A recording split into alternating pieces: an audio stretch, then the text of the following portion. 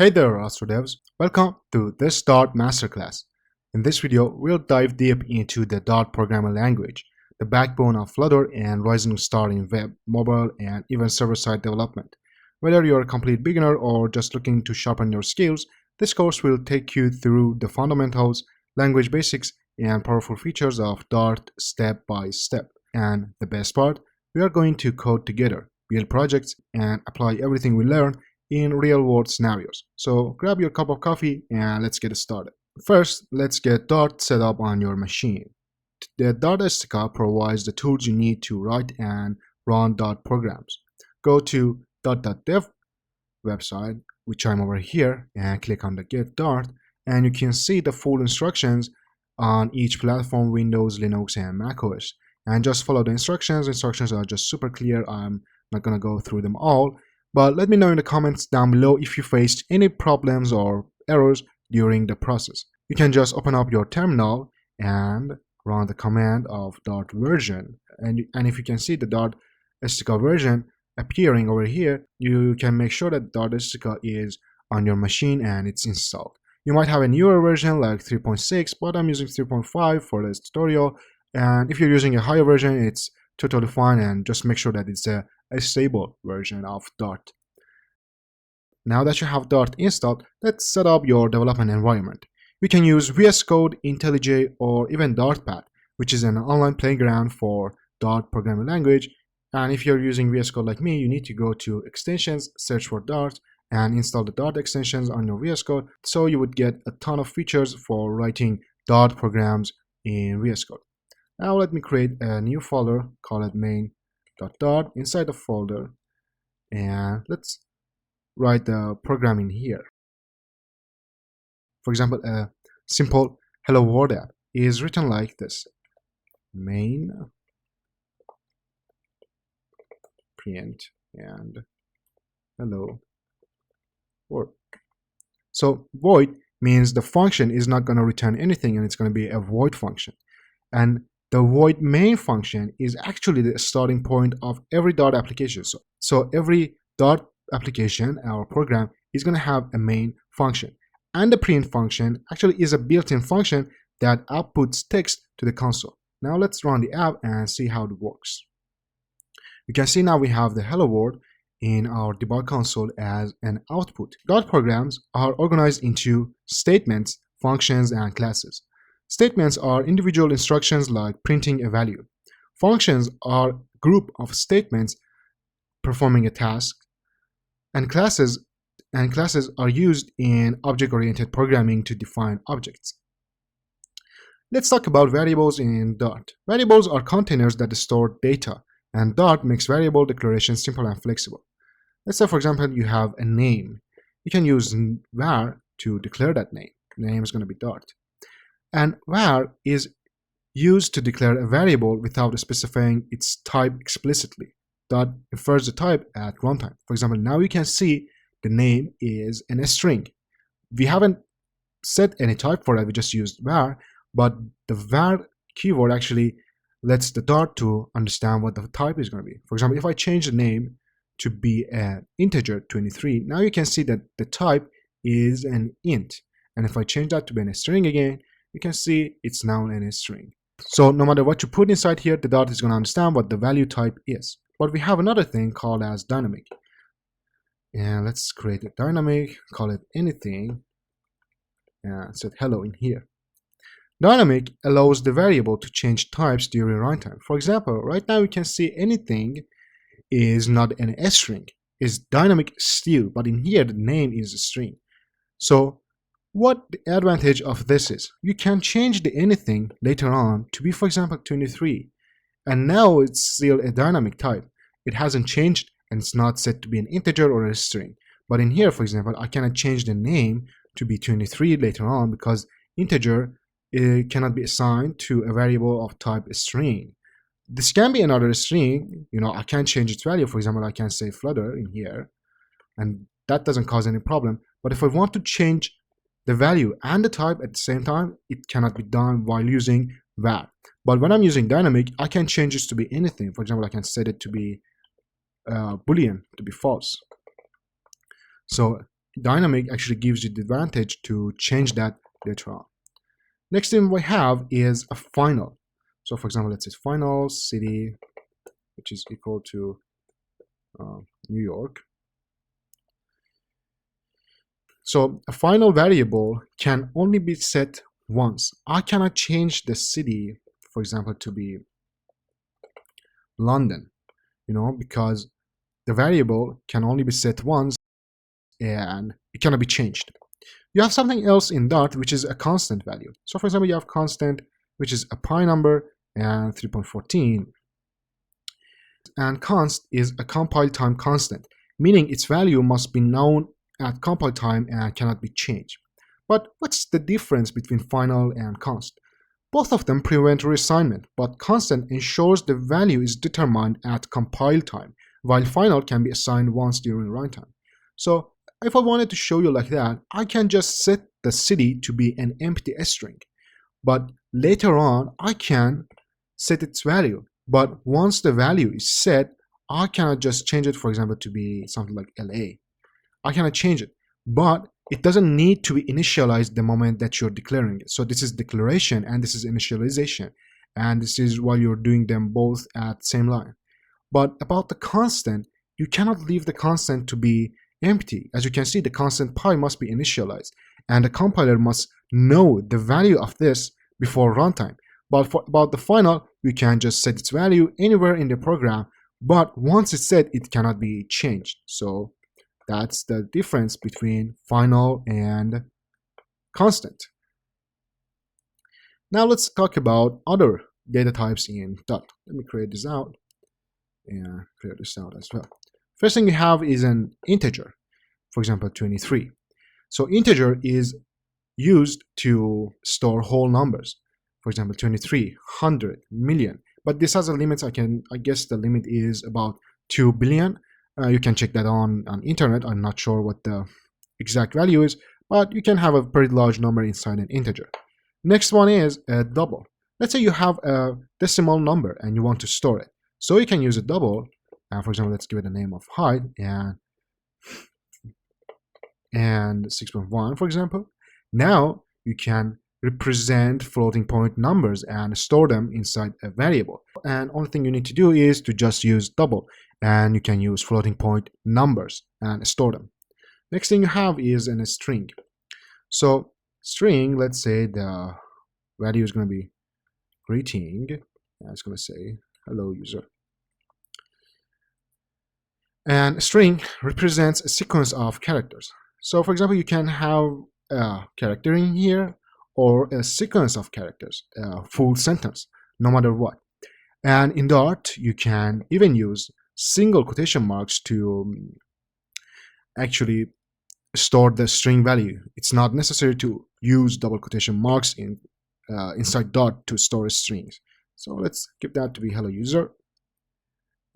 And next thing you have is a boolean. So boolean represents true or false. So let's say is Dart fun? Of course it is. It's true. But you can also set that to be false. It only accepts true and false as its value. You cannot just say, for example, true. No, it's in a string. So you need to say true, like this. And bool stands for boolean, int stands for integer. You might know that till now. Next thing you have is list. So list is an ordered collection of items. And while creating a list, you might actually declare the items type as well. So for example, I'm going to have a list of strings, but you can also have a list of integers. You can have a list of booleans. It doesn't matter. You just need to specify what the type is going to be. I'm going to have a list of strings, and those are going to be fruits. And you need to use brackets in order to set the items. And for example, the first item is going to be apple, second item is going to be banana, and third item is going to be, for example, cherry. And now you have a list of 3 items of strings. The items are a string of 3 strings item actually, of 3 string items, and you have called it fruits. And one thing about the list is there are indexes. So you start counting indexes from 0. So it's 0, 1, 2, 3, and so on. And in here, for example, if you can say the apple is 0, the banana is 1, and the cherry is 2. Although we have 3 items, but you start counting them from 0. And the next one you have is map. Map is a collection of key value pairs. For example, you have a key type of strings, and your value types are integers. And I'm going to call them as scores. You need to use curly brackets for map. And this looks like JSON data if you have worked with it. So for example, Alice has got 9 to 5 and Bob has got 80, right? The key is a string and the value is an integer. You can change it to be, for example, a dynamic. You can change it to be a double.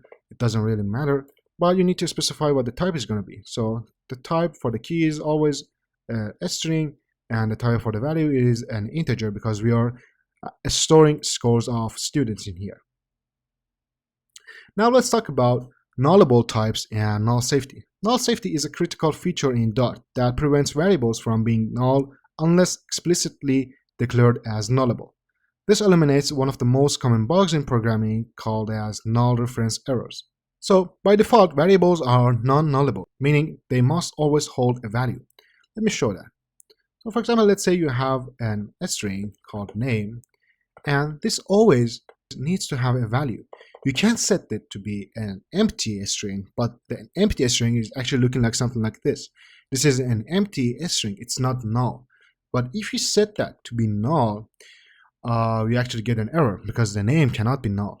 But there's a way for you to allow a variable to hold a null value, which is to use the question mark operator. This makes the name nullable. So by default, every variable is non-nullable. But when you're using question mark at the declaration, you're actually saying that the name can be null. And this is the only way you can set the value to be a null value. And you can use the null aware operators to handle null values safely. For example, you have double question marks, which provides a default value if the variable is null. Let's say you want to print the name, and this is my name, but name can be null, so I can use double question marks. And if the name is empty, actually not empty, if the name is null, I am gonna print out the default name. So the double question mark first is gonna check the operator on the left side. And if it is null, it's going to use the operator and the value on the right side. Let's run the app and see it. Now we need to see the default name because the name is null. But let's say that the name is Dart, for example. And if I run the app, we must see Dart in here. And as you can see, it actually says it. It says the left operand cannot be null. So the right operand is never executed. So this cannot be null and this is never executed. So it actually ignores it and says you might clear this one out. But if I set that to be null, now that the warning is gone, and we should see the default name because it checks if the name is null, then uses this. But if the name is not null, it's just going to ignore the line over here and just pass the name value to the user or to the function we want. Also, you have something else. So for example, let's say we want to get the length of the name, but the name can be null, and if we pass a null value to length, we're going to cause an error. So we can use a single question mark. So what does this do is it says if it is null, just pass null, just don't do the function over here and pass null to the function. And this is why you see null over here because this is null. But if I, for example, put Dart in here, we should see 4, right? Exactly. Now that we know about variables and how to store them, let's create a simple program that takes a user's name, age, and favorite hobbies and displays their profile. The program should handle null values using Dart's null safety features. So first off, we're going to import the Dart.io library. So import Dart.io. And so this library actually lets you to have inputs from the user. So use the Dart.io library over here, and first we want to say print and ask a user question about the name. For example, enter your name, and how to store input from the user. So for example, it's going to be name, and I'm going to use a function called stdin, and inside the stdin, I'm going to be using readLineSync. So as you can see over here, readLineSync returns a nullable string. So I need to make the name to be a nullable string as well, right? So that's why if this is null and it sets the name to be null, we don't cause any errors. Now next print is going to be about their age. So we're going to say enter your age. And we're going to first store that inside an string and say age input. And again, stdin dot readLineSync. And of course, this is a nullable string. Then we're going to convert that into an int. How we can do it is to create an integer, call it as age, and then use int.parse and give it the age input. And right now, we get an error because this can be null. So we learned we can use double question marks and pass 0 to it. So if the age input is null, we're going to just pass the 0 as our age. And we are using the parse function to actually parse an string into an integer. So that's how you convert an string to an integer. And next one is asking the user about their hobbies. So enter your favorite hobbies, and we can actually have a guideline over here saying comma separated. So the user value in here is gonna look like something like watching movies, comma playing football, comma and going out, right? So they're gonna separate it by commas and playing, of course. So let's first store that into an string. So I'm gonna call it as hobbies input and equals to stdin dot readLineSync, and then we're gonna create a list of strings. Then inside that, we're gonna have the user's hobbies. So hobbies is equal to hobbies.split. We're gonna use a split function. So how this works, it gets the string we have over here, and we call the split from the string, and we say split up its value by the pattern we provide over here. So the pattern is comma. So it comes through here, it reaches a comma, splits up this part and this part, and this is going to be our first, which is the 0 item. Then we're gonna continue until it reaches another comma, and it's gonna separate this from this, and this is gonna be our second option, and it's gonna continue until it has no commas. So this is gonna be our last and third item. So that's how it works. But because this is an nullable string, we first need to add the question mark over here and then say, because this sends a null value. So we're going to check if this sends a null value with double question marks to just pass an empty string, not a null. Actually, an empty list, not a null list. Okay, so we are actually passing an empty list to the hobbies if the hobbies input is null. Now let's continue and print out the user profile. So how to print it? I'm going to first use \n. So \n creates you a new line.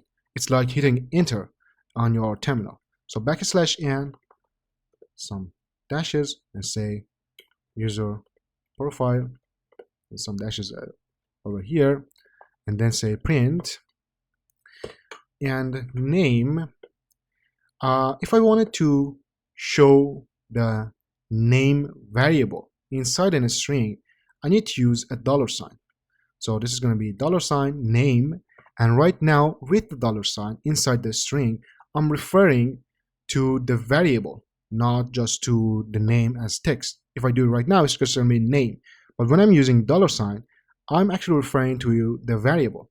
But in here, because the name can be null, I just don't want to output a null text. So what I want to do is to wrap this with curly brackets. So curly brackets lets you to have multiple codes in here. So for example, if I say name, double question mark, for example, and now anonymous, you see that this is not being treated like a code. So I need to wrap this with curly brackets. So right now, this is actually being treated as a code and not like a code.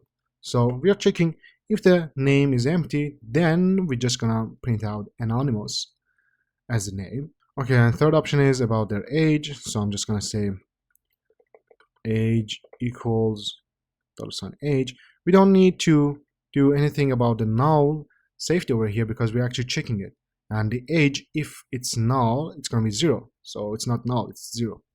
And the last one is their hobbies. So about the hobbies, you saw that we used the function split to split up the string. But right now, I want to join them back together, but with a new format. So what I can do is first add my $sign and the curly brackets over here, and first check if the hobbies is not empty with a question mark. So this first asks the question, is the hobbies not empty? And then if it is not empty, if the outcome is true, we're gonna say hobbies.join. So it actually, you know that the hobbies is a list of hobbies. So for example, the first one is watching movies, playing football, and going out. Then it's gonna join them back together with the pattern, and the pattern is gonna be comma and a space. So instead of this, we're gonna have something like going out and watching movies, comma space, playing football, comma space, and going out. So it's gonna join every item inside that and give us a complete string instead of a list. So we're gonna do that, and then you need to add 2 dots over here to say if the case is false. So for example, we asked if it's not empty, and if the outcome is true, we're gonna run this part of code. But if the output is false, we're just gonna say none. So no hobbies, right? And let me explain it again. This is an inline if statement. We're gonna talk about the control state flows later, but this is an inline if statement. We first ask the question, if the hobby is not empty, we then gonna do the function over here. But if this is empty, we're gonna use this part of the code. Now we're gonna ignore here. So let's run the program, but before running it, if I run it like this, it's gonna be run in my debug console, and you cannot pass anything inside the debug console. So what you need to do is to stop your program. So you either can click here, create a launch.json file. Let me click on that, and you see it over here, and then new folder is added in here. You need to add 2 things, which first is program. So you need to address your program in here, which my program is main.dart. And the second thing you need to add is the console inside double quotation marks. So for example, console is going to be terminal.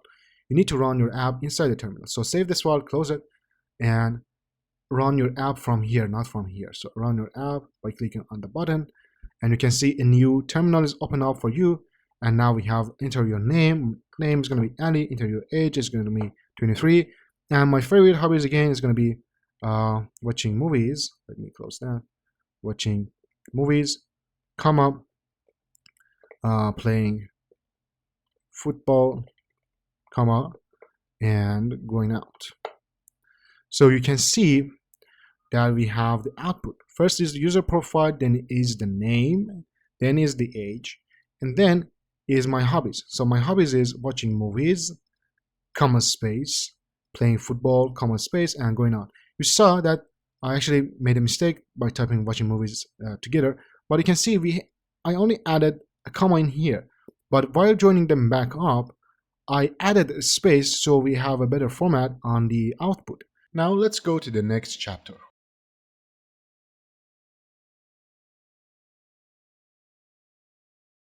We want to talk about operators in Dart. Operators in Dart allow you to perform various operations on variables and values, like arithmetic operations, comparisons, and logical evaluations. Let's explore these one by one. First is arithmetic operators. Arithmetic operators are essential for performing mathematical operations, like you have addition, subtraction, multiplication, division, integer division, modulus, increment, and decrement. Let's check them all one by one. Let's say you have an integer named a, and it has a value of 10, and you have an integer b, which has a value of 3. And let's check those arithmetic operators one by one. So for example, I'm going to print the results so you can see them. First off, we have the addition, which is a plus b. Next one is the subtraction, which is a minus b. A minus b. Next thing you have is multiplication, which is a times b. Fourth one is division, which is a divided by b. Third one is integer division, which is a, let me type print, you type it like that, integer division by b, and then you have modulus, and a modulus b. So let me run the app and see how it actually works. We can also come here and change this to be in our debug console. So because we are not dealing with the terminal anymore, so we can just have it in our debug console. And you can see the results over here. So a plus b is 13. A minus b is 7. A times b is 30. A divided by b, 3 point, so many 3's and 5. And a integer division, the integer part of the results. So it's not a floating point number anymore. It's just the integer part of the results. And you have the modulus, which returns the remainder after division. So after dividing 10 by 3, you get the remainder of 1. And that's it for these operators. And as I said, we have an increment and decrement. So increment works if I said a plus plus. And if I return this, we should see a 10. So you need to place plus plus before the a. So it happens before that, and you see 11. And if I put minus minus in here and run the app, we should see 9. So by putting 2 plus or 2 minuses, we are actually doing an increment or decrement. Why I did put them first? Because first we want to actually make this to be a 9, then print it out. If I did it like a minus minus, it would first print the a, then make it to be a 9. So we get 10, we don't get 9 in here. But if I did print a over here, we should get 9 at the end. So first we should see 10, and then it decreases it by 1, and then we get 9. But if you want to see the result, the moment you're seeing the a, you can put the minus minus before the a. So first it turns it to be a 9 and then prints it out for us. So that's the decrement and increment functions. Next is comparisons and relational operators. Comparison operators compare two values and return a boolean, true or false. Let's see how it is. So I'm going to change this to be a 5, and I actually even going to change its name, so it's a y and x, and this is going to be 10. And let's work with the comparison operators. So first I'm going to say print if x is equal to y. And next one is if x is not equal to y. Next one is print if x is greater than y, and if x is smaller or equal to y. And let's run the app. So these are our results. So first we check if two values are equal by doing this. Look how I'm using them in double. So if you just use one of them, you're assigning a value to the left operand. But if you use two of them, you're actually checking the value on the right operand and the left operand. And we are saying if both of them are equal, which are not, they are false, because y is 10 and x is 5, so they're not equal. And then we are checking if x is not equal to y, which is true because x is 5 and 5 is not equal to 10. So by just using an exclamation mark, we are actually making it to be not equal. We are actually checking it to be not equal. And then we are using the greater sign over here. So 5 is not greater than 10, then we get false. And then we are using smaller or equal to y, which we get true. So what's the difference between this and this? You might know that already, but I'm just going to show it again. So for example, let's say that x was 10. And because we're checking if it's smaller or equal, we should get a true at the end and over here. But if x was 10, let's not change that. And this was only to check if the x is smaller than y, we should get a false over here. You can see 3 falses because of these last 3. So if you want to make sure that x is acceptable even if it's 10, so equal to y, you can just check if it's smaller or equal to y. You can also do the same thing over here. You can check if the x is greater or equal to y. So that's the other note you should make sure to understand over there.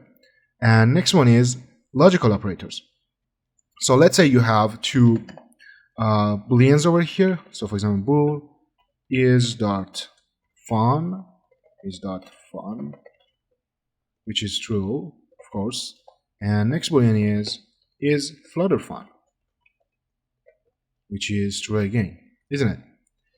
And we want to check if, for example, both of them are fun. So we should say is.and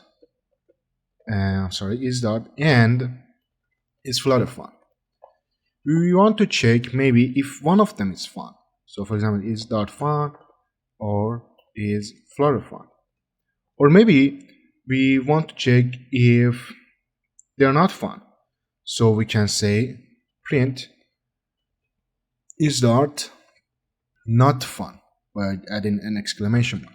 So let's run the app and I'm going to explain it how it works. So we have 2 trues and 1 false. So first we check if both operands on the left and right side are true by using double ampersand sign over here. So by using double ampersand, we are checking if both of the operators, if both of them on the left and right side are true. And only if both of them are true, we are going to get a true result from the function, from the operator. But in here, we are only checking if one of them is fun. For example, if I make the flutter to be not fun, which is a false, we get a true for the second one, but a false for the first one, because the first one is checking if both of them are fun, which is not, the flutter is not fun over here. But in here, we are checking, we are actually saying is Dart fun or is the flutter fun. So this is an or operator. So we are checking and saying if only one of them is even true, then return true. So we are checking is Dart fun, yes, is flutter fun, false, but because one of them is true, we are going to get a true result. And then it actually reverses the condition. So is Dart fun? True. But when we are using not over here, it actually reverses it and it gives us a false.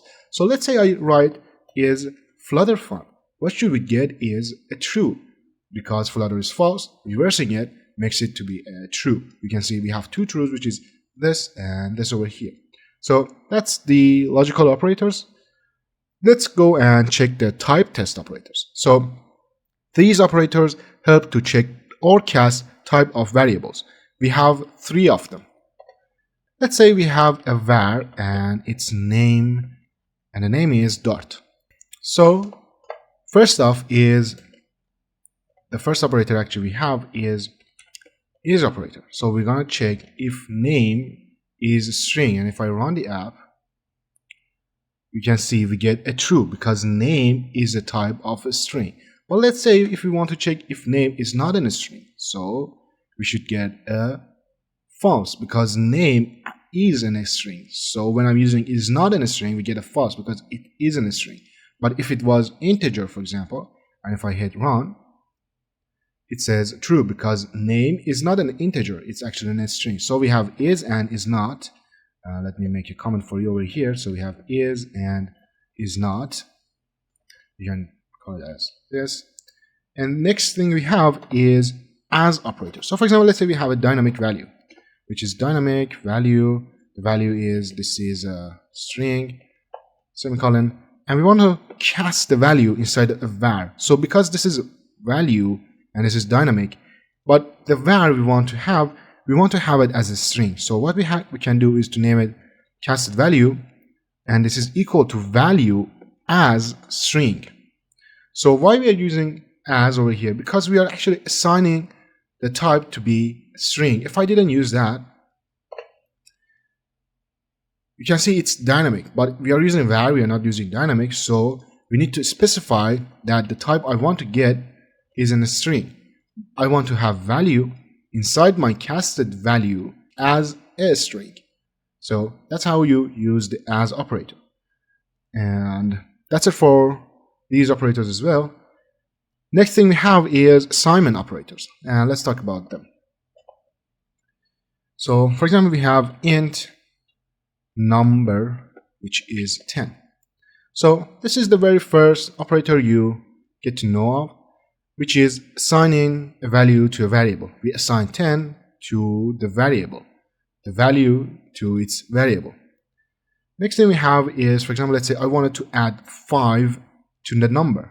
I can just say int, for example, num equals 15, but I should not say num, but I was not sure if the number is going to be 10. What if the number was 20?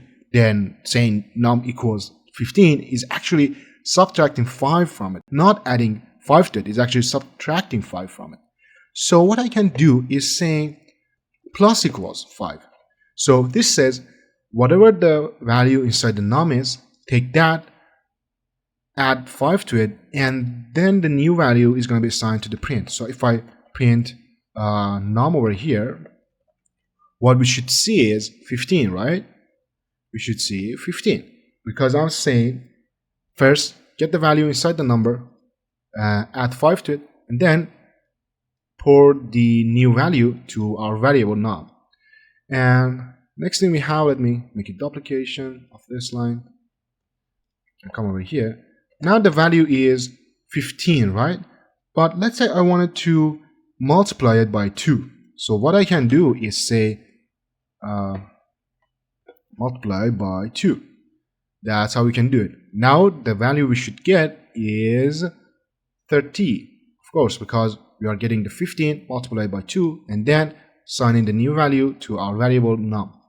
You have other things as well. For example, you can say subtraction, which we're gonna get 13.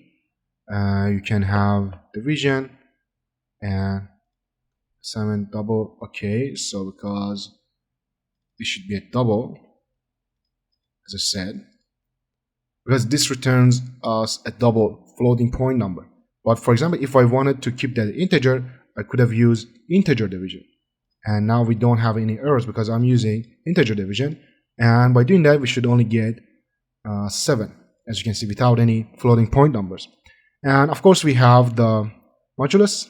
So instead of this, I can just say num modulus equal 2, and we're going to get something like 1, yeah, because it's the remainder of the 15 being divided by 2, and the remainder is 1. So we get number 1 as the value for the variable num. I hope it was understandable for you. This is just super easy. You know the operators, just write the operator before you write the equal, and then the magic is going to happen. It's going to take what's already inside the number, multiply it by 2, and then assign it the new variable to number, and we just are printing out the values just we see it's working fine. Okay, now let's talk about control flow statements in Dart. Control flow statements allow you to control the execution flow of your program. Based on the conditions, you can decide what part of code to execute and how often. This is crucial for adding logic to your applications. First is conditional statements. We have if-else statements. So let's write them. So if-else statements are something like this. You have your first if, then you have a condition over here, and then you have an else right after, and this is code to execute if the condition is false. So you have your condition over here, and the codes inside the curly brackets executes if the condition is true. So this only happens if the condition you put inside the two parentheses are true. So your code runs, you have your condition over here, let me uncomment that. So this is your condition, this is the code, and it executes if the condition is true, and when you have the else, is the code to execute if the condition is false. So for example, you want to check like int x is 4 and int y is 2. And first you want to check if x is equal to y, right? And you want to say print x equals y, and if not, you want to say doesn't equal y. So let me run that, and we should see x does not equal y. But if the y was 4 as well, we should see the first condition, because x is actually equal to y. So x equals y. So that's how you can use the if statements.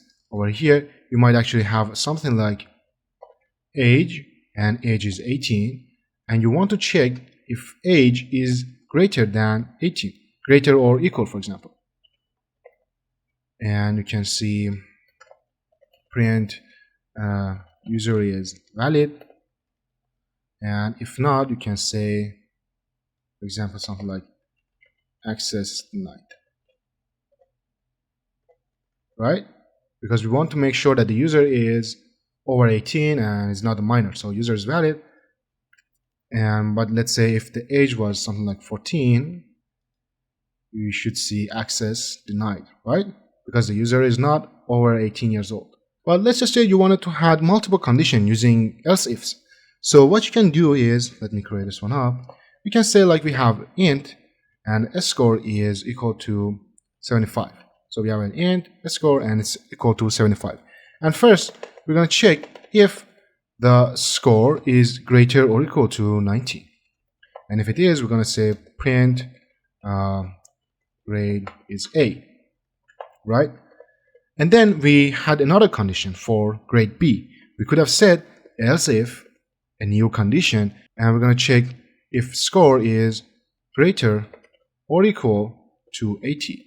Then we're going to assign or print grade is B. And for example, another condition, else if score is greater or equal to 70, which is print grade is C.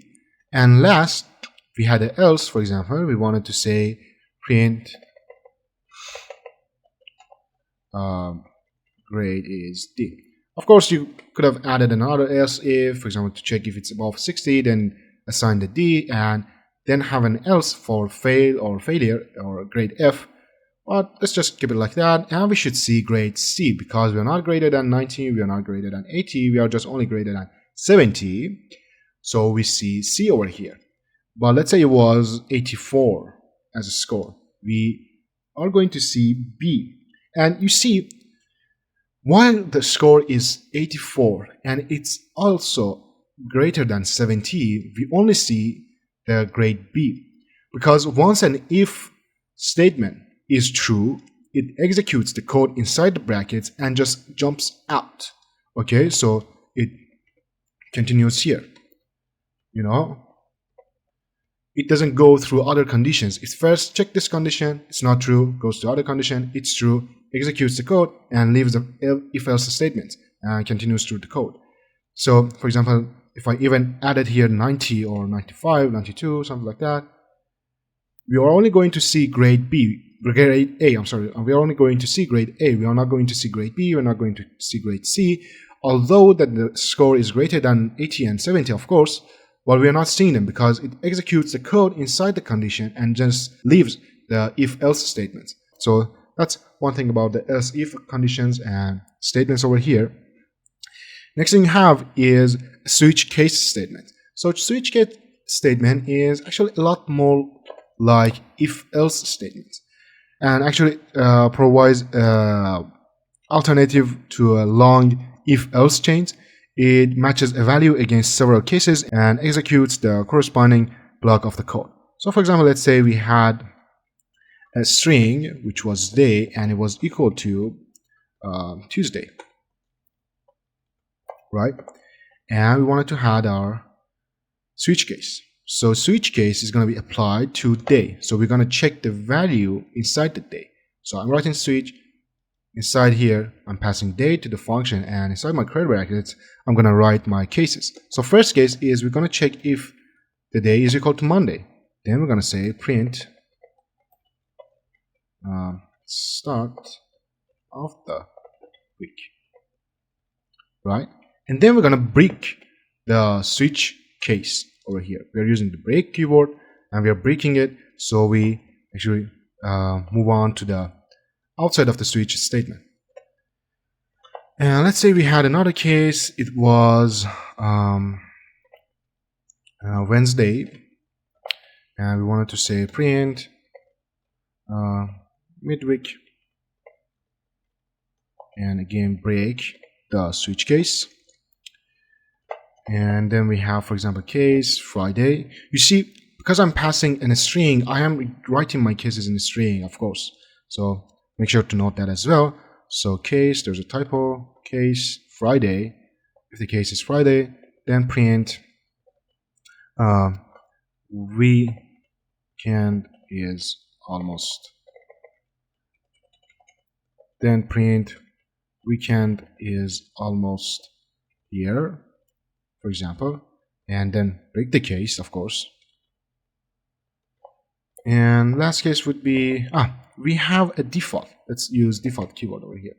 So you saw in our if-else multiple conditions, we had a very finishing else at the end. So that else, which only executes if everything in here is false, is actually default in our switch.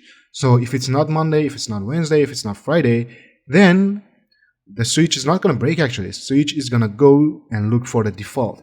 So the default is going to say, for example, like just another day. And you don't need any break over here because the case is going to break by itself. So let's execute the code. We should see just another day because the day is Tuesday, it's not Monday. But if I made that to be Monday, we should see start of the week, right? So default in here actually acts as a else in the if else conditions. We are using default in here in switch, and each case is like an if condition. The condition is over here. We are checking if day is Monday, then we execute this part of code and break the case. If it's Wednesday, we do this and break the case. And if it's Friday, we print this and break the case. But only in default, you don't need to break anything. Just leave it like that and do your code execution over here. Now that you know about control flow statements, let's create a small calculator program. This program will ask the user for two numbers and a mathematical operation and then output the result. So let's do that. We know to get user inputs, we need to import Dart.io. So import Dart.io, and let's ask our first question. So first question is going to be enter first number. And we know we should say, and because, for example, the user is going to enter something like 4.3, so we are actually using double in here. So double equals to, actually this can be null, so double num1 equals to, we know we need to cast or convert the string to a double. So what we can do is, like integer, we can use parse, and we can use stdin, read line sync, and we're good to go. But something there is, we need to make sure that the read line sync is not null, and we are not passing a null value to the double. So we can just use the double question mark operator and just pass a empty string to here, or even pass a 0 to here. Doesn't matter. And next question is print enter second number, and again we're going to have a double, a nullable double, and number 2 is equal to double dot parse dot std in read line sync, and again we're going to check if it's not null, passing a 0 to it, and then we're going to ask for the operators, or maybe and in here let me make them to be empty. So for example, let's say the user has entered nothing to them, so we have an empty number 1 and empty number 2. So what we can do, now that we know about the control flow statements, we can say if number 1 is null, and or actually number 2 is null, so we are checking if either one of them is null, so number 2 is null, we're going to say print invalid input, please enter valid numbers and numbers, like that. And we're going to return because we're going to close the function, we're going to close the app, so we're going to return nothing. And as you can see, we have void, so we're going to return nothing and close the function because the user has entered invalid numbers and they should restart the program. But if it's not the case, we're going to go here. We don't need else because we are returning from here. And we're going to say if everything was fine, we just ask for the operators. So choose operation. So operations we have is addition, subtraction, and multiplication and division, right? So we're going to get that and say string operation, and which is going to be equal to std read line sync, and we made sure to make it a nullable string. And then we're going to use the switch cases. So first off, we're going to create our result variable. So this is our result variable. It has nothing inside it, but we're going to use the switch cases, and we're going to say switch on operation. So operation is the operation sign we have over here.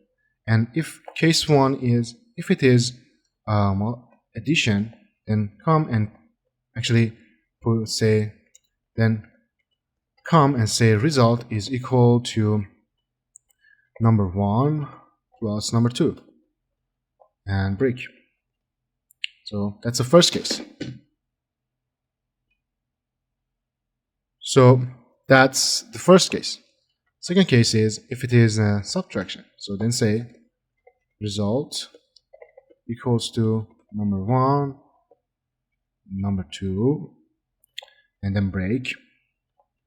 Case 3 is multiplication, and if it is, we just say result is equal to number 1 multiplied by number 2, and break the case. And then we have the last one, which is a division, and we say if it's division, then result is equal to number 1 divided by number 2, and break the case, right? Now that our code looks functional and ready, let's just print out the result to the user. But one last case we can have is to set the default to say and print, like we did for the numbers, we can say invalid operator,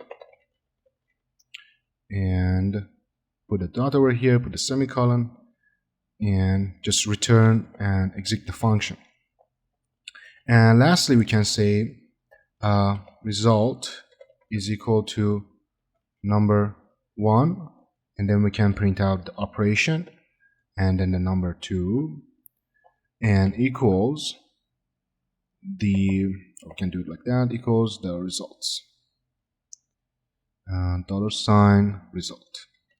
And let's see how it works. And you should modify this again to be terminal because we are actually going to need some user input in here. So run the application from the run on debug panel. On the left side, you can see it asks for the first number. First number is going to be, for example, 3, and second number is going to be 4, and operator are going to go with addition, and you can see 3 plus 4 is 7, and our app is actually functional and running.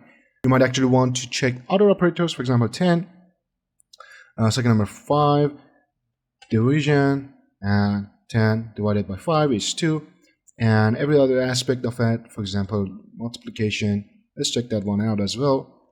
2 is going to be my first number, so 2, 10, I'm going to go with multiplication, and 2 times 10 is 20. So our next chapter is about loops. So loops allow you to execute a block of code multiple times, which is useful for repetitive tasks. First loop is the for loop. For loop is commonly used when you know how many times you want to iterate over a block of code. So the for loop has 3 parts, which is first initialization, condition, and increment or decrement. So for example, a simple for loop will look like something like this. So first we need to do the initialization, which is an int of I and is equal to 0. So we are initializing it, and I must be smaller than 5, which is our condition, and this is our increment, which is I++, means after each loop we're going to add 1 to y. So first loop is going to be 0, then it's going to be 1, and until it reaches 4, which is smaller than 5, and when it reaches 5, the loop is going to break out, and we're going to continue through here because there's nothing else, because the condition is not valid anymore. So what we can do over here, we can just say I is equal to $i. So we just want to see what's the I value. If I run the app, actually it's gonna run on my terminal, I guess, or the debug console. Yeah, you can see that now we have I is equal to 0, I is equal to 1, 2, 3, until it reaches 4. So in here you can see when the condition is not approved anymore, it's gonna leave the for loop and continue through here. So you can actually change the condition. We can actually say smaller or equal to 5.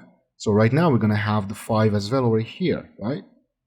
And the loop runs actually 6 times now, because this is 1, 2, and 3, 4, 5 until it reaches 6, and it prints the value of I on each iteration. Next thing we have is a while loop. So the while loop continues executing a block of code as long as a specified condition is true. So for example, let's say we want to have similar thing as for loop, but with a while loop. So we can say int count is equal to 0. And we set up our while, and inside here you write the condition, and we can say I want my count to be smaller than 3. And when it's smaller than 3, I'm going to say count equals count over here, and then I'm going to say add 1 to count at the end of the condition. So this is a similar thing to what we did in the for loop, but with a while loop. As you can see over here, this loop runs as long as the count is less than 3. Of course, what you can do is to not put this over here, so the while loop is going to run forever and it causes a crash. But just to have a limitation over here and not cause any problem, we are just saying after each iteration add 1 to the count. So it's 0, 1, and 2. And the while breaks out if the condition is not valid. Next thing is a do-while loop. So the do-while loop is similar to the while loop, but it guarantees that the block of code is executed at least once, even if the condition is false. So for example, what we can have is we can keep the count to be 0. We can say do and print, for example, count equals count, and then have the count increment, and then our while loop, which you just only write the condition. So the while loop is going to say if the count is smaller than 3. And you don't need this, you just need a semicolon. At the semicolon, run the code. What you're going to see is count is equal to 0, 1, 2. But it doesn't make any difference from the while loop we had, only if I make it to be smaller than 0. So what happens is Of course, the 0 is not smaller than 0, right? 0 equals 0. But because we're using a do-while loop, it makes sure that the loop we have runs for at least once. So for at least one time, we're going to have the print, even if the condition is not true, because the condition is checked after the first time. So by using that, you can actually make sure that your loop runs for at least one time. You can make sure, you can actually check that out. If I did this over here, bring in the functions inside, remove the do, and you can see that the code does not run for any time. We don't see anything over here because the first time it checks, the count is not smaller than 0, so nothing prints out. But if I continue using do while, we make sure we at least see the result for once. You can see it over here. So that's the difference between a do while and a while loop. Next one, we have a for in loop or a for each loop. The for in loop is ideal for iterating over collections like lists. So let's say we had the list earlier, we had like a list of strings, and we're going to call it as fruits. It's going to be equal to apple, banana, and cherry, right? This is a list. And we want to print out each item one by one.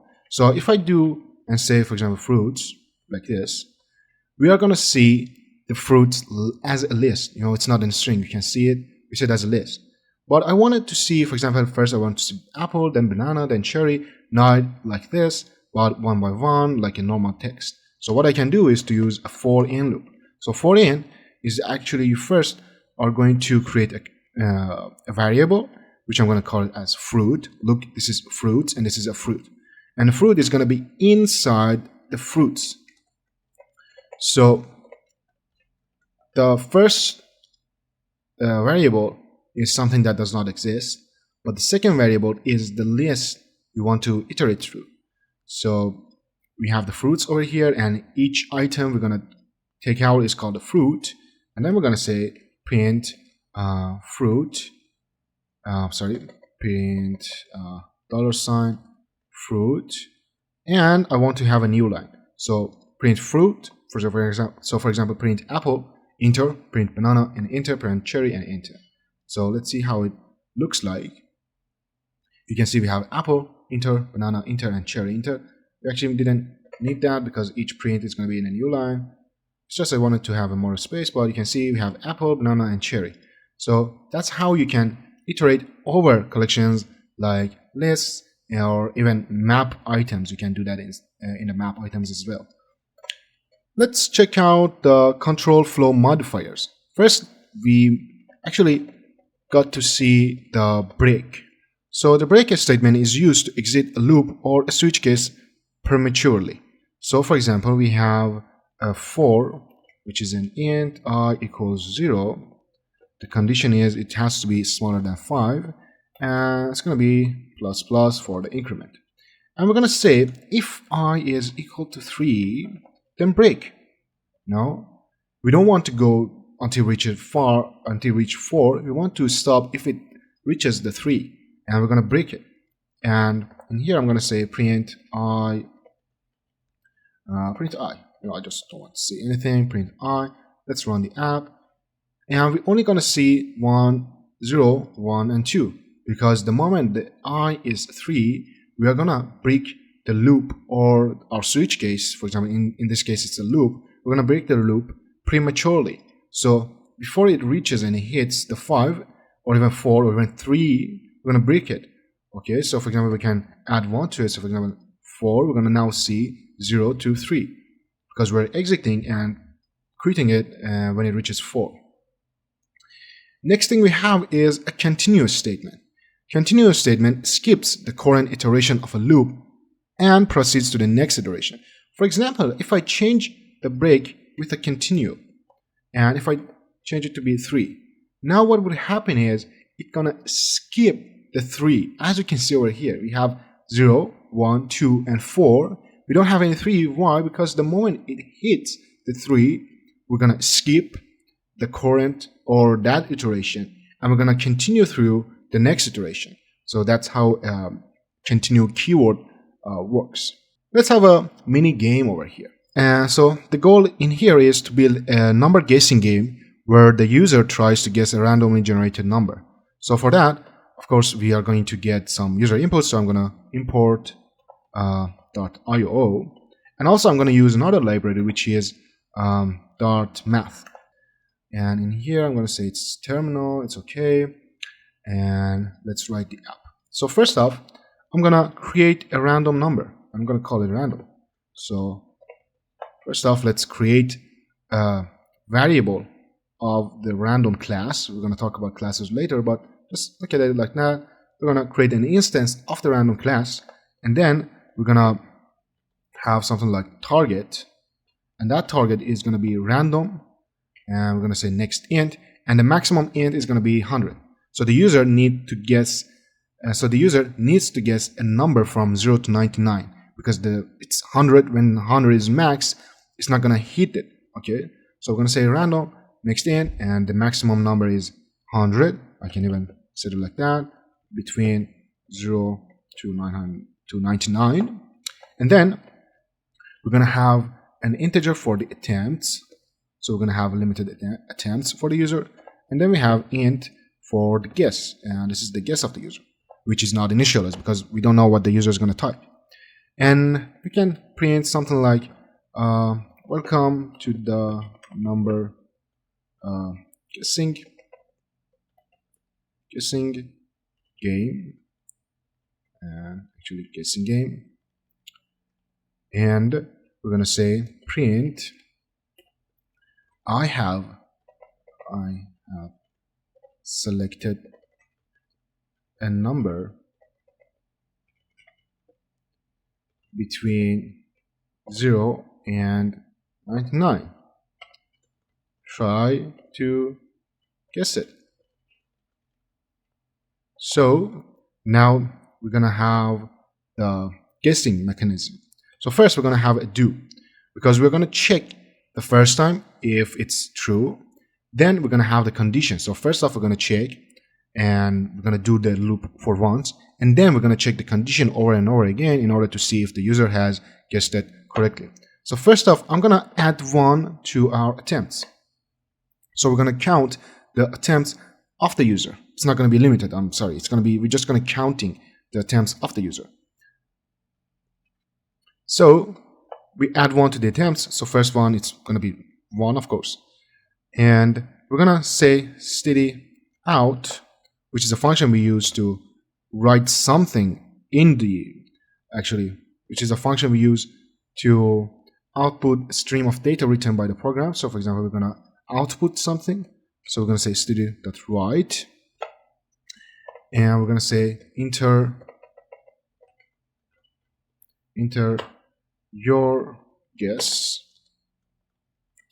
and put a semicolon, and we're going to say guess that we created over here. Let me zoom in a bit. The guess we created over here is equal to int.pers, of course, and we're going to have the steady in.read learn sync, and we make sure this is not null, and we go to the next line and we have the if. We say if the guess is smaller than target, we're going to have some hints over here. We're going to say print too low and try again. So this is the hint we have. Or else if the guess is greater than target, we're going to say print too high, try again. And at the end, if it's going to be equal, right? If it's not greater or smaller, then it's going to be equal. So we're going to just say else print. We're going to say congratulations, you guessed the number in the number of attempts.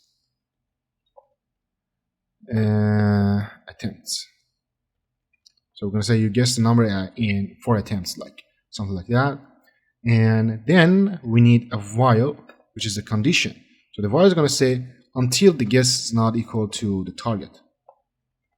So until the guess is not equal to target, we're going to do this function over here over and over again until we hit the target and we are out of the game. So let's run the application from here. So it's in the terminal. So it says, welcome to the game. Let me make this a bit bigger. Welcome to the number guessing game. I have selected a number between 0 and 99. Try guess it. For example, I said 10. Too low, try again. Like I said, 40. Too low, try again. I go for 60. Too low, try again. Oh my god, like 80. Okay, 90. Too low, try again, 99. Too high, try again. Okay, it's between 99 and 99. I can go for 95. Too high. Oh, why did I write too height? Okay, that's a typo mistake, but you can understand. Too high, try again, like I say. So it's between 90 and 95. I can go for 93. Too low, so it's then 94. And congratulations, you guessed the number in 9 attempts. So after 9 attempts, I guessed the number. Let me fix that. Too high. And you saw how it works. First, it checks it. And do while loop ensures that the game continues until the correct number is guessed. And that's it. For this chapter, you learned how to work with the loops and control flow statements and so many more. Alright guys, now that we're finally done here, let's go and start our next chapter.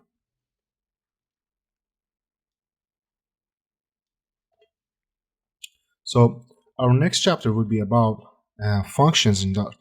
Functions are reusable blocks of code that perform a specific task. By breaking down your code into functions, we can write more modular, maintainable, and organized programs. In Dart, functions are first-class objects, meaning they can be assigned to variables, passed as arguments, and returned from other functions. So first you need to define the return type. The return type, for example, most of the time is going to be void, because your function is not going to return anything, so you just consider to put it as void. But you also can say your function is going to return an integer, or maybe an string. So you always can define what the function's return type would be. But for now, let's go with void. Then you need to give your function a name. For example, you can say greet. And then you need to have two parentheses to add your parameters. Maybe you want to pass some values to a function to use it in the function. But for now, our function is not going to get anything. Then you need to have your curly brackets, and inside the curly brackets, you can start writing your code. As you can see here, we have the main function exactly like that. You have your return type, which is void, and then you have your function name, which is always main, and then you have your parentheses and curly brackets. And as you saw so far, we wrote every block of code inside those curly brackets. But let's add some code to our function. For example, as I call it greet, I'm going to have a hello message in here. Because again, we can just say hello Dart. And then how to use the function. So if I just run this code, you can see nothing happened, and we have no prints or outputs. Of course, we have the function over here, and the function is working, and there's no errors, but the function does not work until you call it. So you need to call a function where you want to use it. So for example, I want to use the function at the very start of my program. So I just need to say greet, don't forget the semicolon. And as you can see in here, we are not passing any arguments to the function, and we have no parameters over here. So we can just have our empty function which takes no arguments. Now let's run the app and see the results. Now we can see that we have our print. That's just because we called our function where we wanted to use it. Now let's talk about parameters in function. First is positional parameters. These are the most common types of function parameters. They are passed in a specific order. And let me give you an example. Now, first, let me add the comment in here. So we're going to talk about positional. Yeah. So I want to pass a name. I can just say string name. And you need to define what is the type of parameter and the parameter's name. So my type of parameter is a string, and its name is name, of course. And then we learned that we can just use a $sign alongside with the variable name. So now we access the value. So you can see in here it says one positional argument accepted by greet but 0 found, because we are not passing any arguments to the function. Now let's pass a name. For example, we can just say Ali. And if I run the code, you can see it says hello Ali. Of course, we don't have the Ali in here. We are passing the Ali to the function, but because we are using positional parameters, we are reading the value of the variable name in here and we are printing it out in our message. First off, let me close this off.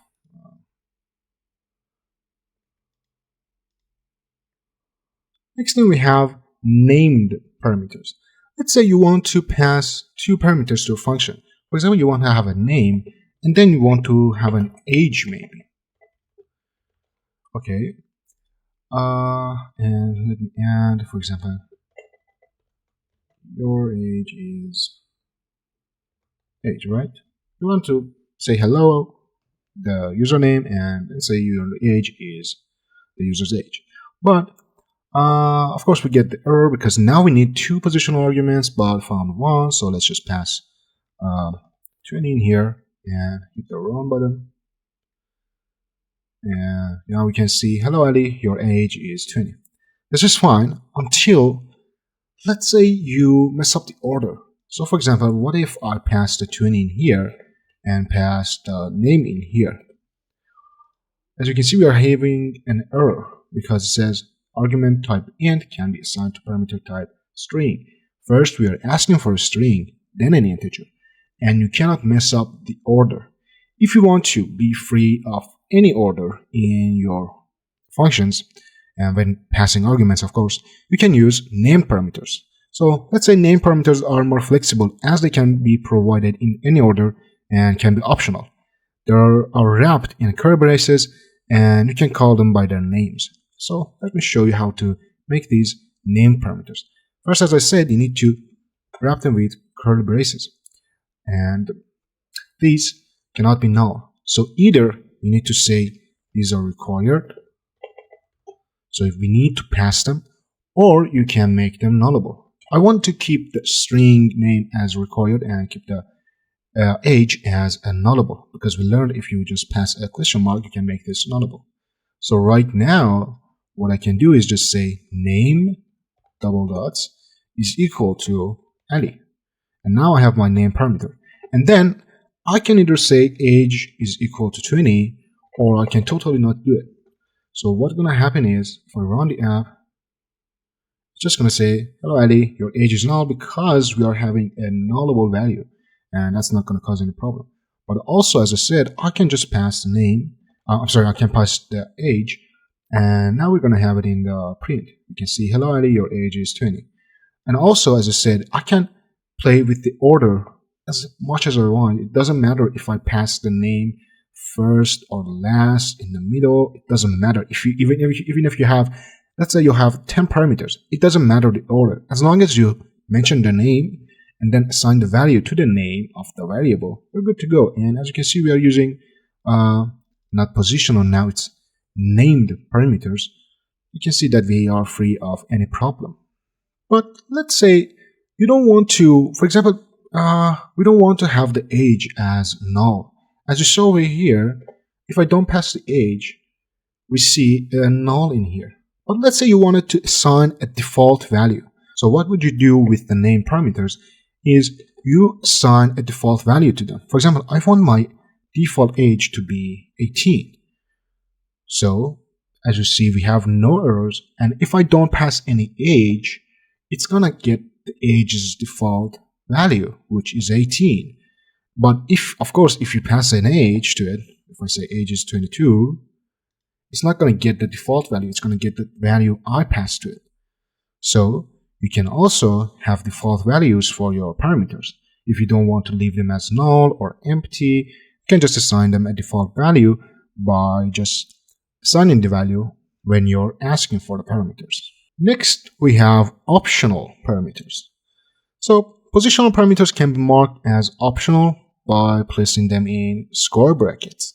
So let's get rid of the required, and instead of curly braces, let me use some square brackets. And then you can see it says parameter name can't have a null value. So let's just make them nullable and make this nullable as well. So in this example, I can either, of course you don't have to do it like that. So if you want to have null values, but you also don't want to make it a named parameter, you can use optional parameters, which you don't pass any name. You're using it like positional parameters, but you can also have them to be null. So for example, I'm passing them right now. You can see their values, but also I can call this function empty and don't face any errors, as you see over here. And also you can have their default values. So I can say the default name is going to be Ali and the default age is going to be 18. And if I run this app, you can see this works fine. So this is it. If you don't want to have name parameters, but you also want them to be null, you can use optional parameters in your function. Now let's talk more about the return types. Functions in Dart can return a value. If a function returns a value, its return type should be specified. Otherwise, it uses void. So as you see over here, we are not returning anything, so we are using void as our return type. But let's say we wanted to add two number and then return the sum of the two number from our function. We want our function to have a return. So let me create this one up. And let's say we have a function which returns an integer, and the function name is add. And first off, I want a number a and a number b. So we need two values. And then we return a plus b. And in here, the add function returns an integer, which is the sum of two parameters. All right, now let me change this and say add 3 plus 4. But right now, we are not actually printing it. So even though I'm calling the function, we don't have any result. So what I can do, because I'm returning the value, I can store it in an integer. So now, for example, the result would be 7. The 7 would be stored in integer sum. So then I can say print sum is equal to sum, right? And then add a semicolon. And now we would see 7, right? We have 7. So you know now how the return types work. So as I said, you can have this to be an string, to return a boolean, to return a float, to return a list, to return a map. It doesn't matter. Anything you learned so far about the variable types, you can return them. So as long as you have a return written in your function. And one more tip, actually one more crucial tip. Anything you write after the return, for example, if I say a multiplied by b, it doesn't work. And as you can see in here, it says try removing the code or fixing the code before it so that it can be reached. Now return actually works like a break. We learned that a break would break a loop and end it, and a return actually ends a function. So if you have a return, anything, any code after return is not going to be reached and it's not going to be run. So whatever you want to do in a function which you have a return, just do the return. Just do the function you want, just do the operation before the returning. You might have a question, can you have return in a void function? Of course you can, but you don't have to just specify anything. You just can say a return. And in here it says the expression has a type of void, so its value can't be used, and blah, blah, blah. So let's just remove that and remove this. Just wanted to show you that you can also have a return inside a void function. Next thing we have is a bit more advanced and a bit more easy, which is arrow functions. So Dart allows you to write shorter functions using this syntax, often used for simple one-line functions. This syntax implicitly returns the value. So you remember we used the keyword return to, for example, say return a plus b. Right now, when you're using arrow functions, you don't need it. This syntax, as I said, implicitly returns the value. So it's like writing return, but your function looks more clear and it's a bit more shorter. And you can just say print add, for example, 5, 6, add the semicolon, and you're good to go. And as you can see over here, I didn't store it in the value first. I'm just printing whatever it return is 11. So I'm just printing it out, and as you can see, we have a one-line function using the arrow functions in Dart, and you don't need the return. Also, we have the return type. Everything else is the same. For example, this and this, but you don't have the curly braces and you don't have the return syntax. Next thing we have is anonymous functions and closures. Anonymous functions, also known as lambdas, are functions without a name. They are often used as arguments to other functions or to define inline functionalities. Let me give you an example. Let's say we have a list. Let me create a list. So I'm going to say var list, which is equal to the list of fruits. Again, we have apple, banana, and cherry. And I want to use list for each. This is a function inside my variable, as you can see. By using the dots, I'm calling inner functions. You can see you have a lot of functions in here, but I'm going to use for each, which is a loop. We talked about it before. We called it as for in, but I also told you that it can be called as for each.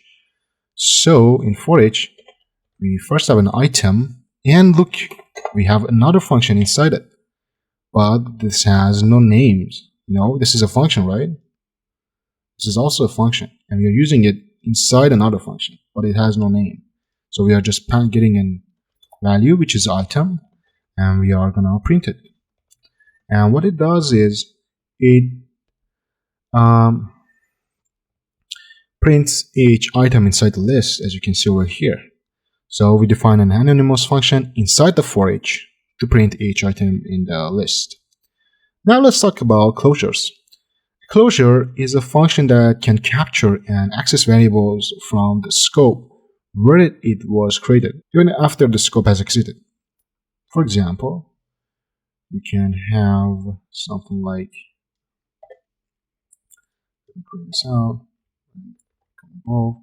You can have a function and say like create multiplier. This is an and, I'm going to get a multiplier. And then I'm going to return another function because my return type is a function, right? So I'm going to return a function which needs a value. And then at the same time, I'm returning a value times by the multiplier. And I can just come here and say var times 2 is equal to my function. I am storing the function inside my variable. So I say create multiplier and it's going to be 2. So this is my multiplier. And then I'm going to use the closure inside the times 2 because now this is a function. And now I have the inner function, which is going to be 4. So this is my multiplier and this is my value. 2 is my multiplier and 4 is my value. That's going to return 8 to us, as you can see over here. Here, the anonymous function returned by the create multiplier, this one, captures the multiplier variable, creating a closure. Even though create multiplier is no longer running, the times 2 function still has access to multiplier. As you can see over here, we didn't call create multiplier and it's not running. but because it is captured within this function, we are just calling that. And as you saw, it worked perfectly. Now, let's talk about higher order functions. A higher order function is a function that can accept another function as an argument or return a function. So for example, let's say we have a void function, call it apply function, and then we have an int x, and then we need a function. I'm going to call it as if, and I'm going to say print if x. And in my main, I'm going to say apply function 5. And then inside here, I'm going to say x is equal to x times equal to x. And let's run the code, which is 25. So in this case, apply function takes a function as an argument and applies it to the integer x. Now let's create a command line based to-do list application where you can add tasks, remove tasks, and view the current list of tasks. This will help reinforce concepts like function calls, parameters, and return values. So first off, let me remove everything in here, and while we're up here, let me import the .io. So we would have user inputs, of course. And first function I want to create is actually a function called show menu. And in show menu, I'm going to say print number one option is add task. Print option number 2 is view tasks. And option number 3 is remove tasks.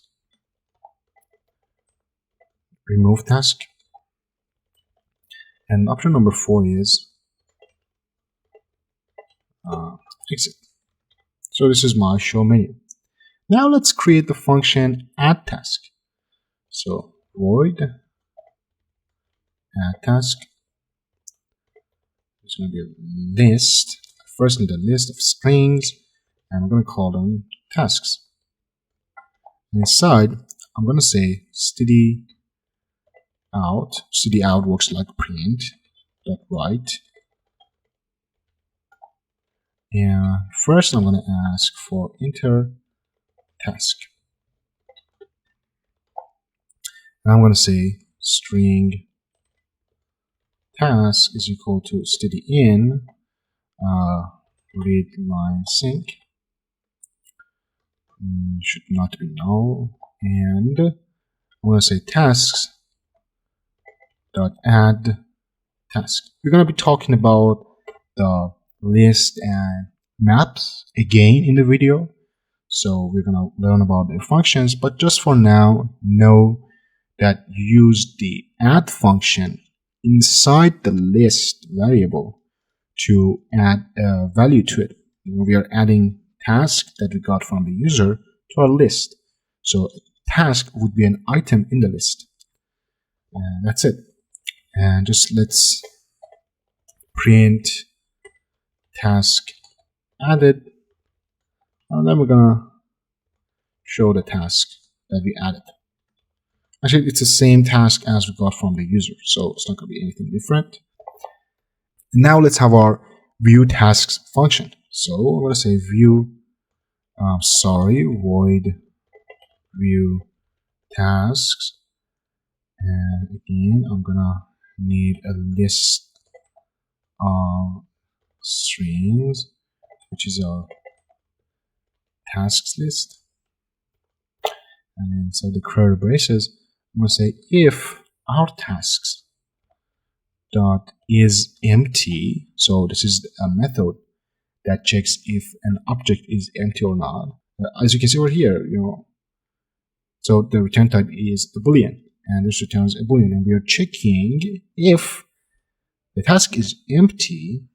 Then we're going to return simply no tasks available.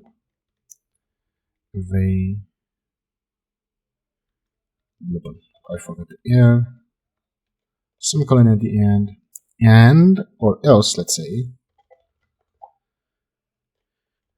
print, we're gonna say your tasks, double dot. I'm gonna go through the tasks. So I'm gonna say, this is actually a function you would see a lot in programming. So you define a for loop, which starts from 0. I don't know if I told you or not, but you call indexes, or you actually count from 0 in programming. So your first item is 0. That's why I start the for loop from the 0, and then you're gonna say in your condition, the I must be smaller than the task's length. So for example, you have 5 items inside your tasks. That means your length is 5. Then your I is going to be smaller than the 5. So it's going to be 4. So it's going to be 0, 1, 2, 3, 4. But also, when you start counting from 0, when you reach 4, that means you actually reach 5. So you actually can take the value in a valid way, like this. You're going to see it, and we're going to be talking about it more in the video. Just for now, I'm going to give you a brief example and just say the increment is going to be I++. And inside, we're just going to say print. I'm going to have a block of code in here. I'm going to say I plus 1. Why I'm using I plus 1? Because the first time I is going to be 0. But if I show, for example, the task number 0 is blah, blah, blah, the user is going to be kind of confused. Task number 0, you don't have task number 0. In your normal life, you start counting from 1. So I'm actually adding 1 to the I value. So when we reach, for example, I0, we are actually showing I1 to the user. That's the only reason. And with dot, and then I'm going to have another block of code and search for that I index in my tasks list. How to do that is by simply have your square brackets and you pass the item you want to your task list. You just pass the index you wanted. For example, I want the item number 1. So I pass the index 0 to my list and it returns its value. So I'm calling the, for example, index number 0 from my list. And that's the explanation for it. Now let's have the function to remove task. So it's going to remove task. We're going to have list string tasks. Inside here, again, we're going to be checking if the task is empty, just to not show anything. What else? And remember, I talked about the return, how we can close a function. We will actually have a return in here because we want to close the function, right? And when you return, you don't need to type else. So that's another approach I wanted to take in here. When you're returning, you actually don't need else because this else is going to be closed, this function is going to be closed, and you're going to be returned to here. And right now, because I'm using return, I'm not going to use else. So I just can say view tasks. I'm going to call the function and give the tasks to it. So first off, we're going to show the tasks user has. And then we're going to print something out saying, right, enter the task number to remove. And we're going to have int task number is equal to int.parse stdin readline sync, and it should not be null. And then we're going to say if task number was smaller than 1 or task number was bigger than tasks.length. So we know that's not a valid number because we can have the task number 0.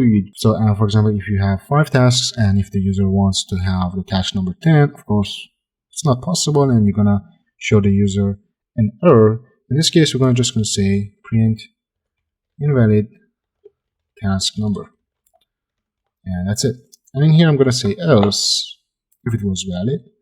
Just come here and say string removed task equal to tasks remove at, so removes and the object at the position indexed from the list. So remove at function, you pass an index to it. So our index would be the task number -1, right? Because if the user wants to remove the number 1 task, we are actually removing the task in the 0 index position. So just have to say -1. And why we are actually storing it inside the remove tasks? Because this returns the removed value. And we're actually going to store the value we removed to just show it to the user. I'm just going to say print removed task, which is the remove task, right? And now let's go to our main function and start writing. So first off, we're going to create our tasks list, right? Task, which is an empty list. We don't have anything inside it yet, of course. And next, we're going to have a boolean. We're going to call it is running, which is going to be true. So why did we create the is running boolean? I'm going to tell you. First off, let's create a while and say while is running is true. Come here. First off, show the menu because we have the options inside here. We have option number 1 to 4. So first we show the menu. Then come and to the outright and say choose an option from the menu, right? And then store the user's choice into an integer and say int pers in dot read line sync. And then we learned about switches. So now let's have a switch case in here. We're going to do the switch to with the variable choice, and we're going to say if case is 1, then do the add task. Let me see, tasks. Okay, it should be tasks, not task. My bad. And then break, right? Now to our case 2, we're going to have view tasks, right? And we are actually passing the arguments tasks to them because our functions have the parameter of tasks, and we do all the functions to the tasks given as the argument in here. And then we're going to break, and then we have case 3, which is, I guess, removing. Yeah, remove task. And then we have a case, I'm sorry, we don't have to break. And we have case 4, which is equal to exiting. So for exiting, I'm going to say exiting 3 dots. Then I'm going to set the is running to false. And that actually closes the while loop we have over here. And close it, break, and let's say the user enters 5, 6, 1000, -1, 0. So we're just going to have a default case over here which says print invalid choice, try again. And that's it. Let's run our app and hope it works good. Okay, we are inside the debug console, so I had to run the app in here. that runs it in the terminal. And we are here, add task, view task, remove task, and exit. Let's choose option number 1 and adding task. For example, I want to add going to the gym and task added going to the gym, and we close the function which returned us to the while loop, which again shows us the show menu. Because we are breaking the switch case, it reruns the while, and first off it starts with showing us the menu until if I hit exit, it says exiting, and it actually exits the app. So let's run this again. And also, just to tell you, it doesn't store the value. For example, you can see it says no tasks available. So what we added in here just gets saved in here. When we close it, it doesn't get saved because we are not using any local database or something. We're just having a very local app in here. So for example, I can again add a task. Let's say again going to the gym and add another task, says do homeworks, and another task that says take the dog for a walk. And now if I save view tasks, I can see every task I have in here, 1 to 3. Of course, our menus are a bit confusing, but you can understand. For example, your tasks, go to the gym, do homeworks, and take the dog for a walk. And also I can remove a task. So it says your tasks, and I want to remove the second task. And it says remove task is do homeworks. And now if I say view tasks, you don't see the do homework tasks in here. And also again, you can add a task, say clean the room, and if I say view task, you have your new task over here, of course, and you can either add to it, remove from it. I want to remove the third one, and it says remove task, clean the room, and I also can exit the app. Maybe some functions or maybe some topics we worked in the app is a bit confusing for you. But just don't worry, I told you we're going to talk about the null and null safety again. We're going to talk about how to cast and convert variables. For example, we are using in-person. We're going to be talking about all of that. And also, we're going to be talking about the lists. For example, what this function does, how to work with a list, how to work with a map item, everything about them. But too far, work with the app. Try to add to it. We had pretty messed up menus. Maybe you can give them a bit more look, just by printing some lines or something. Or maybe if you can add another function to it. I only thought of them, these 4 options in our menu, but maybe you can add something else to it. And maybe you can use the functions to create a calculator. You saw how we created a calculator, so try using functions to build a simple calculator. Alright guys, now we are diving into Object-Oriented Programming, or OOP for short. OOP is a programming paradigm that uses objects to represent data and methods. Understanding OOP is crucial because it allows you to structure your code in a way that is modular, reusable, and easier to maintain. Let's break it down step by step. So, first question might be, what are classes and objects? So, classes, just think of a class as a blueprint for creating objects. It defines the properties and behaviors that the objects created from it will have. For example, if you have a class called car, it might have properties like color, model, and methods like drive and stop.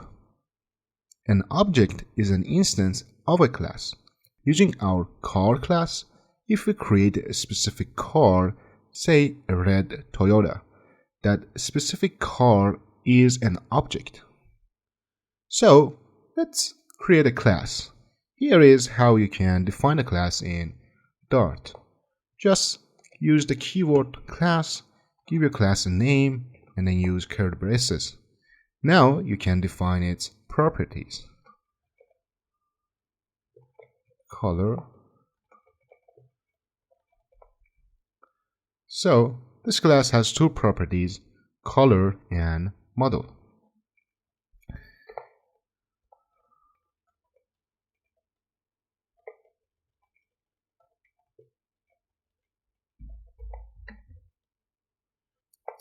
And the constructor we just made initializes these properties when we create an object.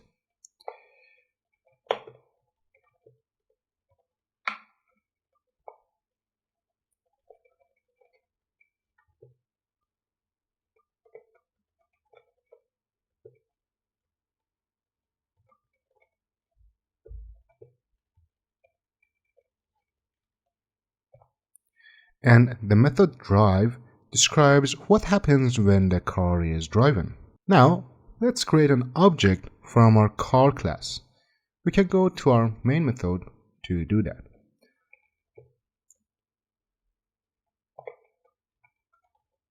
First, we create an instance of the car class named myCar and pass in the values red and Toyota.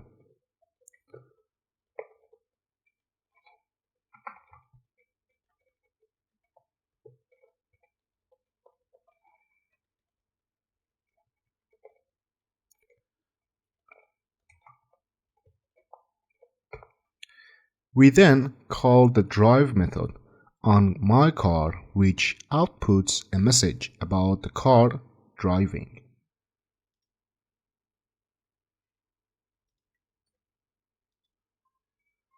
The red Toyota is driving. Okay, now let's talk about constructors. Constructors in Dart are special methods that are called when an instance of a class is created. They are used to initialize the object's state and perform any setup required. Let's go through the different types of constructors.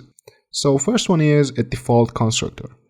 A default constructor is automatically provided by Dart if no other constructors are defined.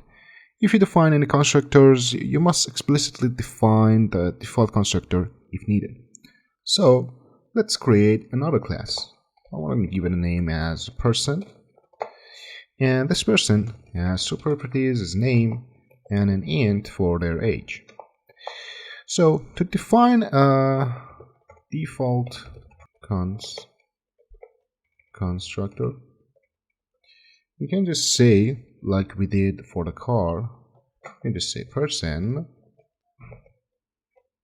that this name and this dot age, right?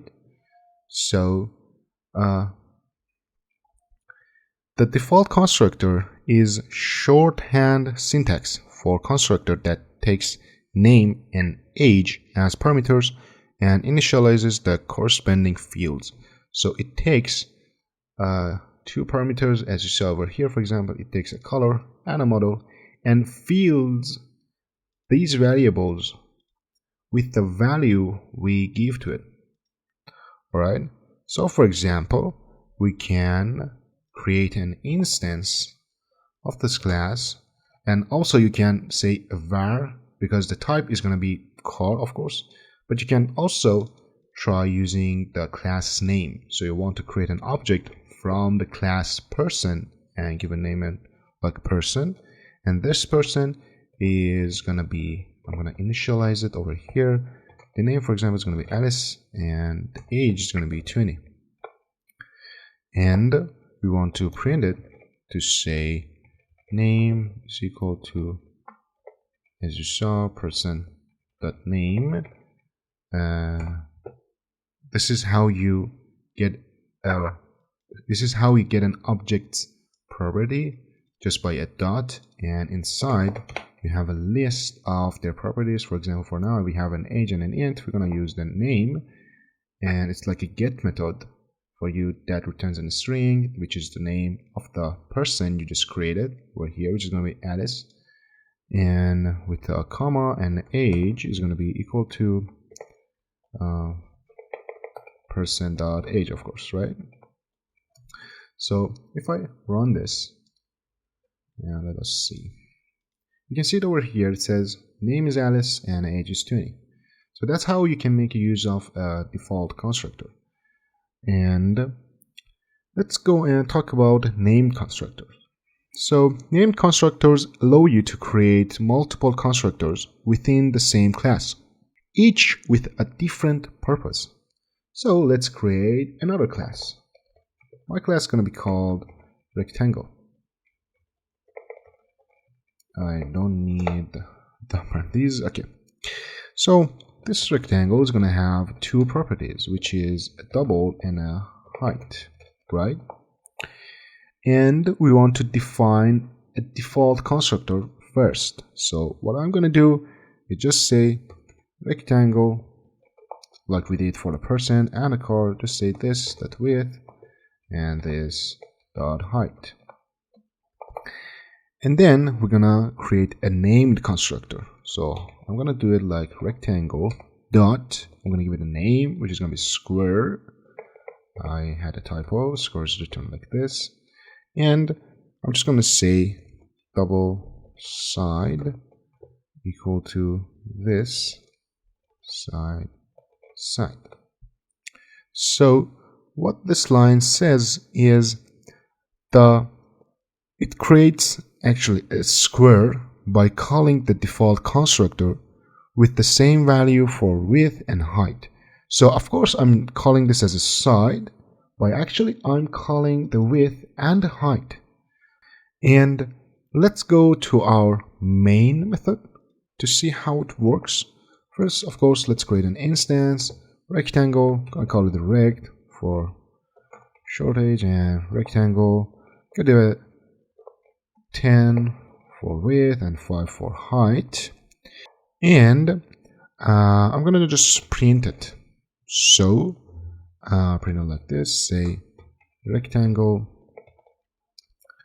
is equal to width.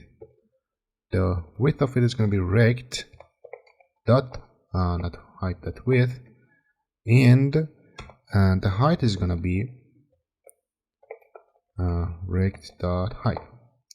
And let me clear these out. So we have a, let's grab a print, and then I'm going to create a square from my rectangle.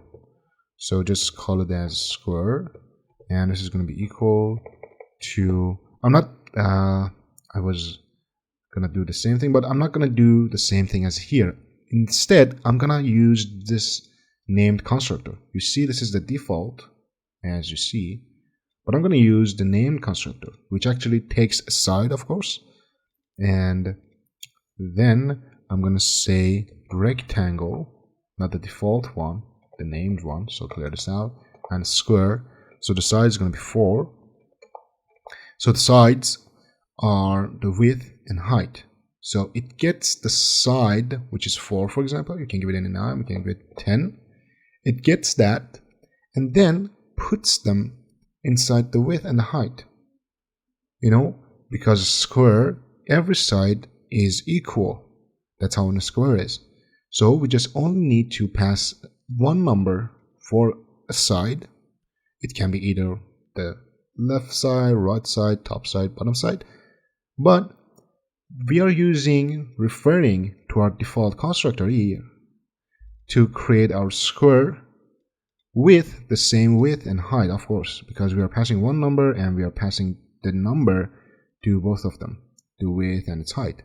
So for example, I'm passing 10 over here. You can pass any number, and I'm going to say print and say square is equal to width is equal to square dot width. And you can see, because this is a rectangle, an object created from a rectangle class, we have the width and height. You know, that's how kind of fun object-oriented programming is.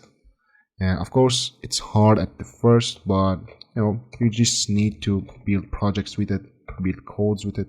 We are doing a rectangle, maybe you can do something else. Just do tasks. Of course, we're going to have a project at the end of it, but it doesn't make up to what you can practice alone with yourself. So we can see the results over here. We have the rectangle with the height 10 and 5, and we have the square with the width 10 and height, with the width 10 and height 10. So that's actually a wrap for our constructors. But also we have something else. We have factory constructors. A factory constructor can return an instance of a class or an existing instance. This is useful for implementing singleton patterns. For example, let's create another class, call it singleton, and this singleton is going to have a static final singleton, which equals to instance, the name, instance, and it's going to be equal to singleton dot internal, and we're going to create the internal too, but just have it as that. And then I'm going to create my factory constructor, which is going to be a singleton, create braces, and it returns the instance we created. And I'm going to have my singleton dot internal function method. These inside a class are methods, but outside are called functions, just so you know. So if you have it inside a class, this is a method, but this is a function. And I'm gonna create another function, another method, sorry, say show message, and my message is gonna be print this is a singleton instance, right? Okay. So what we did, we have a private static instance. So this line over here, when you create them with an underscore, you're actually creating a private property, instance, whatever you want to call it, but you're making it private. So this line creates a private static instance of the class, and the internal constructor is used to prevent external instantiation. So that's that. And then you have your factory constructor. So this factory constructor ensures that every call to singleton returns the same instance stored in the instance. This one. So every time we are calling this, it's going to be the same instance we created over here in our private field. So next thing we have is a private constructor, internal. So this is a private constructor that cannot be called outside of the class. So while calling private means if you're outside of the class, you cannot call it. You cannot make any requests to it, you cannot make changes to it, you cannot change its value. It's going to be the same as you define it over here, and it's going to be a private field. And then you have your show message method. So this is a method that prints out a message to the console, of course. So let's go and see how it works. Let me first create our main function. So I'm going to have a singleton, I call it S1, and it's going to be a singleton. I'm going to have another singleton, S2, and it's going to be singleton. Of course, these are my objects. I'm going to print and say that there's a function in Dart which checks whether two object references are the same object. And you can see the full explanation over here. But we only know that it returns a boolean at the end, and you can see an example over here that's creating an object, and now it's checking if two of them are the same objects. So now we're going to do the same thing. We're going to check for S1 and S2 because we said we want to make sure that every instance of the singleton is the same. So this should return a true, of course. And then we're just going to say s1 show message to just see how our method works. So let's start our debug session. Let's go over here, and as I said, this is true because two of them are identical. Because we are using the same instance every time that an instance of this class is created actually. So both of them are identical and we are getting it true. And just by calling the show message method from my S1, we are seeing the message printed. This is a singleton instance. And now let's talk about the initializers. So initializer lists are used to initialize fields before the constructor body executes. This is useful for final fields that need to be initialized based on the other parameters. So let's say we have another class which I'm going to call it as circle with a capital letter. And this is going to have two final fields. First is double radius, and the second one is a double as area, right?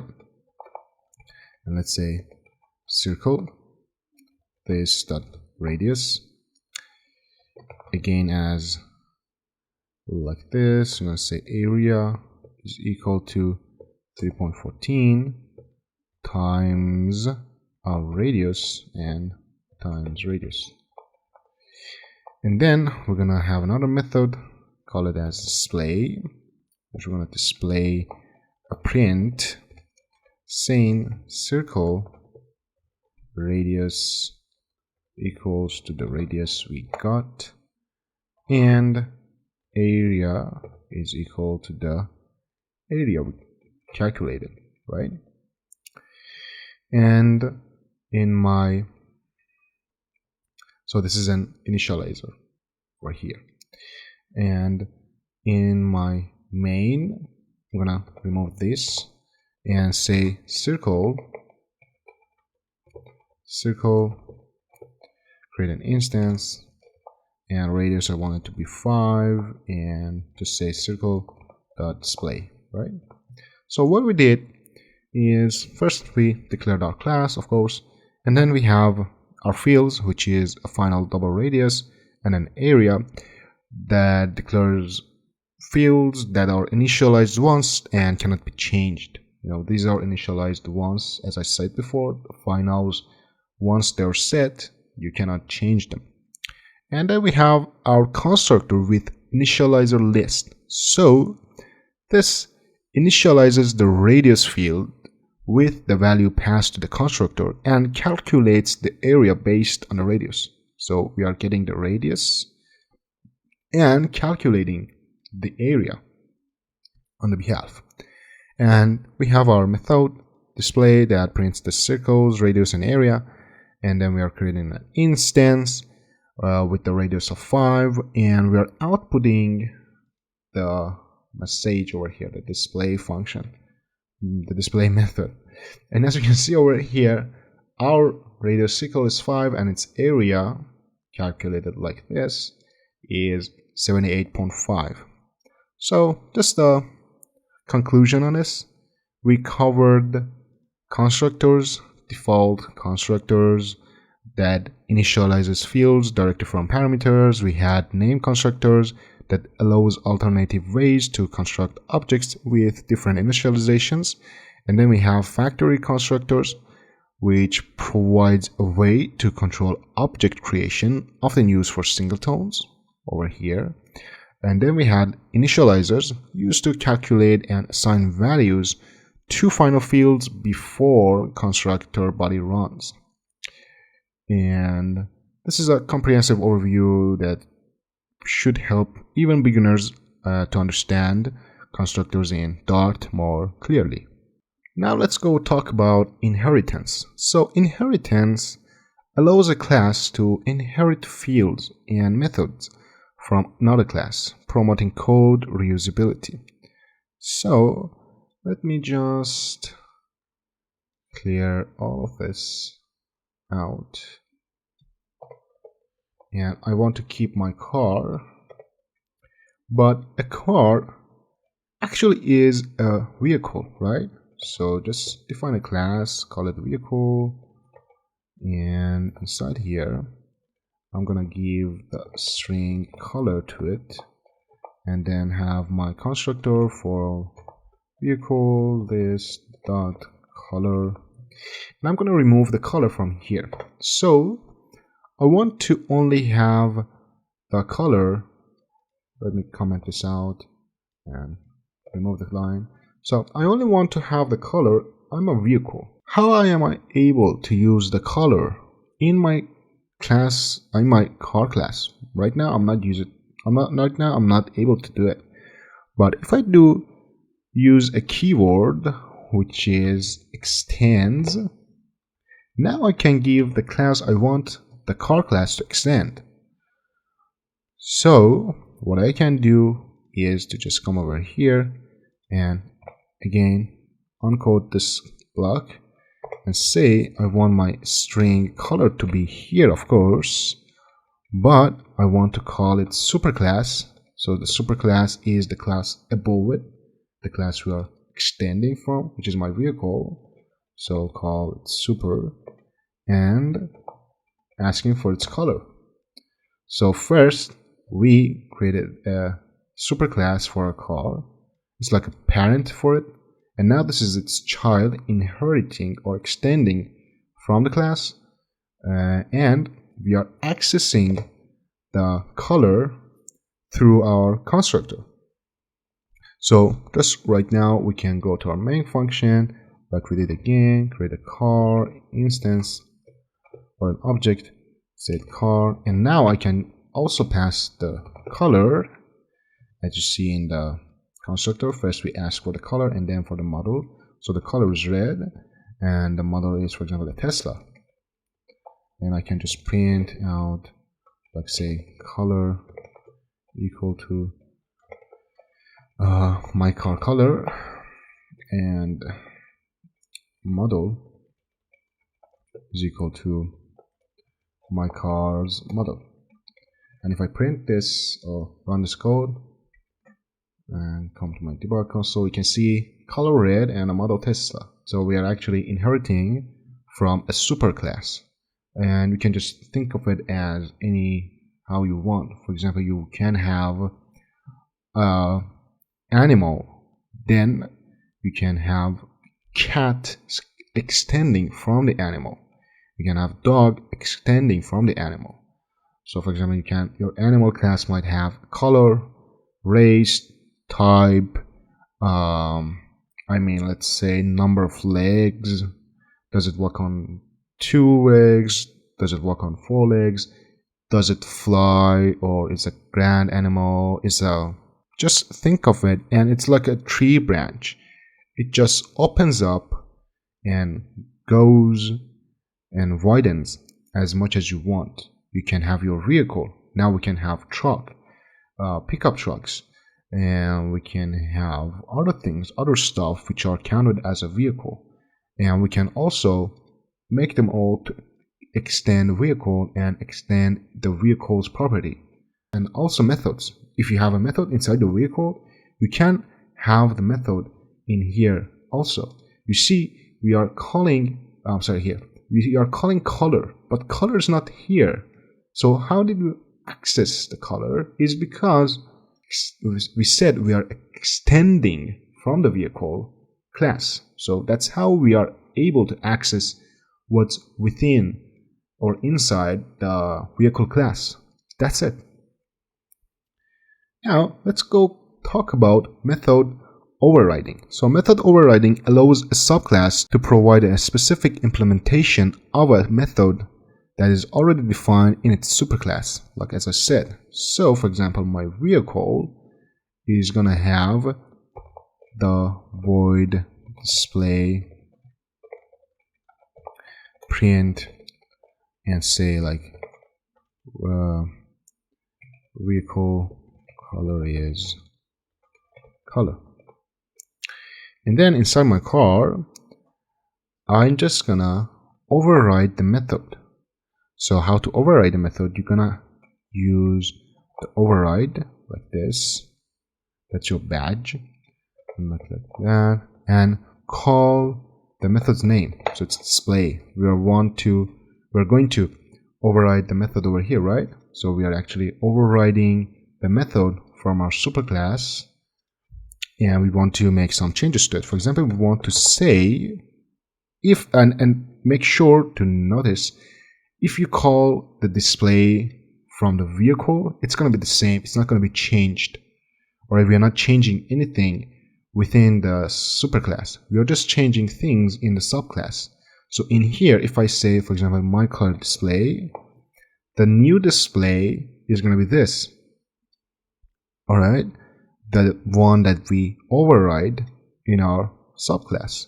So let's say I want to print, and of course this is wrong. You cannot just do that because it's a void for method and it returns nothing. But let's go back. So I want to print something else. Rather than saying vehicle color is color, now I have a car. I'm gonna say car color is color and model is model. Now we are overriding the same method. And let's go up here. I don't want to change anything, but I only want to say my car display. Right now, instead of just saying vehicle color is color, we are going to see the new display method we did. So this is car color is red and model is Tesla. And that's another concept in classes. Now let's talk about abstract classes and interfaces. So an abstract class cannot be instantiated and is meant to be subclassed. It can contain abstract methods that must be implemented by its subclasses. So just to repeat, it is meant to be subclassed. When you're creating an abstract class, it is meant to be subclassed. So what do I mean? Let me give you and show you an example. I actually gave you the example of animals, right? So let's put it to work. Let's say we have an abstract class of animals. And of course I need to remove the codes over here. So we have our abstract class of animals. And let's say they only have a method of sound. And then I'm going to create another class for dogs. And this extends my animal class. But look at this. It says missing concrete implementation of animal.sound.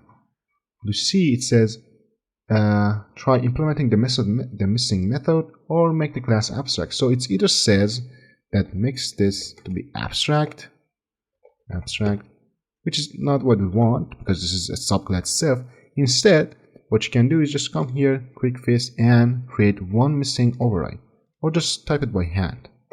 But you can see we have the override in here. Now we can override this, and you should override it because we have it over here, and because this is an abstract class, you need to override it.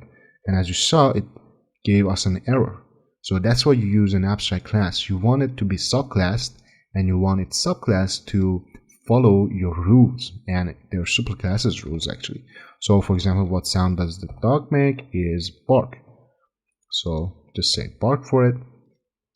And let me create another class for cats, and which extends again animal, and we need to override it. So just come here, quick fixes, create one missing override, and in here I'm going to say print, and what sound does the cat make is meow. Okay, me is a meow. Alright, now let's go to our main function up here and create our objects. So first I want to create a my dog object and call that dog. Over here I want to have and see my dog's sound, and like this. Now let me create a cat object from my class, and this is a cat, and I want to see what sound my cat makes. And put a semicolon, run the code, and we're over here, and you can see we have bark, and yeah. So that's it for the abstract class.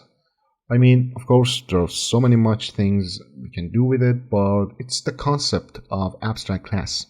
I tell you again, an abstract class cannot be instantiated and is meant to be subclassed, and it can contain abstract methods that must be implemented by its subclasses.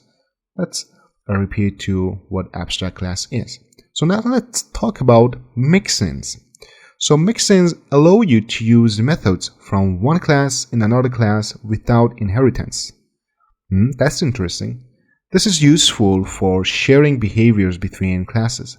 So let's say you have two classes which are not too similar. For example, dog and cat, they're similar. They're both animals, you know.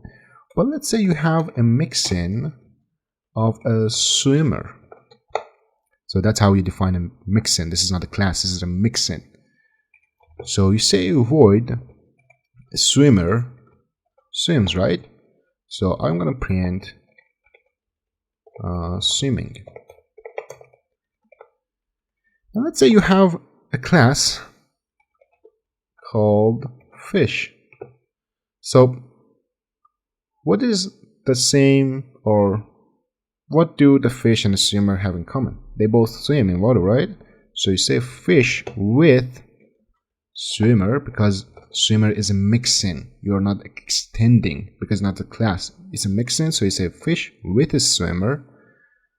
And now, you know, fish class can now use the swim method because you don't need to do anything more. You just say class fish with swimmer and now has access to the swim method. So just come up here and create a instance from fish class. So call it my fish. Yeah, it's going to be fish over here, and just say fish, my fish, of course, dot swim. And you see it has access to the method swim. And if I just run it, you see fish is swimming. You see it over here. So that's how a mixin works. And again, a repeat to its explanation. Mixins allow you to use methods from one class in another class without inheritance. This is useful for sharing behaviors between classes. Repeat to the explanation I had for mixins. And now let's talk about static methods and variables. So you said when we were talking about factory constructors, we had two static fields. So let's see what they are. So static methods and variables belong to the class itself rather than to any particular instance. Again, static methods and variables belong to the method itself rather than to any particular instance. They can be called without creating an object of the class. What do I mean? Let me give you an example. I will clear this up, clear out my main function. So let's say we have a class, call it as mathUtils. And inside here, I have a static int function, or method, method, which takes two numbers, int a and int b, and returns, their sum.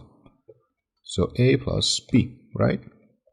And at the end, not at the end, I'm sorry, and in my main function, I'm gonna store the result in a result variable. So mathUtils I call, and I call the add.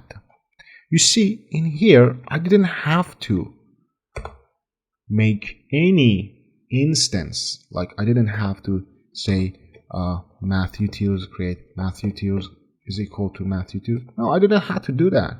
I was able to use the static method just by calling the class, and that was it. And for example, right now I can print this out. I'm saying the the result is result. Yeah, put the semicolon at the start, and you see it is 7. So as a conclusion, in this chapter we covered the fundamental concepts of object-oriented programming in Dart, including classes, objects, constructors, inheritance, method overriding, abstract classes, mixins, and static methods. Understanding these concepts is crucial as they form the backbone of Dart programming, especially in Flutter development. Alright, now let's create a mini project using object-oriented programming or OOP in Dart. We will develop a library management system that manages books and users. And the goal is that this project will simulate a basic library system where users can borrow and return books. Books can have titles, authors, and availability status, and the system tracks which users have borrowed which books. So the first step would be define the book class. So you either can come here and create another file for yourself and, for example, name it as book.dart and start writing your class in here. But what I'm going to do is to just keep everything inside my main.dart file. It's not a very practical thing to do, but for this project I just want to keep it short. I would do everything inside my main.dart file. So just clear this out, clear these lines, and I go here below my main function and define the book class. So this is my book class. We said that the books will have title, they would have author, and an availability status. So we're just going to call it is available, and that's it. And now we need a constructor. So my constructor is going to be book this dot title, this dot author, and my availability is going to be set like that. So is available equal to true. So what we are doing in this line, we are saying that the default status is available. So for example, let's say we are adding a book to the library. We want the default status for availability be true. So that's how we are defining it. But the title and author, they don't have any default value, so we need to get them from the user. Now let's create a method that updates the book's availability. So we just want to say void, I'm gonna name it as borrow book, and this is my method over here, and we're just gonna say if is available, and when you put something inside an if and boolean inside here, you're actually checking if this is true, then if the code block here would run, and if not, else would be placed in here.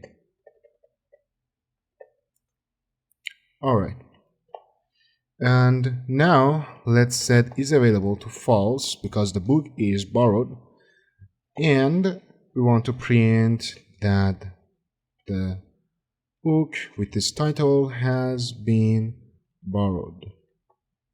And that's how we are updating the book's availability status in borrow book method. But we want to have an else here, so we're just checking if the book is not already available and is already taken. We just want to say print the title again is already borrowed. So we just want to do it like that. If it's available, then we borrow the book first, so it's like borrowing the book, and then we print the message, and if it is already taken, we just say the book is already borrowed. And next thing we have is another method, again void, and we just want to say return book. So when you want to update and make the book available again, you just return the book And we just want to check it now. So it's opposite of what we did in borrow book. We first want to check if the book is not available. Then we set the book to be available. And we also print that the book has been returned. And, or else, let's say, if the book is available. So this is checking if the book is not available. And if it's taken, we just set that it's not taken anymore and it has been returned. But if it is available, we just want to say the book with the title was not borrowed. And it's already available in the library. And we need an E here. So we're actually done with the book class. So next thing we need is to define the user class. And the user class will represent a library user. Each user can borrow or return books and view the books they have borrowed. So what we can do here is first to define the class, name it user, and the user will have a name and a list of books. Let me say it like that, and this is going to be borrowed books. You see, I'm creating a list of this class, so every item inside my list is going to be an instance of the book class, and that's what we are actually doing, because of course each item in the user's book list would be a book, would be an instance of the book class we have created in our program. So that's another thing to the list. Now let's define the constructor.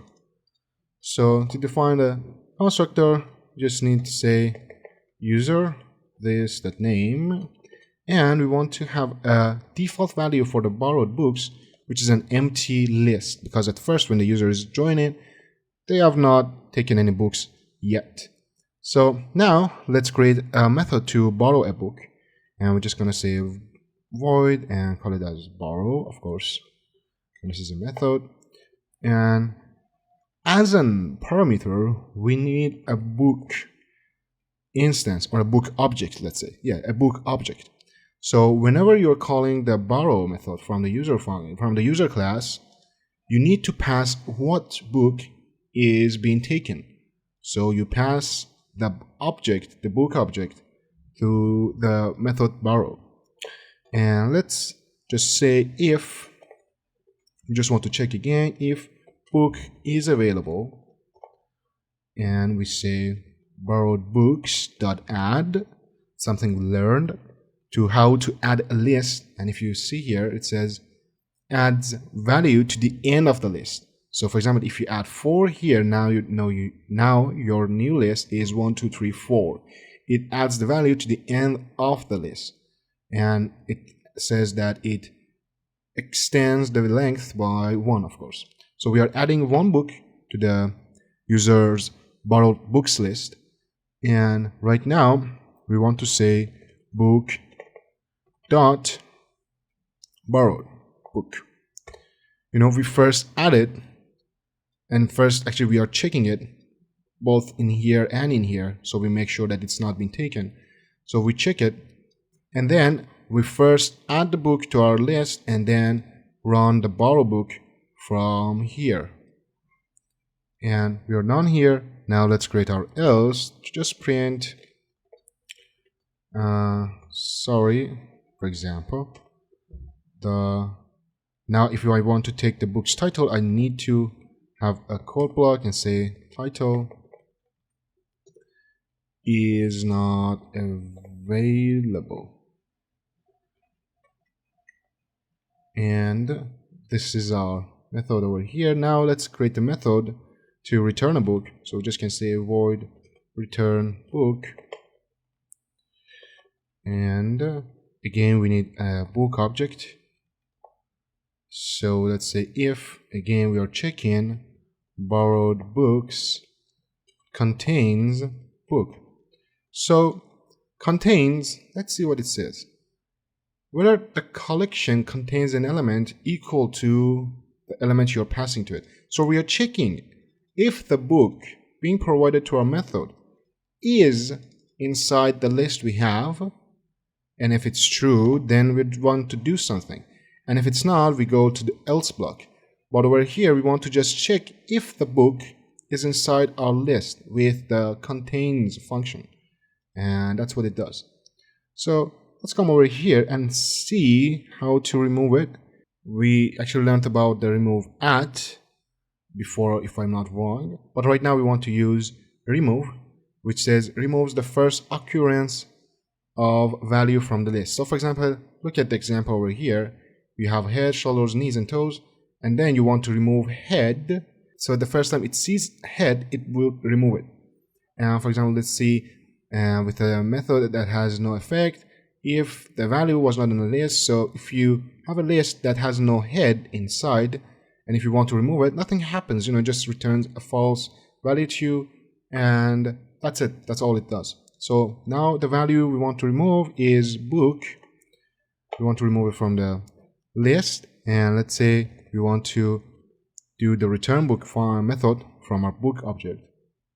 And else, if the book is not inside the user's book list, let's say print, for example, you did not borrow, give me this, book.title. So we're just saying you did not borrow the book, so it's not possible you want to remove it. And we said that the user can see the books they have. So let's say we want to have a method to display borrowed books. So we just want to say display borrowed books, like that, and this is a method. And come over here, let's say if borrowed books dot is empty. So is empty checks if the list is empty. Actually, is empty checks if the value you're passing to it is empty, whether this collection has no elements. So we're checking if it is empty, then we want to print the username first, has not borrowed any books. So we're saying your list is empty and it's not possible to display it. What else? If it's not empty, we want to say print name has borrowed following books, and we want to show you a list. We learned how to work with the for ins. So we want to create a variable of book in borrowed books. So now the book is actually a book object again itself, because the items inside the borrowed books are books again. The variable we created would be type book class, let's say, and we want to print them in this format. So print, let's say a hyphen, not a space, just a hyphen, and the book title, book.title, because that's the only information we have from the book. And right now, let's go and create a library class. So the library class will manage the collection of books and users. It will allow users to borrow and return books and display all books available in the library. So that's what you have. So let's first define the library class. Let's say a string name, and remove that, and say list book with capital letter, and say books, and we have a list of users now as well, right? And now let's have our constructor. I would comment that for you, constructor, and our constructor is going to say library, and we want to just give it a name, but the values, the default values for books and users would be empty list, as you might have guessed. We only want to first give the library a name, then add books and users to it. So right now, let's actually create the method to add a book to the library. So let's say void add book, and again it's going to be an instance of the book class, and let's say books.add the book, and then print book.title by the author's name by book.author added to the library, right? So now that's how you add the book. Let's go and create a method to add a user to the library, and again it's going to say add user, and we need a user object to pass, and you say users.add this subject and print, let's say user.name has joined the library, like that. And now let's have a method to display all available books. So we say void display available books, and let's say print available books in name. So name actually refers to the library's name. So available books in the library are, so we want to have a for in, but not a normal for in. First, we're gonna do what we did in books, not with capital letters, in books. But then we want to check if the book that is available is true, and then we only want to display the books that are available. So just say print the book.title by the book dot author, right? And that's what we're doing. Now let's go to our main function. So in here, let me open it up for you. So in here, first we want to create an instance of our library. So I'm just going to call it library, and I'm going to give it a name of city library. Just a random name. And let's create books. So first book, for example, let's say book 1 is equal to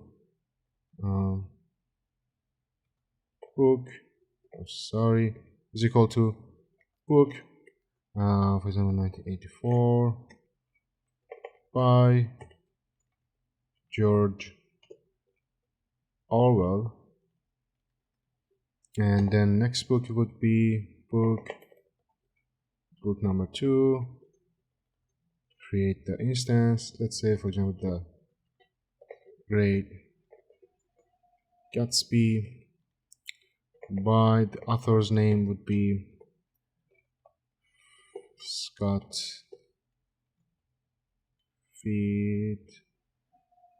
Fitzgerald, like this. And book 3 we created like this again. And book 3, just give it a random name. I'm just going to call it book 3 by, for example, let's say book 3 author. I can't think of any book's name right now, so I'm just going to give it a random name. But now let's add the books to the library. So we have the library object, right? So let's say add book, and first is my first book. I'm just going to copy this, and this is the second book I want to add, and this is the third book I want to add. Now let's go and create users, of course, and let me create users over here. So it's going to be user 1 is going to be Alice, for example. It's going to be user 2, it's going to be Bob. And now let's add the users to the library. So again, like we did, add not book, add user, and it's going to be user number 1, and same line, user number 2.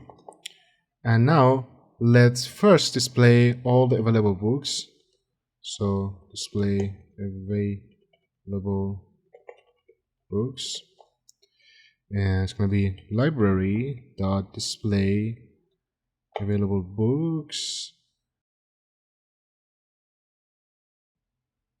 Books isn't defined.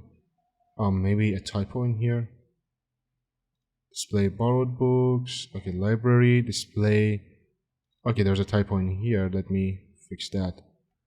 Display available. I thought, I don't know, if there was a typo or something. Oh, okay, so the problem is I am creating the method inside another method, so I didn't close it off, so that's why it is happening. I just want to take it out and bring it over here, and we are good to go. The display available books was inside the add user function, so that's why it was not working. So we are displaying available books, and then now let's have my users to borrow books. Now, for example, user number 1 would borrow, that borrow the books number 1, and I want my user number 2 to borrow book number 2, of course.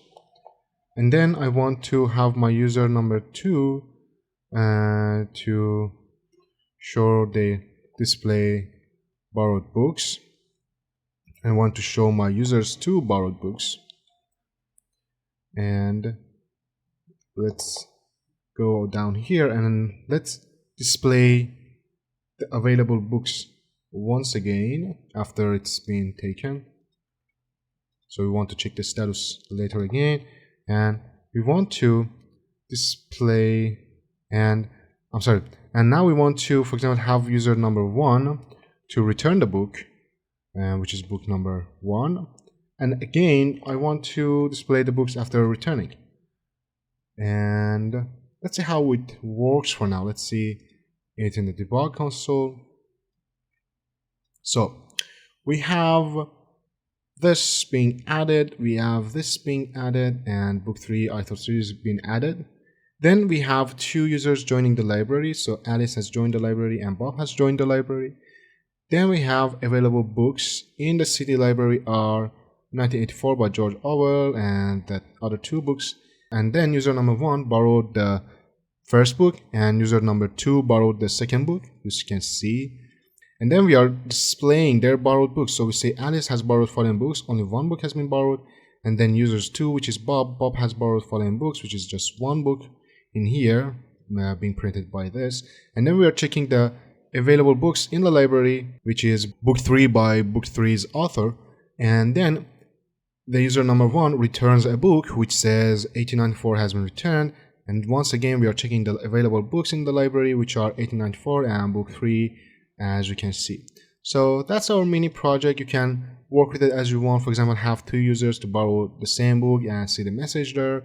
I know it works. I just want you to check out and maybe add some more functions, maybe check something more.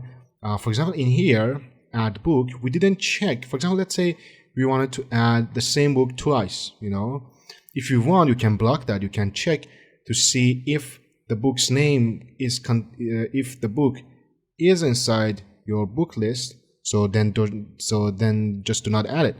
Or maybe, have 2 of the same book, maybe 2 copies of the same book. It's just up to you. You can block it, you can have it available, and think of it, think of anything you can add to the project. So that's our OOP wrapped up. And now let's just go to our next chapter. Alright, now our next chapter is explanation on exception handling. Exception handling is an essential aspect of writing robust and error-resistant programs. It allows developers to manage unexpected conditions gracefully and ensure that the application does not crash abruptly. So, for example, some common examples of exceptions include the division by 0, accessing an invalid index in a list, or null pointer exception, for example, accessing a null object. So these are some common exceptions you might face during writing code in Dart. So we have some exception handling keywords. First is try, which the block of code where you expect an exception to occur.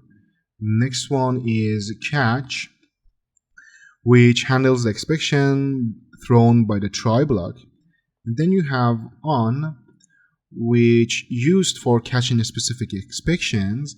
And then you have finally, a block of code that always runs whether an exception occurs or not. So let's just see a basic exception handling. So in my try, I want to try it like here. And I'm going to say var result of 10 integer division by 0. So this will cause a division by 0 error because we are dividing a number by 0. And each try block must have a catch block, but before that, let's print the result. Of course, we want to print the result, and let's say this is a normal app we want to have. And on catch, I'm going to say catch E.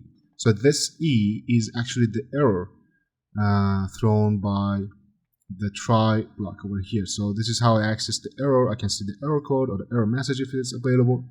Or for example, E, I'm just want to print it and say in error code like this, and the error I want to print is the E I take from the try. And after that, I want to have my finally, which always runs no matter what, and let's say print, just to show you, this is the finally log, and it always executes. No, and I can bring it up here, and finally to here.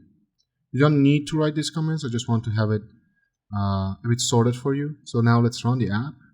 And of course, we would face a problem in our debug console. And you can see it says an error occurred. What error? Integer division by 0 exception. So we wanted to divide a number by 0, which throws an exception, which is integer division by 0 exception. This is the error name we are printing. And this is actually from our catch block. If I didn't have my try catch, it would cause an error, a crash, and whatever you can think of. But because we are actually doing it inside the try catch, no crashes happened. And our app did run successfully. It just shows the error message. It doesn't crash, which is 100% better. And we have our finally code block, which says this is the finally block, and it always executes. Now let's see how we can catch in a specific error. So we want to use our on. So we want to only catch one error, which is on, and we know the error name, which is integer division by 0, which it says is deprecated. Use unsupported error instead, so just use unsupported error. And we just want to say print cannot divide by 0.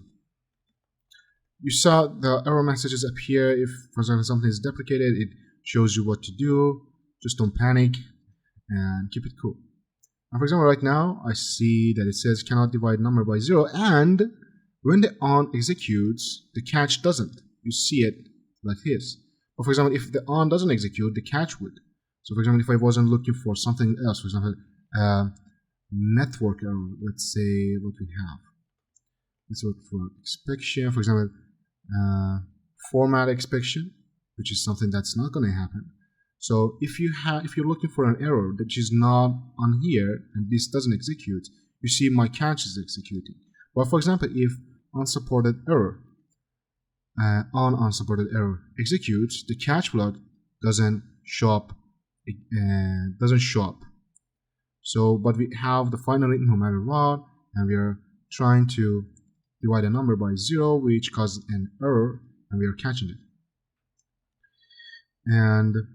And you see that if any other type of exception occurs, it will be caught by the generic catch block.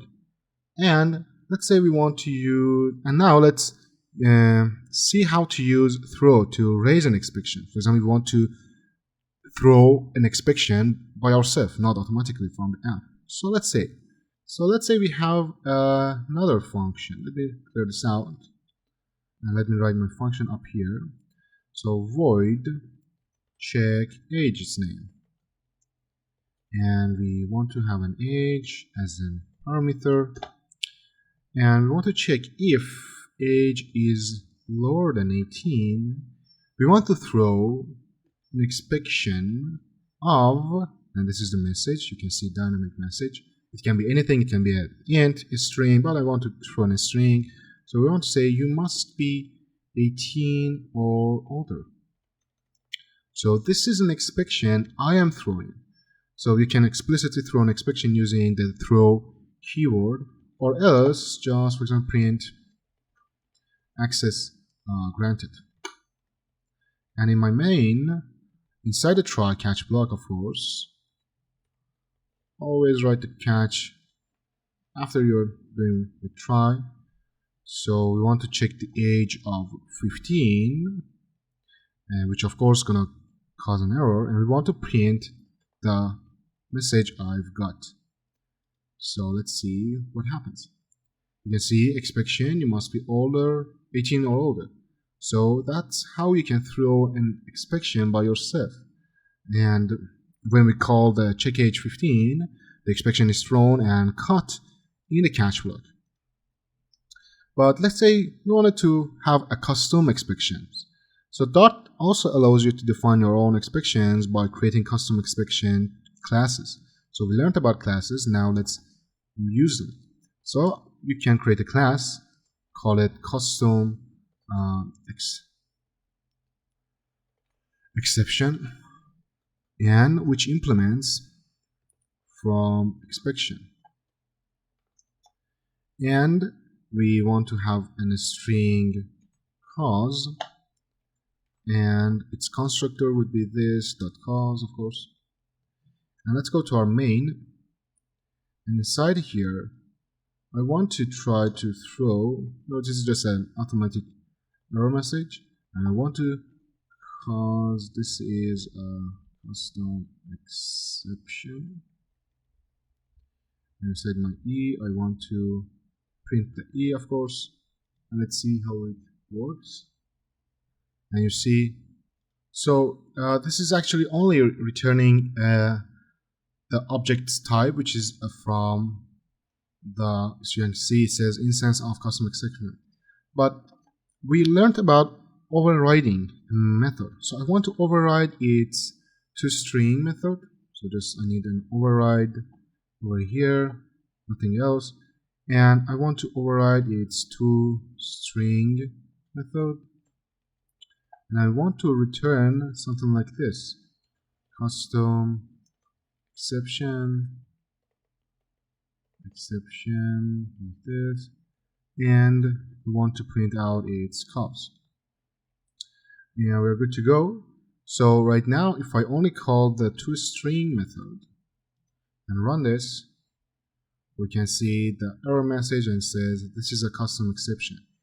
And this part means that custom exception will behave like a standard Dart exception, and it signals that this class is intended to be used as an exception type. The exception class doesn't require us to implement any specific method, like you saw when we were working with abstract classes, but it's more of a marker that tells Dart this class represents an error or exceptional condition. So that's why we are implementing the exception class to our custom exception class that we created ourselves. Alright, so our next chapter would cover asynchronous programming in Dart. So in modern software development, dealing with asynchronous tasks is crucial, especially when you are working with operations like file reading, network calls, or database queries. Dart provides powerful tools to handle asynchronous programming, including future and string. Let's dive deep into understanding asynchronous programming in Dart. So let's first talk about futures in Dart. A future represents a value that will be available at some point in the future. It is commonly used when performing tasks that take time, such as fetching data from an API or waiting for user input. So let's create a future and start using it. Let me come over here, not here actually, outside. So I want to have another method. And let me say that a future can either complete with a value success or with an error. So it doesn't have to be successful, it can be a failure as well. So future string. So this function is going to return a future string, which I'm just going to say fetch user order. And inside, we want to return a future delayed. This is how we can just simulate a network delay, a network call. So delay first needs enough duration. For example, I'm going to give it 3 seconds, and then the function you want to happen. Let me just have it as an arrow function. I'm just going to say large latte, and that is the user's order. And let me close it off, and let's go to our main function in here. First, we want to show a message that fetching user order, and then we want to use the fetch user order dot then. I'm going to explain what it does. And order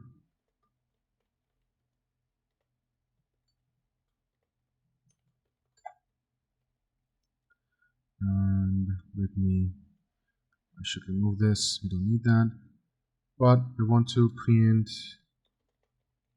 the user order. Here, put that, and let me catch error. Error E, you can call it error E, and print error is equal to the error. Of course, we're not going to face any error because this is a fake network call.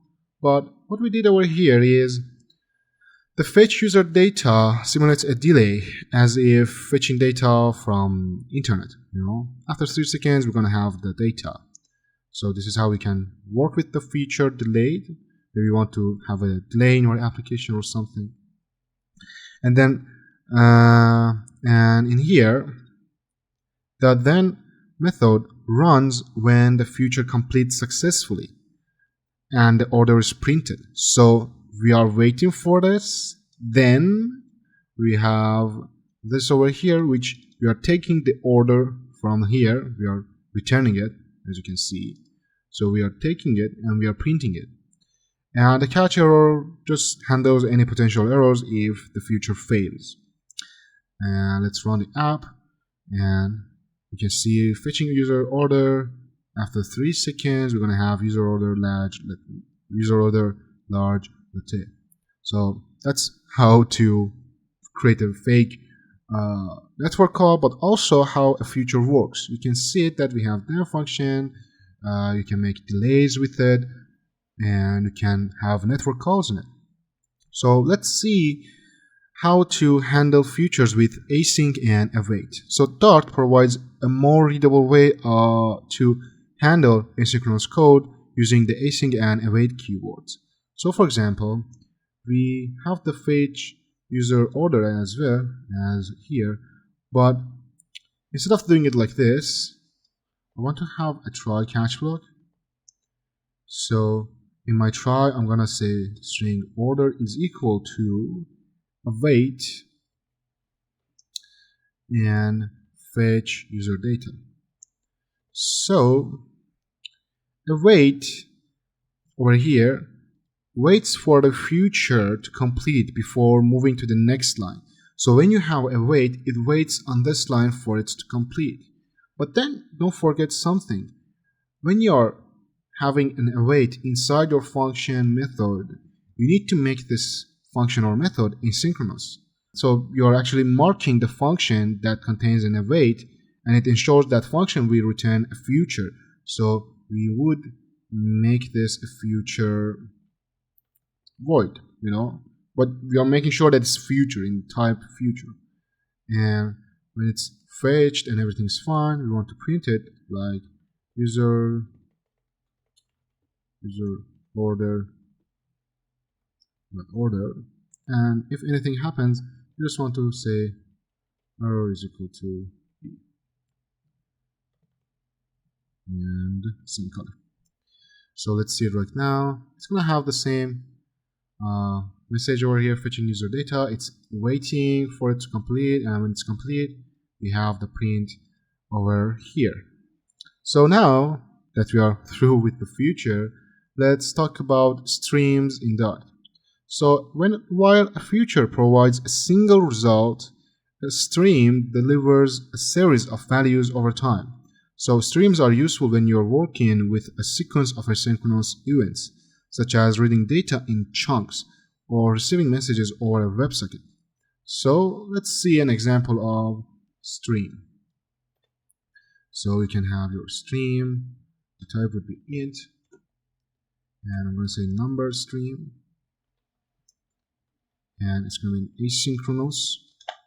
So asynchronous with an asterisk is used to create an asynchronous generator that yields values one by one. So we are yielding the value one by one, and we have a for each in here. So int I is equal to 1, I is smaller equal to 5, and I want it plus plus.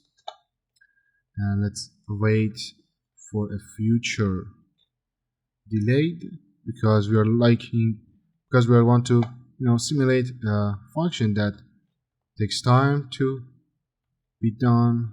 1 second I want to give it, and so this is a 1 second delay in just one line, so it's waiting in here for 1 second, and then I want to yield I. So yield emits a value, so we are sending a value outside of this function. And let's see how it works in our main function. You can either have it as future void or void. It's okay, just because it's our main function. So we are awaiting for each, a for in, a for each, a for in, it doesn't matter, but in Dart they're called for each. So int number in number stream, we are getting the numbers from the number stream each second, and inside that I just want to say print number. So let's see how it works. So as I said, stream, instead of one call, it's multiple calls to a server, for example. As I said, if you want to have your data in chunks, for example, load 5 data at a time, or when you're using a WebSocket. And as you saw, let me run it again. Every second we are getting a number yield from our number stream. As you can see, 1, 2, 3, 4, 5, and we are done with the stream as well. So let's say we have multiple futures. So how to handle it? So sometimes you need to run multiple asynchronous tasks simultaneously and wait for all of them to complete. Dart provides you something called as future.wait, and this allows you to do exactly what I said. So let's see it. Let me clear this out. And inside here, let's keep the main async. I have a future string variable called as order number 1. It's going to be future delayed for 3 seconds. Let me duration seconds 3, and it's going to be, for example, let's say order 1 semicolon, and let's have other orders as well. So it's going to be order 2, order 3, and again it's going to be order 3 and 2, and let's change their seconds. For example, it's going to take 2 seconds, it's going to take 1 second. And I want to gather them all inside a list of strings and call them as orders. And I must await my future.wait function, which I'm going to pass it as order number 1, order number 2. So it takes a list of futures, right? And order number 3, and we are awaiting them. And let's print all orders at the end. So as I said, future.wait allows you to run multiple futures concurrently. The result is a list of values once all futures have completed. So let's see it. It's going to take like 6 seconds in total, and after 6 seconds you have order number 1, 2, and 3. So you're passing every future you have in here in future.wait, and we are using await, so the code and the compiler stays here until it's done, and when it's done we have the value inside orders and we are printing out the orders list, and that's how it works. So let's see how to handle errors in asynchronous code. Errors in asynchronous code can be handled using try-catch with async await, or by using catch error when working directly with futures.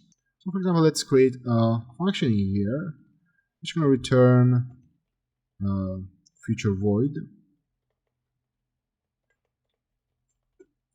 and let's call it as get user data. So async, and in here I'm gonna have my try catch block. So say string data equals to await fetch user data, fetch user order, I'm sorry, and then print the data we took. And if anything happens, let's print our error and say error fetching user data, and then the error message.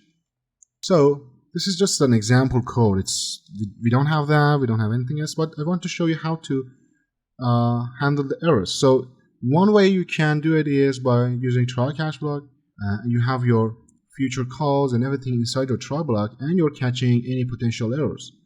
So you can see that we are using async and await and our try catch block. Well, let's see how we can do it with then and catch error.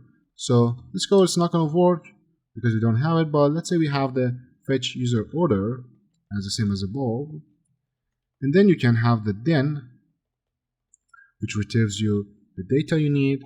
And for example, let's say that the data was successful and you want to print it, but also you want to catch any errors. So you can use catch error and E, and you can have print error fetching user data, and then print out the E. This is filled with errors because, for example, if I take it over here, the errors not less, but the errors is just, this is not defined, but everything else is fine. So we are having our fetch user order, and we are saying if the data is successfully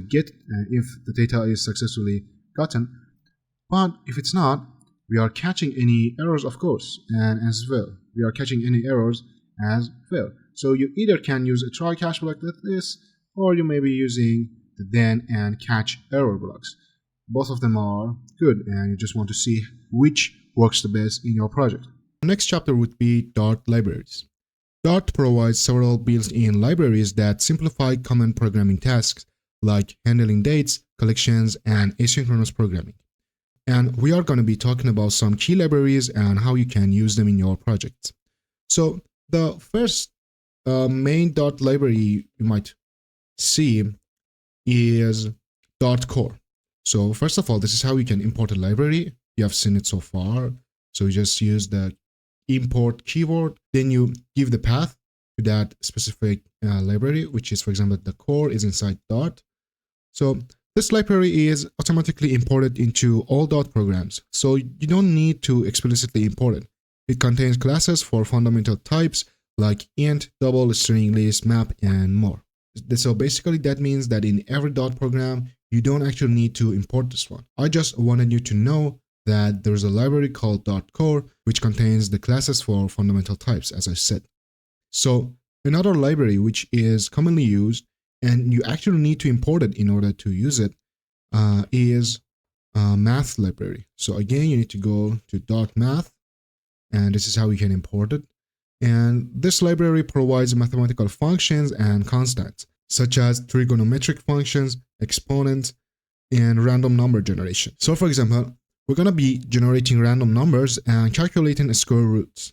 So as we saw before, in our number guessing game we created, you saw how we can create a random number. But I'm going to show you again. So I'm just going to create a random variable. Let me close this off. Let me first create it. Random. And let me close this off. Okay, it's gone. So I first create an instance of the random class over here. And then I can declare an integer called a random number. And I want my number to be between 0 to 99. So I can use my random object and use the next in method inside it. And in here, if I provide 100, my number is going to be generated from 0 to 99. As you can see over here in its documentation, let me show you. If you provide 10, it's going to be between 0 and 10, but the value is going to be lower than 10. So that's one point to consider. And then I'm just going to say print my random number. And I'm going to say random number is equal to my random number. And to calculate the square root, we're going to be calculating the square root of 16. So I'm just going to create a variable, which is a double, and its name is square root value, for example, with a capital V. And we have a method, which is a square root, and is written like this, sqrt. And you just provide the number you want the square root of. I want 16, so I provide 16. And I say print, for example, square root of 16 is the square root value. Square root value, semicolon, and let's run the app. And you can see our random generated number is 17 and the square root of 16 is 4.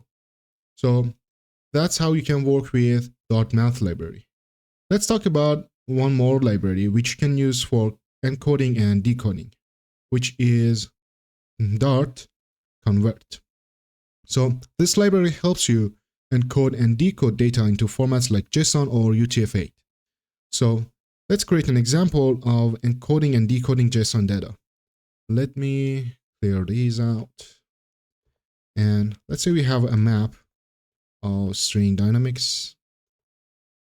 And it's a map for our user data.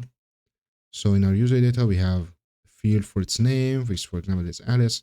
And we have a field for our age, which is going to be, for example, 25. And you see that I'm declaring as dynamics. The values are dynamics, so they can be any type. For example, here is an integer, here's an string. And let's first convert the map to a JSON string. So I can just say string, JSON string is equal to JSON encode. You have a method called JSON encode, which you provided the object you want to encode, which is my user data. And now I have my JSON string, and I can just print it. Let's say print JSON data or any name, JSON string.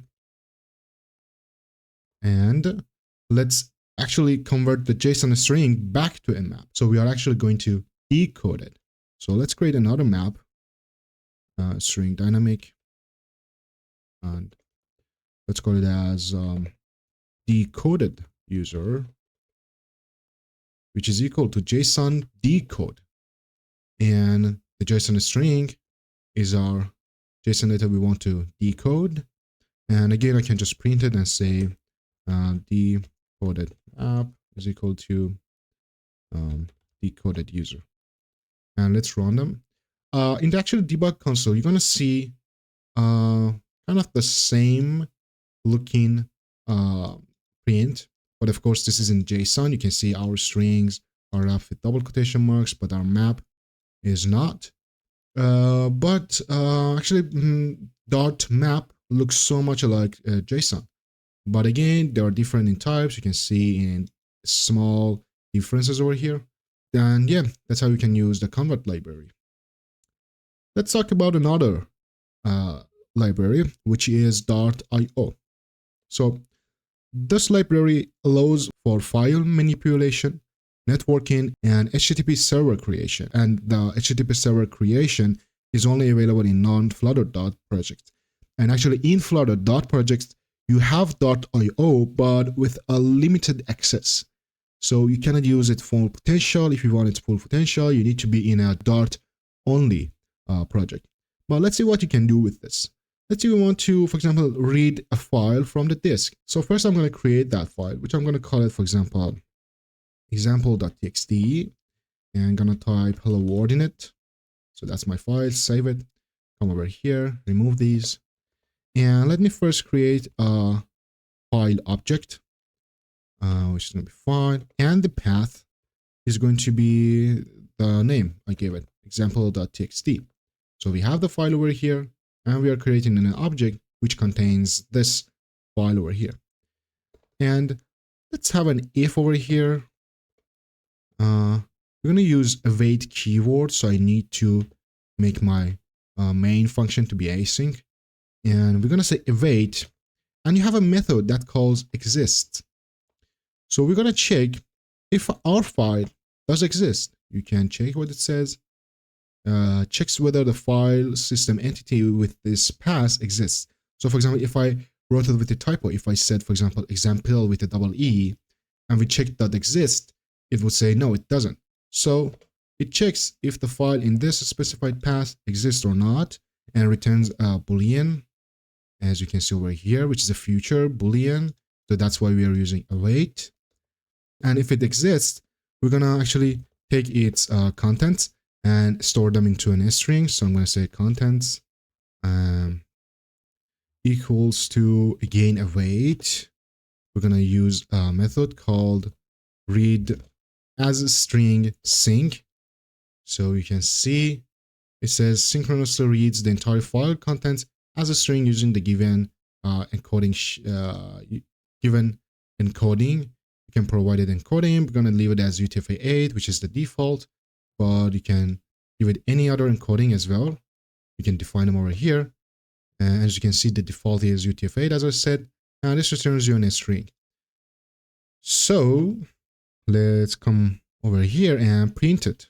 I'm just going to say file contents are $contents. Well, let's say it doesn't exist. So we're just going to have an else saying print file not found. Now let's run the app. We should see hello world, right? Let me see. Yes, you can see it. File contents, hello world. If you change it to anything else, you're going to see that content over here. Well, let's say the file doesn't exist. So example with a double E at the end. Let's run the app. And you will see that the file not found because it doesn't exist in this specified path. So right now, after all this, I'm going to show you how to use an external package in your Dart programs. Like, for example, we want to use the HTTP package for our Dart program. So first of all, I need a full Dart program. So I'm just going to use Dart create in my terminal. I'm going to say, give it a name, say HTTP test, for example, and run it. And why do I need a full Dart program is because of the popspec.yaml file. That's where I can add libraries to my project. So let's go to here. If you have worked with Flutter, this should look familiar for you. And where you can get dependencies, let me show you that. You can go to a website called pop.dev and the official package repository for Dart and Flutter apps, which is supported by Google. You can find a lot of packages over here. It has top Flutter package and top Dart package over here. You can see it and you can just make use of it. And this is a really good source for you to find your specific package. This is this is actually the best possible resource you can have for Dart and Flutter packets. But for now, I need HTTP package, which is over here, which is being published by the Dart itself. You can see Dart.dev has published it. This package contains a set of high-level functions and classes that makes it easy to consume HTTP resources. And this is a feature-based library for making HTTP requests. So just copy its address. And if you go to installing tab, you can see how you can download it just by using a command in Dart, in Flutter, or you can just copy this name with its version and just add it to your pubspec.yaml. And you can see it says added to dependencies because you have dependencies and dev dependencies. But it says you need to add it to dependencies. So just add it over here, click on this. So .pubget would be run and just wait for the repositories to get resolved. And we should see them over here. Yeah, okay. So it's resolved, no errors. So if you go to your lib or library, you can see your main file. This is where you can write the main codes. And this is the place for your tests. We're going to be talking about tests in Dart. But in the library, this is where you write your main code. As you can see, we have a default function over here. I'm just going to clear that. I'm going to create my main function inside. And because we had some tests on that, you're going to face some error. I'm just going to remove them as well. I'm going to clear this out as well. And that's it. So in our main, first of all, I'm going to import my HTTP package. So just use import. And right now, I'm going to use package path, not Dart, because it's an external package. And I'm going to use HTTP and the HTTP itself. And I'm going to give it a name as HTTP. So that as HTTP actually gives you identifier for the package. So after that, I can just say, for example, HTTP dot, for example, get. I can use the things inside this package by this name. You can give it any name, but just keep it loyal to what the package name is.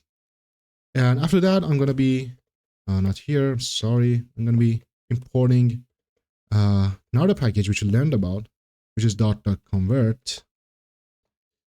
And let's write our code. So first of all, we need a URL. We need a place to send our network call, to send our API request. So the website we're going to be using is jsonplaceholder.typecode.com.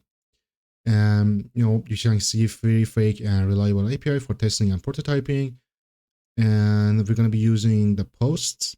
And if you provide the post by an ID, you actually get single posts. So we're going to be using this URL. But if you go to your project and just pass that URL as a plain string, this is not a URL. This is just an string. So you can use it. So you cannot use it in your HTTP request. So what you need to do is to parse it to a URI. You can just use URI.parse, which takes a string and turns it into a URI, which you can use it as a URL. And come down over here, and we're gonna actually send a request, but we are gonna actually store its response. So we create a response variable, and again you need to await it. So I should make this a sync, and we're gonna be using get method from our HTTP. So you have get method, you have post, you have patch, or you have delete or read. You have all of it. And our URL is the URL, of course. And it's going to be get method. Not like that, get method. And we are fine. So we are actually, right now we are sending an HTTP GET request. And we are storing its response inside this variable. So we need to check if the request was successful. So we should check the response's status code. And if the status code is equal to 200, you can learn more about the status codes. And if you're working in a team project, the person who's working on the backend will give you the codes. For example, if you are creating a new user, you would get 201. If nothing is found, you would get 404. Or if the access is denied, you're going to get 403, some codes like that. And you can learn more about them on the internet if you just search for it. But right now, because we are actually doing a GET request, when the GET request is okay, we're going to get 200. So that's our response code. And we're going to actually use the JSON decode to decode the JSON value. So this is our JSON response variable, and I'm going to use JSON decode. And our source is going to be responses body. So in a API answer, you get a body, you get a header, but body is where your data is. This is the body of our API answer. So we need the body, and which we are decoding it into a JSON response, which is a dynamic type. And we need, for example, to get the post title. So how we can get the post title is to first let's print it and say post title is, and we need our curly braces, and we can use JSON response. But because right now this is actually being treated as a map, I know this says dynamic, but this is actually how we can work with it. And with maps, we're going to be talking about maps later, but that's how we can get the title. So you're referring to the value you want from this one by just typing it inside square brackets. So this leads us to the title of the post, and we can just print it. Or else, let's say, for example, the user has a bad internet connection and it drops the request, or for example, we have no data, any status code possible. So we're just going to print an error message. We're just going to say request failed with status, which is response.status code. And let's run the app. We're going to see it in the debug console. We're going to wait for it, and we have it. So this is our post title. I don't know what language this is in, but this is our post title. We can get the post body, any data possible here. You can get its user ID, you can get its ID, and any possible field you want from that data. So if I get the body right now, you're going to see the post body. Let us wait. Yeah, this is the post body. So that's how you can send a HTTP request via Dart and using an external package. And that's for this part. And in this chapter, we'll dive into collections in Dart, which are essential tools for managing groups of objects. Dart has several collection types, but the most commonly used are first is lists. Then you have sets. If I can just type them. Then you have maps. And each of these has unique properties and is suited for different use cases. Let's go through each of them in detail with code example. So first we're going to be talking about lists. A list is an ordered collection of elements. You can access elements by their index starting from 0. Dart lists are similar to arrays in other programming languages, but they come with useful methods for manipulation. So let's see how we can work with them. First off, I'm going to be creating a list of integers. I call them numbers and give them the values like 10, 20, 30, 40. So we actually talked about this part. So that's how we can create a list. You need to specify what type the items are going to be. For example, my items are in integer type. This is its name, and these are its value. You can have an empty list, of course, but I'm going to give it values for the start. So 10, 20, 30, and 40. Let's see how we can add a number. But before, let me first print it so we can see all the changes and keep track. So right now I'm going to be adding a value to it. So again, you saw this. You can just say add and add values to it. So I'm going to add 50, but add adds the value to the end of the list and extending length by 1. So if you add, for example, 4 to this list, you can see the 4 is being added to the end of it. So that's one thing about add method. And let me print it. And Next thing you have is numbers dot add all. Let me talk about it. So with add all, you can add objects, not one object, object. Just see it in example. I'm not going to be showing it to you, but you can see it in example. You have 1, 2, 3, and if you use add all method, you can add objects, a list of objects in the same type. So if you have an integer, you need to add integers to it. Otherwise, you're going to get an error. So you can add 5, 4, and 6 all at once by just using add all method. And you can see that this is a list over here. You're passing a list. So they are in square brackets.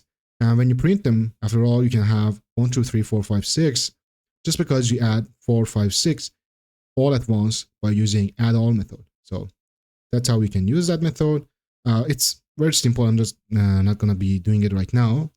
But let's see how we can remove an element. So we just have to say numbers dot remove, reverse remove, and pass the value you want it to be removed. So for example, you can see in this in a example, you have head, shoulder, knees, and toes, and the value you want to remove is head. So we get head. But this actually returns true if value was in the list, false otherwise.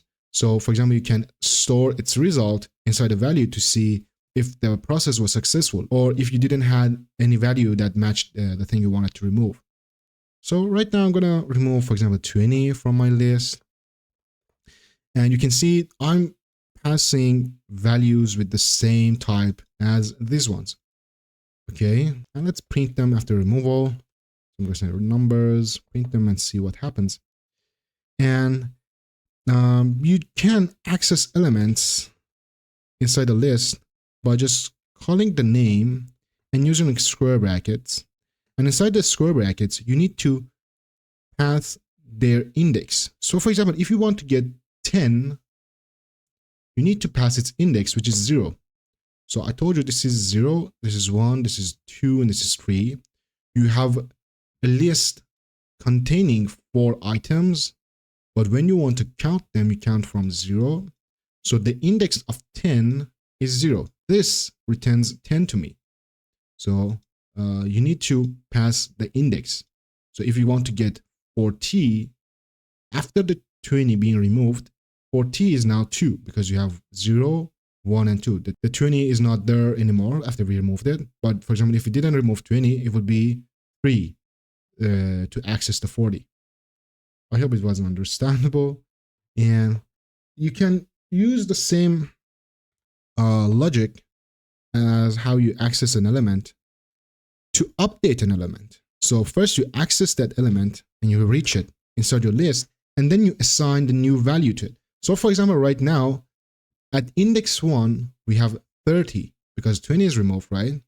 If we didn't remove 20, of course, the index 1 would be for 20. But now that we have removed it, the index 1 is for 30.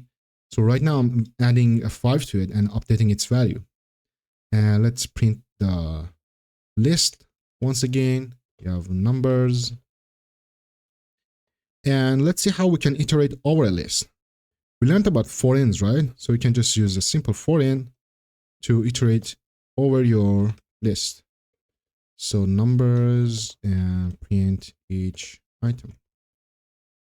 So this number, not numbers, number. So this number is actually the way I can access each item inside the numbers. So we iterate, so the time we start iterating over it, the number first time would be 10, so I'm printing it. Second time would be 30, so I'm printing it. Third time would be 40, so I'm printing it. So, and this is how we can just iterate over the list and access the numbers and items inside our list. So let's just print and run what we have done so far. Let me open up my debug console and you can see it. So first time we have 10, 20, 30, and 40. Secondly, we added 50, which now our new list is looking like this. So 10, 20, 30, and 50. Next, we removed 20. So now we have 10, 30, 40, and 50. Then we accessed an element and printed it. So this is 10. So the index for the 10 is 0. and we access it and we printed it, we're going to get 10.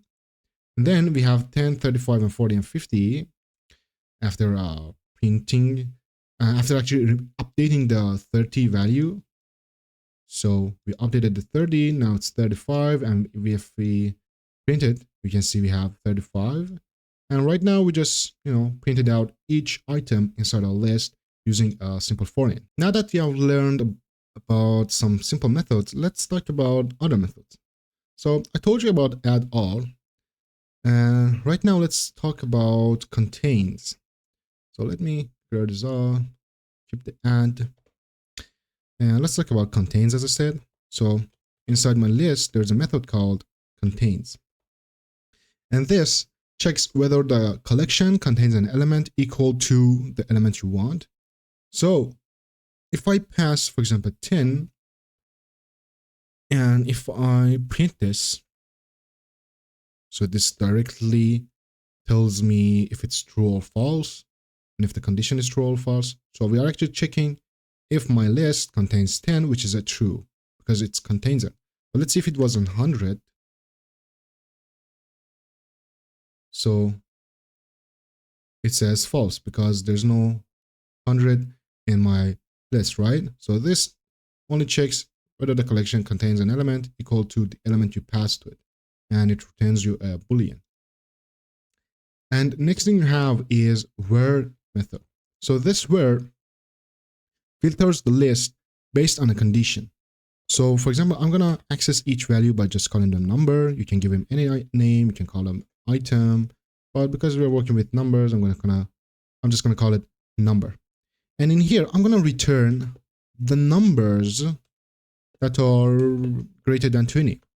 So we should see 30, 40, and 50 in our print, in our debug console. So our new list is 30, 40, and 50. So this filters your list based on a condition. This condition can be anything, but I'm just gonna return each number that is greater than 20. And as I said, you can change it to whatever you want. Next thing is we have map. So let's say we had a list of 1, 2, 3, 4, and 5. And let me remove them all. And the map transforms each element in the list. So we have 1, 2, 3, and 4, and 5. But for example, I want to double each number in my list. So we can just do that by using .map function, .map method, not a function, .map method.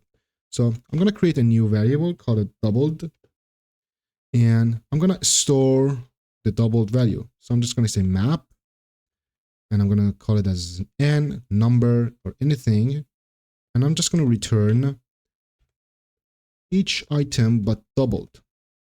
So this comes here, it again iterates over my list, and each n is one number.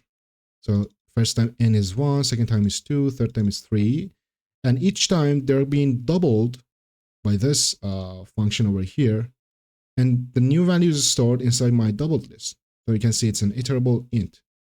And if I run it, oh, actually it didn't print it. So let me print this. Say doubled. So if I print it, we should see 2, 4, 6, 8, and 10, right? So that's how we can transform each element in the list and create a new list of it. And next thing you have is reduce. So reduce method reduces all lists into a single result. So instead of giving you a list, it gives you a single result. So let's create a function that sums up all numbers and it gives me a single result. So I'm just going to call it sum, which is equal to numbers that reduce, and gonna give, for example, again, call it n. This time you just have to say value and element. I'm gonna tell you what value and elements are, but just to show you, I'm gonna say value plus element. And let's just print sum. Let's see the result. What we did over here is actually pretty simple. So what is value and element over here? So value is the value of the function so far. An element is the current element we are at. So what does it mean? Let me break this down. So first time the reduce is working, the value is actually nothing because we haven't done anything. It's the first time we are running our function or method. So first time this is nothing, but element first time is 1. So nothing plus 1 gives you 1. And now in the second time, your value is 1 because of the result of the function. So now your value is 1. But in the second time, as I said, the element is going to be 2. So 1 plus 2 gives you 3. At the third time, your value is 3. And your element is 3 again. So 3 plus 3 gives you 6.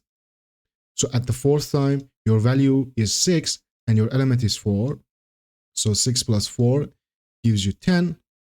So at the fifth time, your value is 10, but your element is 5. So 10 plus 5 gives you 15, which is stored in here.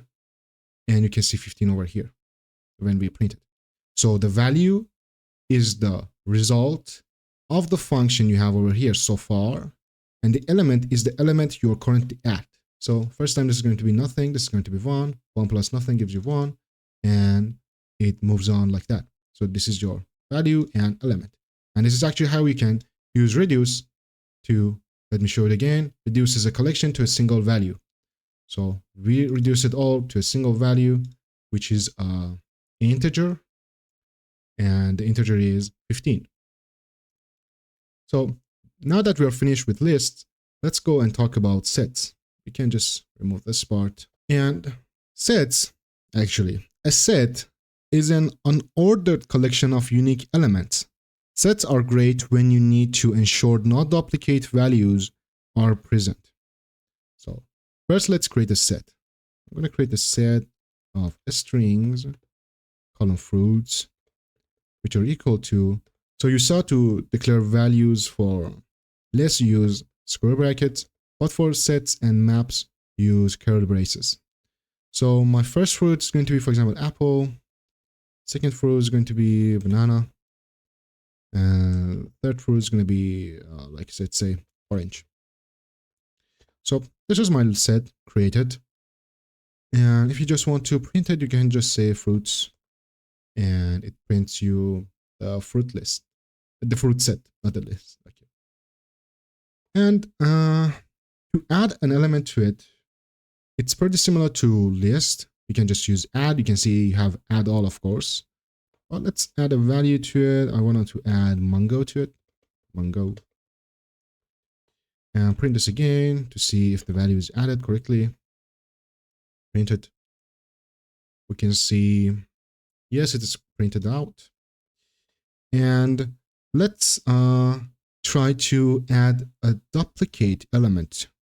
So what would happen, you think? Are we going to face an error if we add a duplicated value? So for example, I want to add banana once again and print the fruits. Actually, nothing happens. You can see we have 2 duplicate print over here. You see the number over here. This is for duplicate results. So you can see if you try to add a duplicate element, nothing happens and actually nothing changes. You get the same results. You're not going to get the banana once again at the end of your list. If actually this was a list, you would face a duplicate value at the end. You would have 2 bananas. But because we're using set, we said set is when sets are great when you need to ensure no duplicate values are present. So you can use sets if you want no duplicate values. So you see, if we are trying to add a duplicate value, nothing happens and it doesn't crash. You don't face any errors. It just passes over it. So to remove an element, again, this is so similar to list. You just need to use the remove method and pass the value you want to remove. I want to remove orange. And print this to see what happens. In fruits and run it. And you can see the orange is removed and this is our new list. So once again, sets are useful when you need to store unique elements, and the order of elements does not matter. So you can use sets in that scenarios. So other methods and things inside sets are similar, but let's talk about maps. So a map is a collection of key value pairs. It's similar to dictionaries in Python or hash maps in Java. Each key in a map must be unique. So the keys must be unique, but you can have duplicate values. But the keys must be unique. So let me show you. We have a map which is in a string int. So once again, this is the type for the keys and this is the type for the values. So your key is going to be all in a string and your values are going to be all in integer type. So we have a map of ages, which the keys are the person name, which the key is the person name, and the value is their age. So for example, John is 30, Alice is 25, and Bob is 40. Don't forget the semicolon. And let's print these ages. To see it, you can see if you print this, you're going to see it in this format in your debug console. So let's see how we can add a new key value pair. So you don't have, for example, ages.add in here. You have add all, which again, you can add values, not just one value. You can see it in the documentation. You can add two values, one by one. But what if you wanted to add a single value? So because we said that there is no duplicate key in here, we can just do something like this. You can declare its key by saying Charlie, and you can give it the value. So your map checks if the Charlie exists, it updates its value. This is actually how we can update the value. I'm going to show it in the. I'm gonna show it later after this. But if it doesn't exist, it's going to create this field Charlie with the key Charlie and assign the value you want.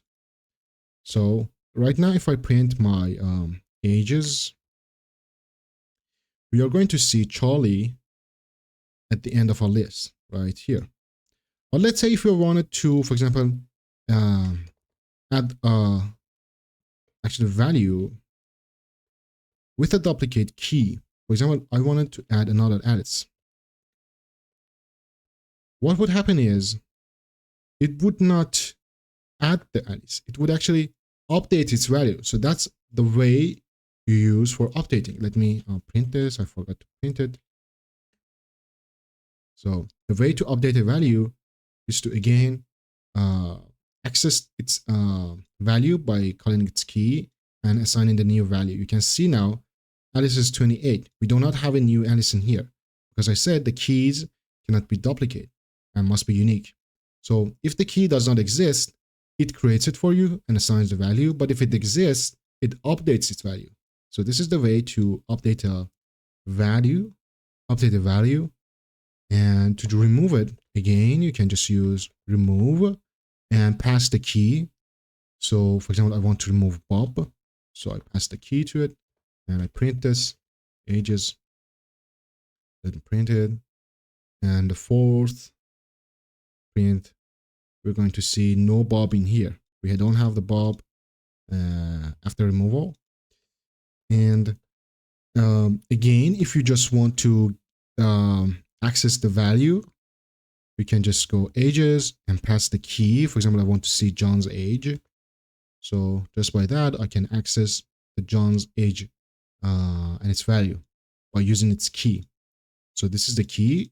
And when I use it like this, I am accessing its value. And let's see how we can iterate over a map. So inside the map, there's a method called for each. And this actually lets you to get value and keys for while iterating over the map. So I can just print and say, because the keys are names, I can just say key is value years old, right? Because keys are technically the names. So for example, John is, let me show you over here. Yeah, John is 30 years old, Alice is 28 years old, and Charlie is 35 years old. So that's how we can iterate over it. You can use for each. The key stands for the key, of course, and the value lets you to access its value, and you can do whatever you want inside this function. So that's how you can work with maps. But Dart also provides additional collection types and utilities that can be useful in more advanced cases. For example, you have something called queue. A queue is a collection that allows adding elements at both ends. This is useful for implementing data structures like stacks and queues. So let me show an example of a queue. Let me remove this all. We're done with the maps. And we're going to be talking about queues. So to create a queue, you just need to say queue. Again, declare its type. And give it a name, queue. And for now, I'm actually going to create an instance. So queue, declare the type again over here. And I'm going to use add all method to add some values. So for example, I'm going to add 10, 20, and 30. And we can use add method to add a value at the end of the queue. So for example, I want to add 40 at the end of it. But again, you can add a value at the beginning of the queue. So for example, you can add 0.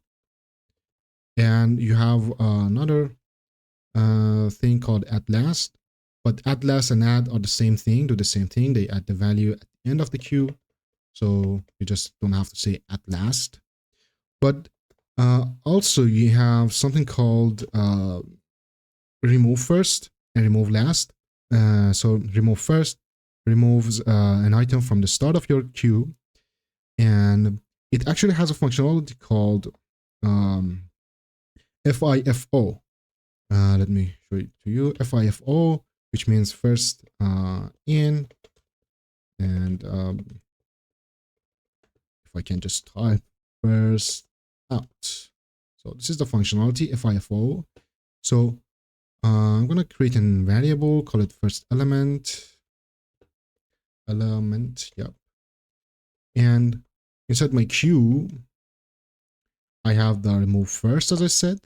So this remove first, let me show you, removes and returns the first element of this queue. So let me print this for you. First element and print queue. So what the first element is 0, right? Because we added 0 to the first. So you can see it removes and returns the first value. So it also, so not only it removes the 0, but also it returns the 0 to this variable. So you can see what value was removed and what value was at first. And after removal, we print our queue, and now we only have 10, 20, 30, and 40. And you saw that we added 0 at the first, so 10 was not at the start anymore. So when we used remove first, the 0 got removed instead of 10. But also you have something called remove last, which removes and returns the last element of the queue. So I just don't want to change the variable name, but you get the idea. Let me show you. We're going to have 40 over here, and now 40 is removed from our queue. And as I mentioned earlier, something else is that is called iterable. So all collections in Dart implement the iterable interface. This allows you to use variation iteration techniques, as I said, like for each, map, where, and reduce methods on all collection types. So that's why they all share the same functionality and methods, as I said it before. And now that we are actually came so far, let's create a simple project. And let's call it, for example, shopping cart with collections. And in this project, we're going to build a simple shopping cart using lists and maps to demonstrate the power of collections, of course. So first off, let's create a class. Oh, I clicked. Okay, let's create a class, call it as shopping cart. And in my shopping cart, I'm gonna have items, right? So my item is gonna be string int items, which is for now in an empty map. So this is a map to store product names as keys and their quantities as values. So for example, you have apple and that value is going to be 5. So you have 5 apple in your shopping cart. And we're going to have a method, call it as add item. So this is the method to use to add an item to the cart. So first of all, we're going to have the product name, product, and next we're going to have its quantity.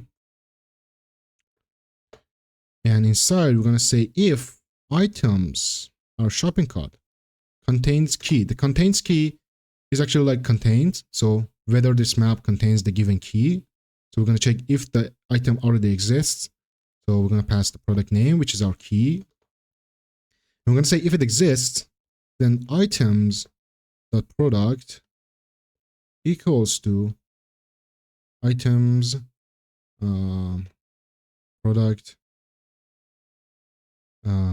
plus quantity. So what we are doing actually over here, we are saying if it exists, for example, let's say the user already has 5 apples in their shopping cart. And we check it and we say, oh, it exists. Then come here. We are accessing the value. We're actually updating it. So what we're going to update, first we need the value already existing. So this returns 5 to us. And we're checking if it's null again. So this returns 5. And we are getting the new value. For example, the user has added 2 more apples. So we are saying 5 plus 2 is the new value for the apples. So once more, for example, this is now apple is equal to 5 plus 2. That's what we are doing right now. So we are getting the 5 like this. As I told you, this is how you can access the value of a map item.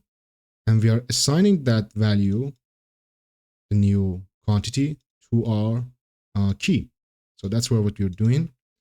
And let's say it didn't exist.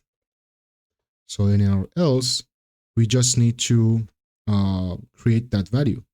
So just by saying product, the key value, and the quantity. So not that we are creating. So let's say the user had no banana. So when they are actually adding a banana, we are creating and adding that item to our items. And they're the user's shopping cart. And after all of this, we're just going to say print this quantity of this product added to the cart. So that's it. And let's go create another method for removing an item. So we say remove item, not like that, string product. We just need the key of the value as you saw. We don't need quantity or anything else. So we can just say if, first we need to check if items dot contains key, the product exists, then remove it, product, and say int this product, okay, this product removed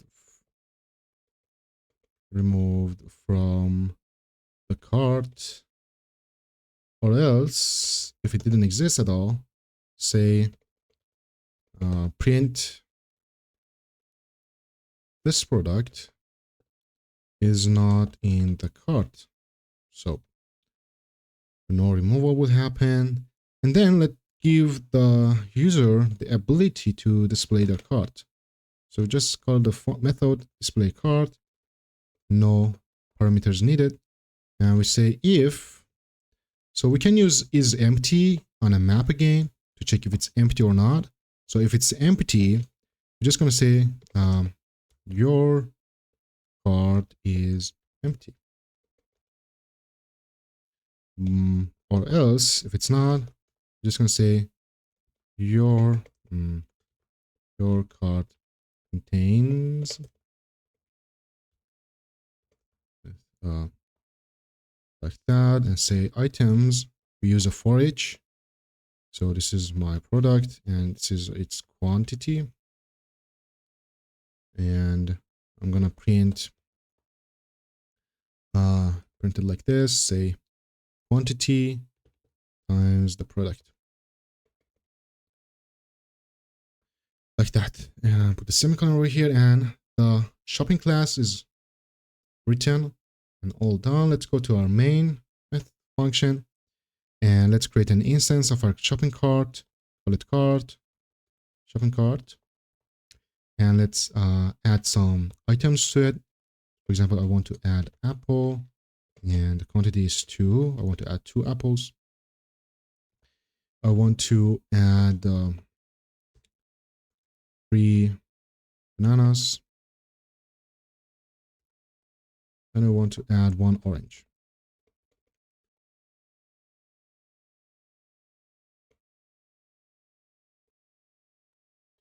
And I want to display my cart. And after that, I want to both remove item. I want to remove banana from my cart. And again, cart.display cart. And then I'm going to cart add item. I want to add 2 orange. So 2 like that. And once again, let's cart.display cart. And just so we have a better format in our print, I'm just going to print some hyphens between each print. So duplicate this line, bring it over here, duplicate it, bring it over here. So we have a separated print. And let's print it. And of course, while adding each item, we're going to get the print message. 2 apples added to the cart, 3 bananas added to the cart, 1 orange added to the cart. And when we display our cart, you see your cart contains 2 apples, 3 bananas, and 1 orange. And when we remove banana, you can see it says banana removed from the cart. And right now our cart contains 2 apples, 1 orange. And when we added 2 more orange, you can see 2 orange added to the cart, and my cart contains 2 apples and 3 orange right now instead of 1 orange. So that's it. In this chapter, we explored the most commonly used Dart collections like list, set, and map, and demonstrated how to use them effectively. And we also built a simple shopping cart mini project, as you can see over here, to showcase how these collections can be applied in a real-world scenario. Hope you enjoyed it, and wait for the next chapter. So in our new chapter, we are going to be talking about working with files and directories in Dart. In this chapter, we'll explore how to read from and write to files, as well as how to manage directories. File handling is essential for applications that need to store or retrieve data locally, such as configuration files, logs, or saving user data. We'll use Dart's Dart.io library, which provides functions to handle files and directories.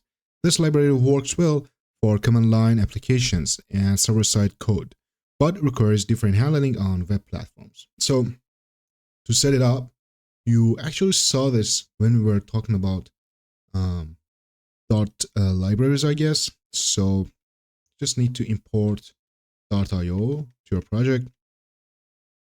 And as before, we can create a file called .example.txt and write something in it, again, a hello world. And just to show you, this time we're both going to read it, but I'm going to show you how we can handle errors now that we have learned about try catch. We're going to be using asynchronous file reading. So using asynchronous methods is generally recommended to avoid blocking the main thread, especially in larger applications.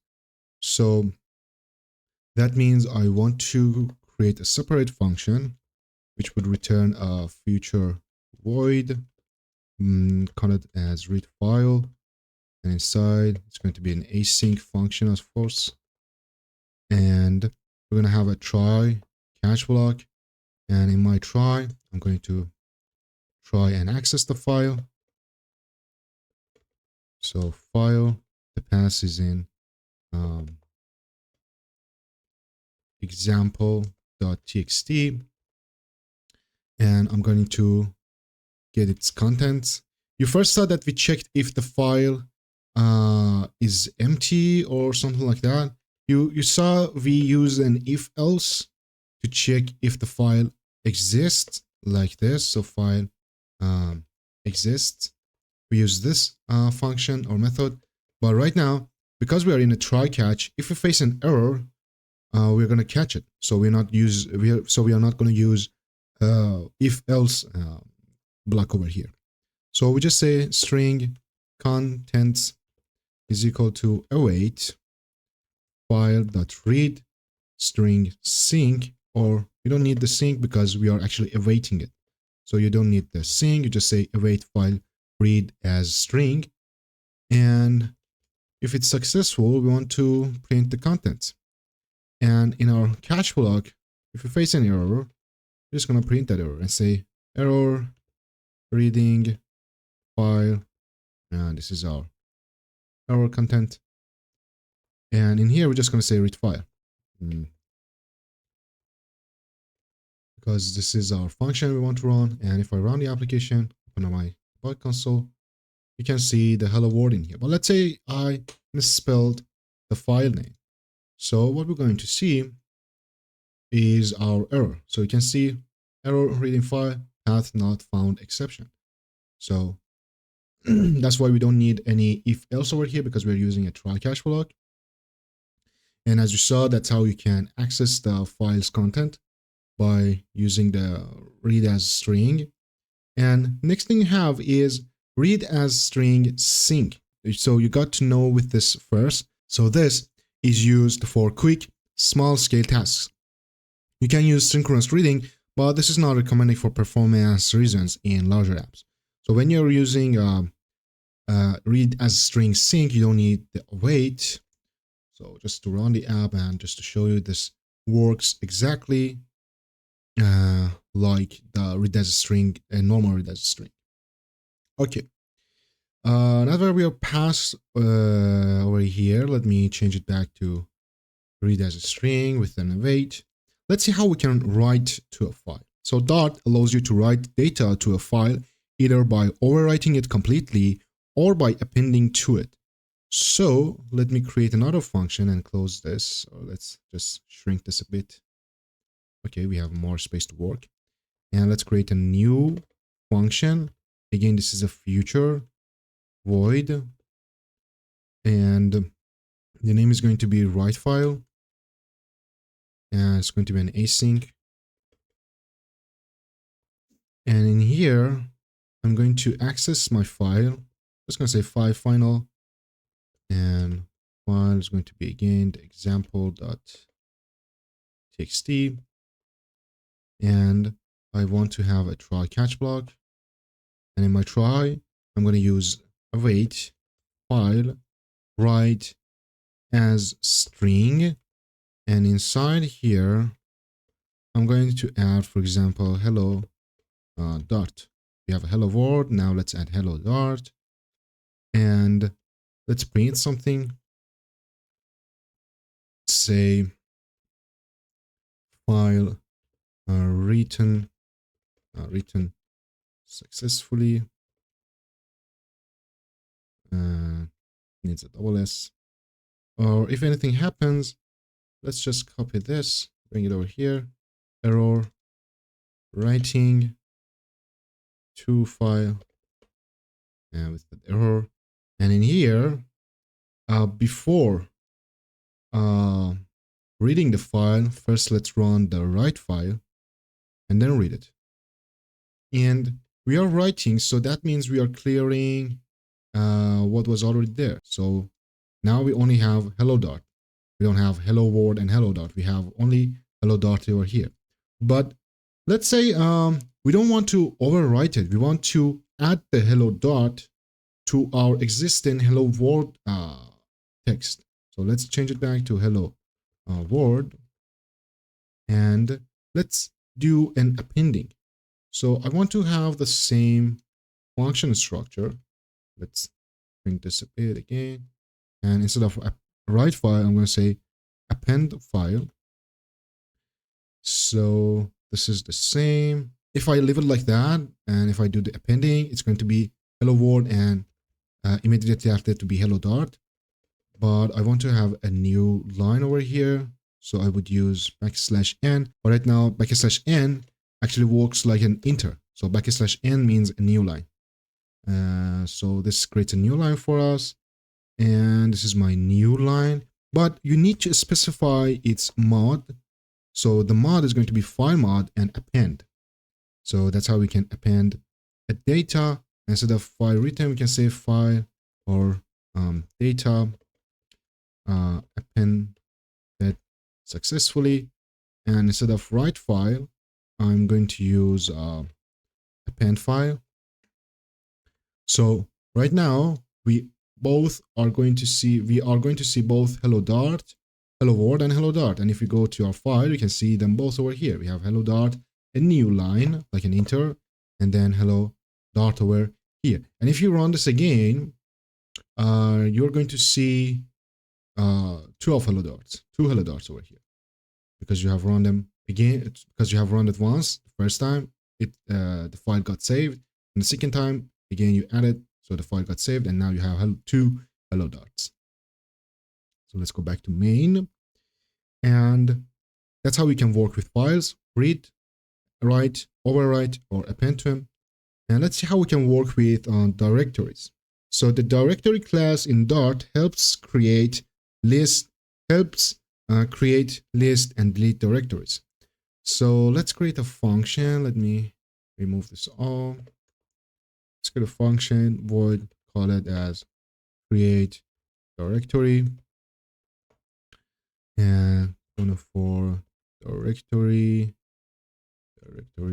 is equal to the directory class, and the path, I'm going to say, for example, new folder.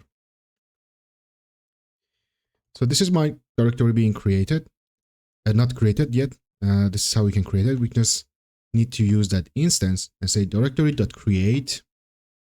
And then we learned about that this then happens when the operation is successful.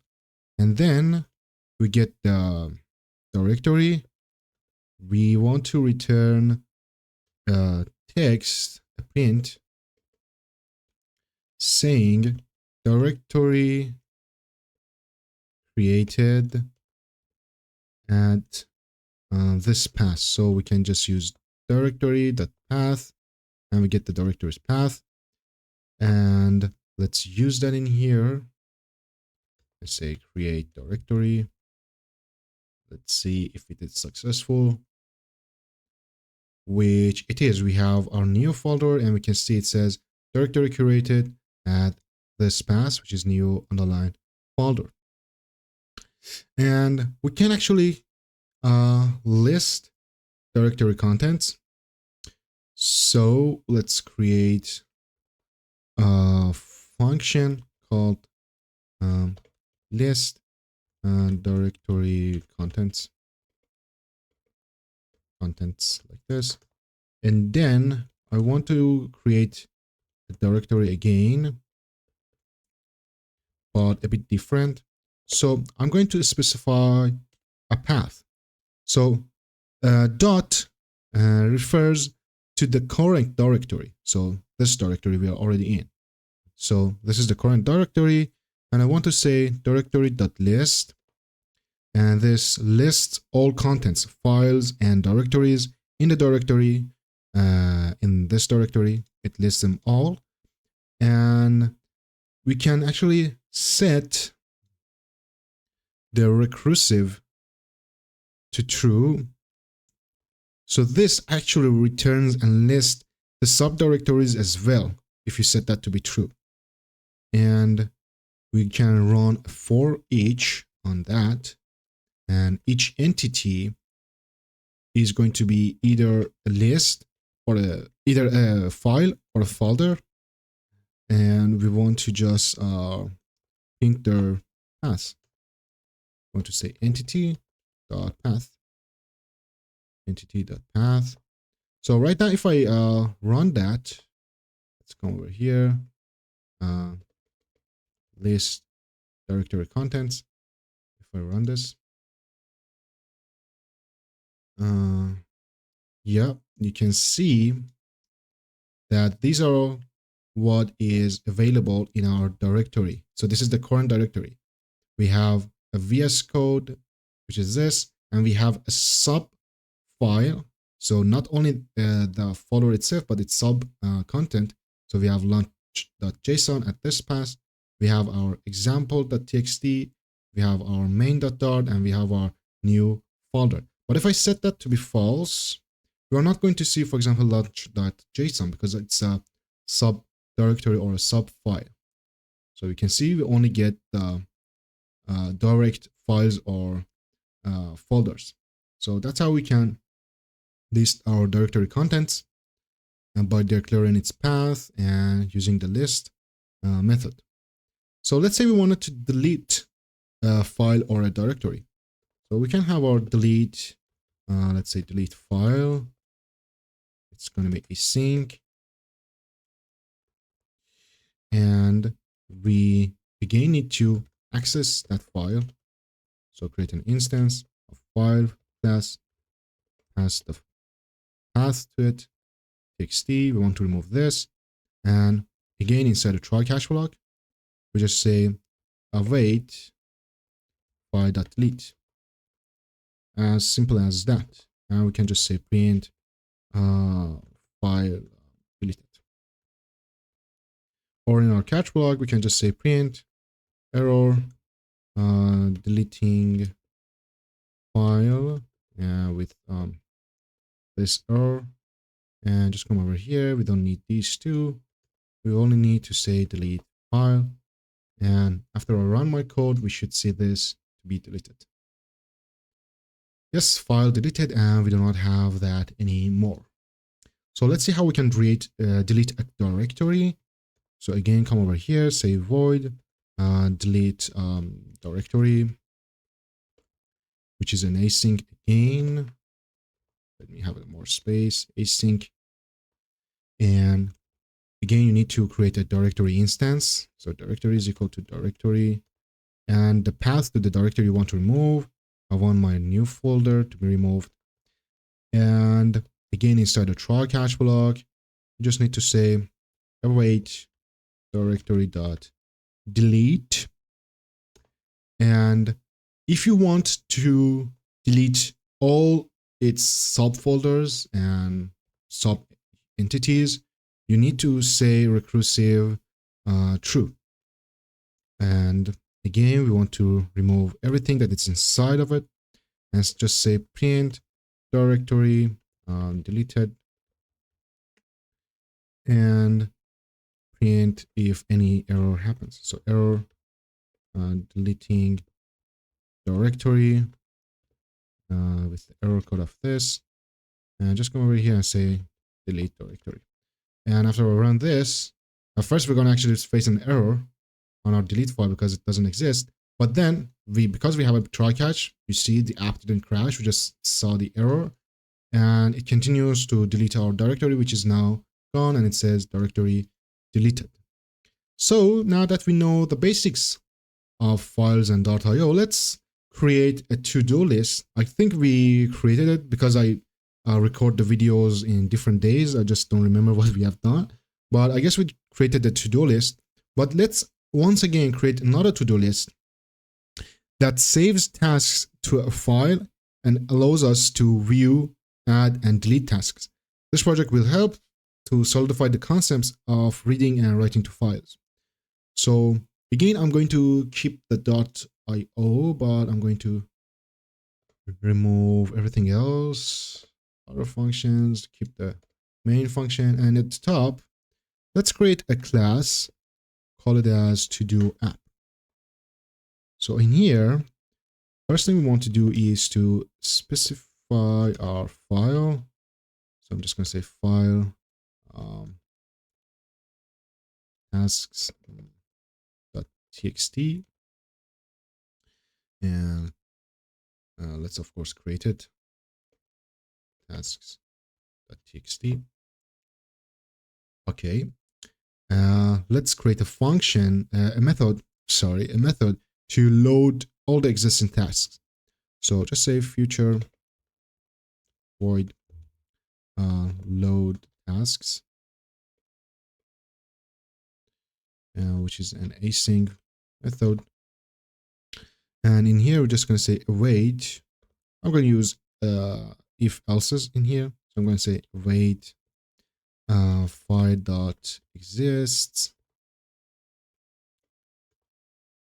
And if it exists, just print, say, current tasks,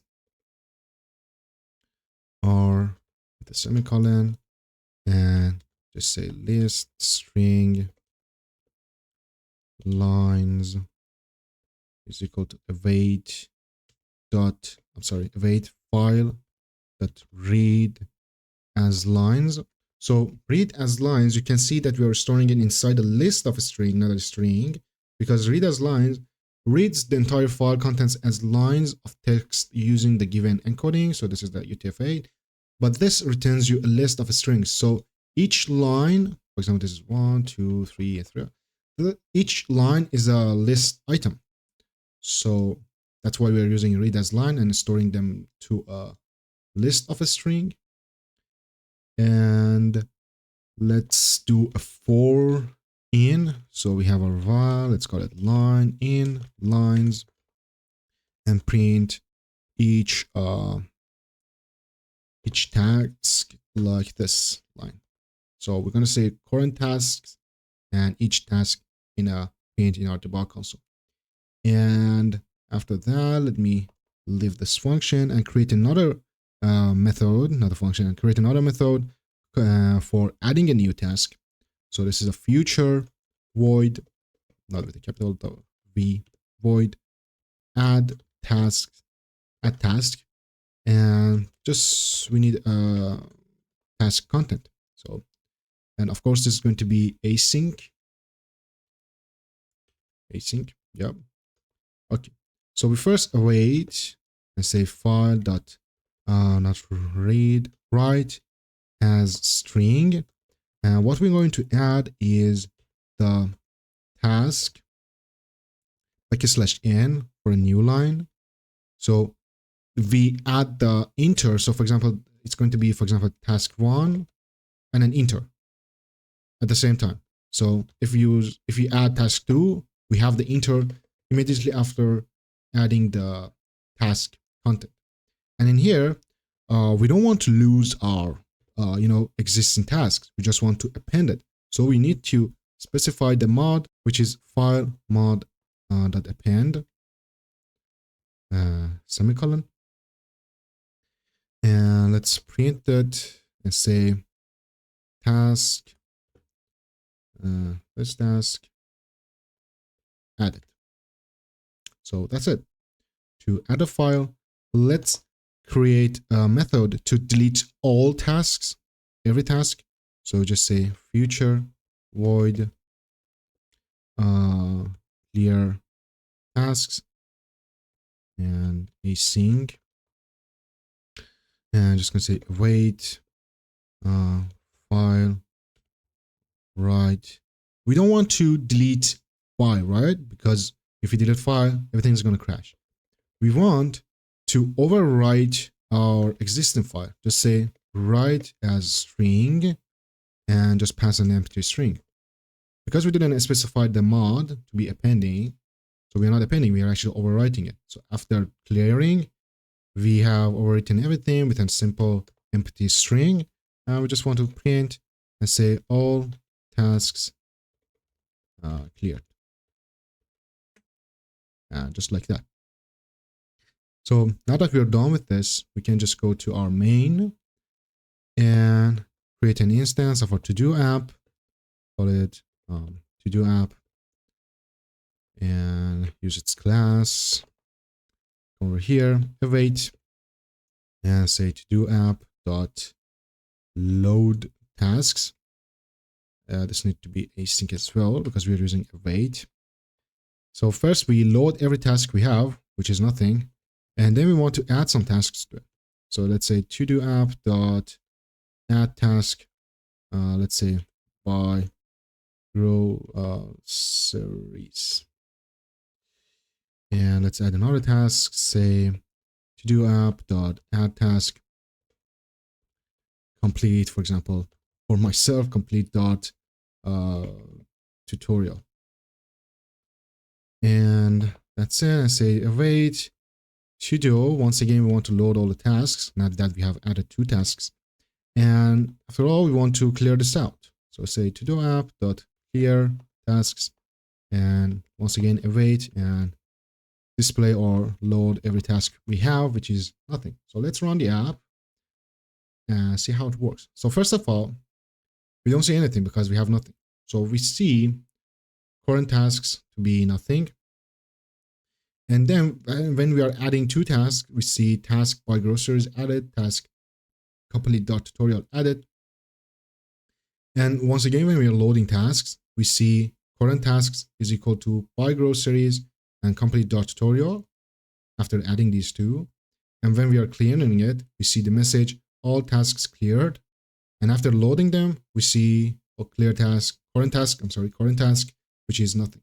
So after doing this and completing this project, I have 2 kind of homeworks or tasks for you.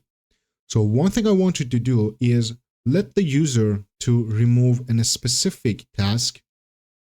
You can check it. You can, for example, get them all in the as a list and then check if that task exists and let the user to remove it.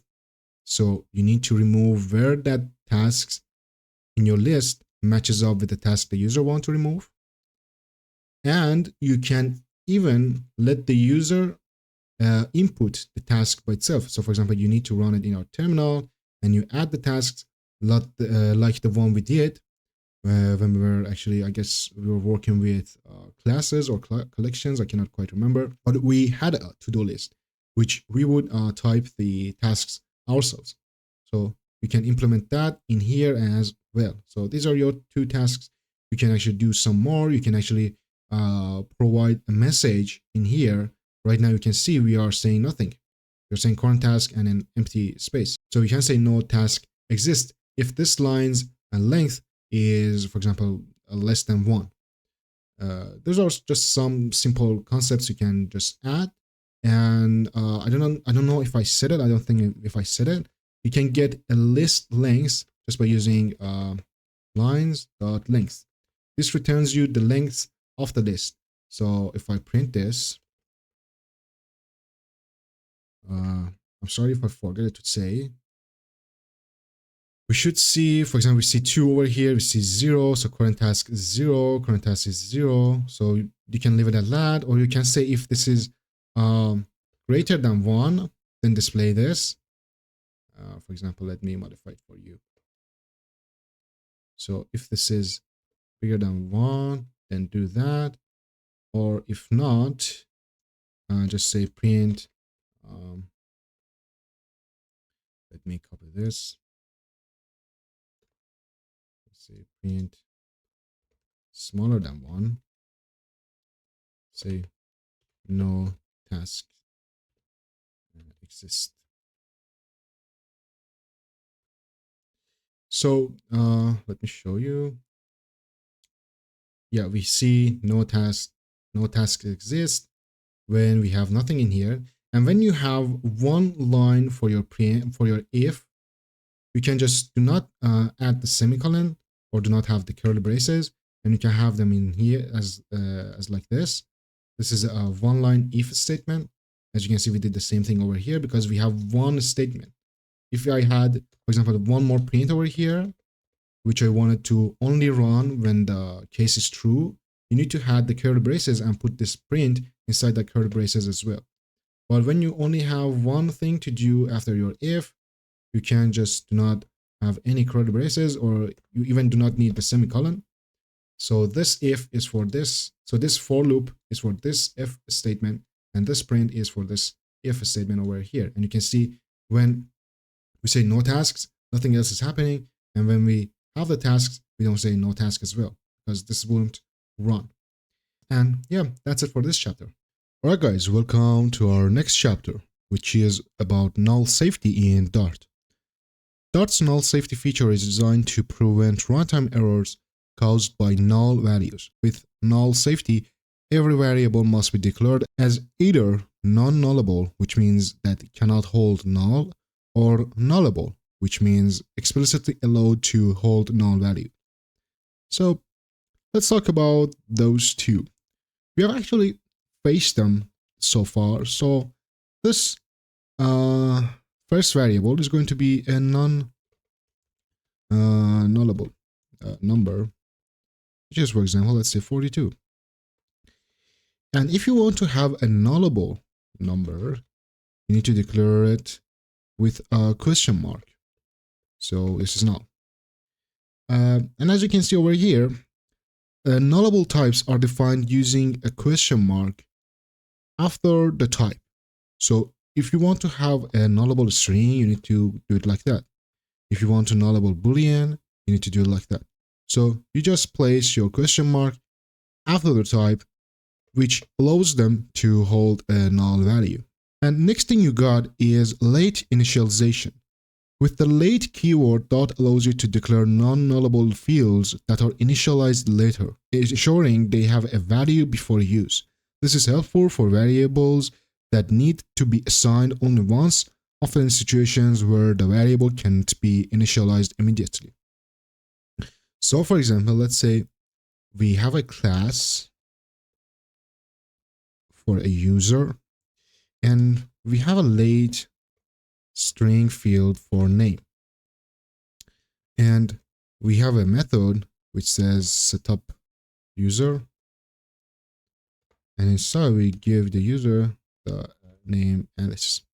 So the explanation here is the late keyword, which is over here, tells Dart that name will be assigned a value over here, which we're doing, before use, ensuring it will be null at runtime. So when you're doing late, make sure to initialize it before you're going to use it. So that's one thing you need to make sure. And this actually does that for you. If you forget to assign a value to it, you're going to get an error saying that this was never initialized. So you have seen some operators so far while working with nullable fields, and those were question mark and exclamation mark. So to handle nullable variables, Dart provides the question mark and exclamation mark operators. So this one, if I wanted to show you, this one checks if a value is null before performing an operation. So for example, let's say you have a string, and let's call it maybe name, and inside we have Bob. And let's say you have an integer of, again, this is a nullable, and say name length. This is equal to maybe length, maybe name.length. But here you can see it says the property length can't be unconditionally accessed because the receiver can be null. So it says this can be null. So when it's null, it's going to cause an error. So what you can do is to use question mark, which again safely checks if a value is null before performing an operation. So you are actually creating a safe access over here. So you're checking if it's null before performing the operation, which is we're getting its length. So we're checking if it's null or not. It returns null. Let me show you. Returns null if the maybe name is null. So it returns null if maybe name is null. It doesn't cause any crash. So about the exclamation mark, let's see over here. And by the way, the color changing here is because of an extension called Better Comment. So you can, change the color of your comments by putting some marks after them. But this is a normal comment over here we have, just because we have an exclamation mark immediately after it. That's why we getting the color change over there. Okay, so let's say we have an int of confirmed length. And this time we say maybe name dot length, but instead of using a question mark, I'm going to be using an exclamation mark. So this one tells the Dart to treat a nullable value as non-null. often when you are certain that the value is not null. However, it can lead to runtime errors if used incorrectly. So this actually makes my field non-nullable, meaning that if it's null, you are going to get errors during the runtime. So you only use this when you're sure that this value is not going to be null. So let me write it for you. So this is a forces access, and will throw an error if maybe name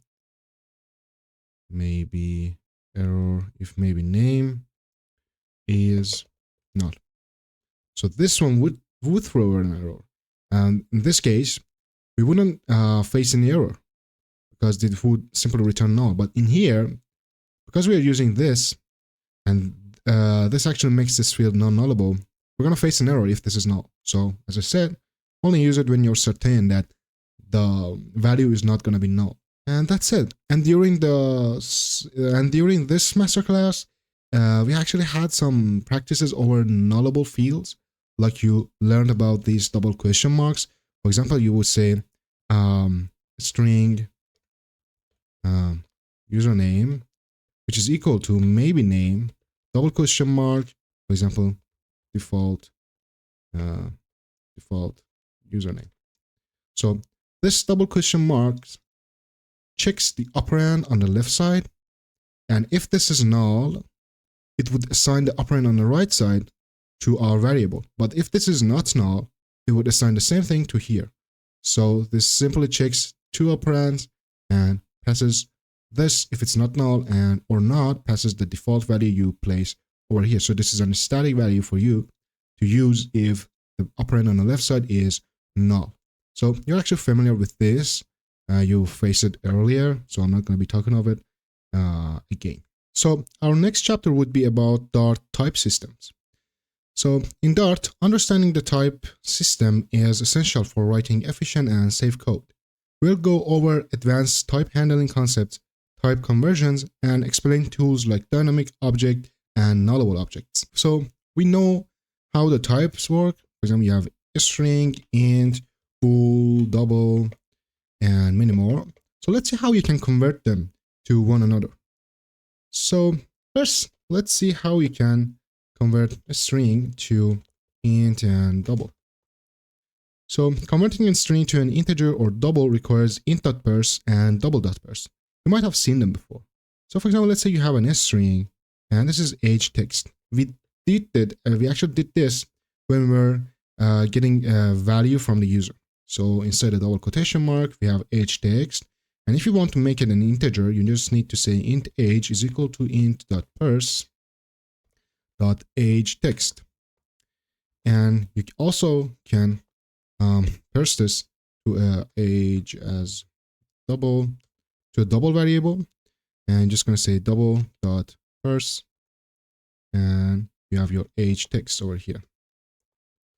So if I wanted to just print them, I can just say age, and I can just say age as double. So to run this app, you can see now we have first age, which is an integer, and a second age, which is a double. That's how you can convert a string to int and double. But let's see how we can handle errors. So if the string isn't formatted as a number, parsing can fail. For example, if it was 25 years, now how are we gonna convert the years to integer? You're gonna face an error. As you see, our app crashed and we get an error. So to just handle those errors, you can use a try catch block.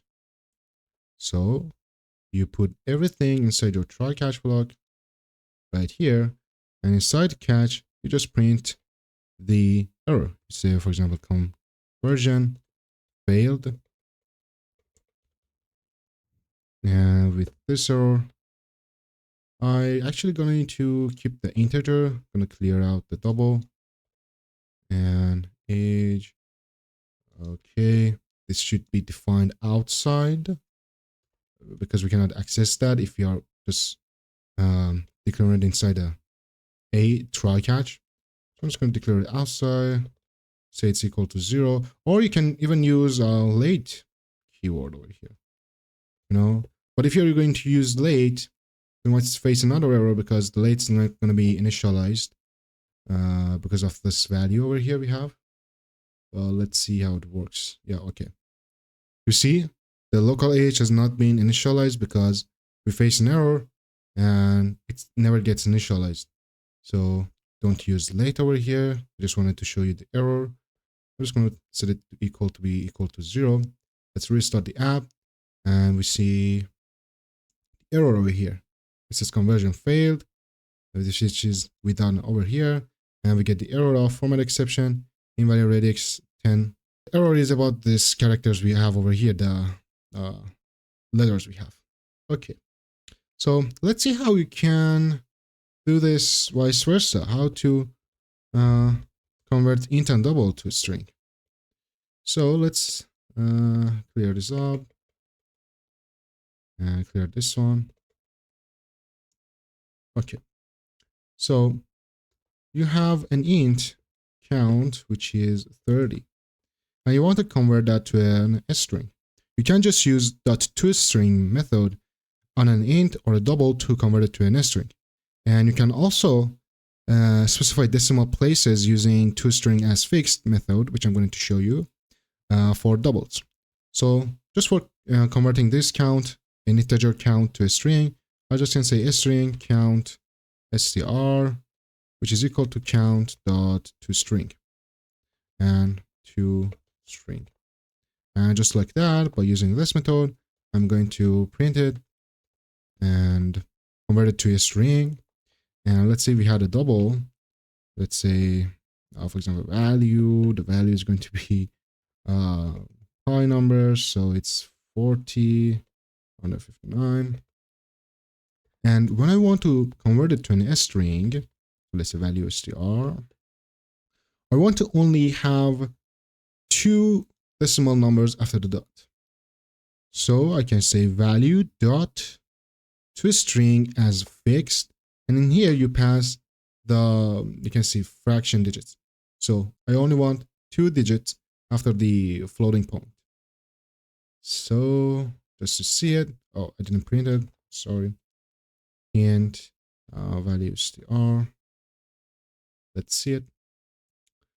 And we have the result. Yeah, instead of 3.14 we only have 3.14, and we have our 30, which is now an string.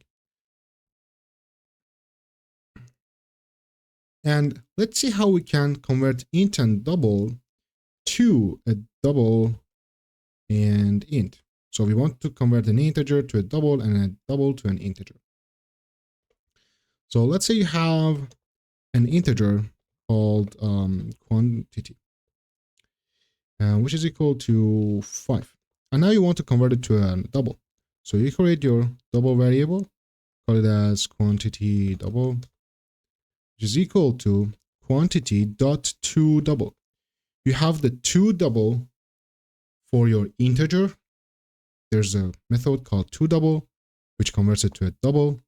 And you have, let's say, double, for example, price $9.99, and you want to convert it to your integer. So you say price int is equal to, for the doubles, you have method called toInt.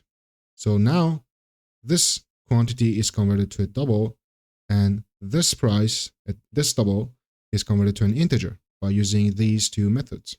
So you remember the, let me create this out. So you remember the, for example, var language, which is equal to Dart, for example, and we had final, for example, which is version. What's the Dart version? 3.16, something like that. So you remember when you use var, it automatically sets it to be a string, and even on final, you get a double. So this is the Dart's type interface. So type interface lets Dart determine variable types based on the assigned value. Var and final are inferred types, while, for example, dynamic skips type checks. But for example, if you have dynamic, for example, like, let's call it again anything.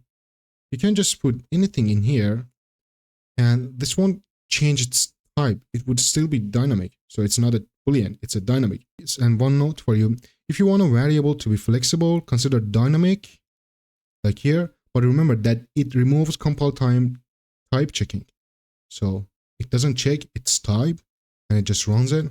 So if its type is important for you, do not use dynamic. But if the type is not important for you, then use the dynamic as you want. So let's talk about convariant and contravariant types.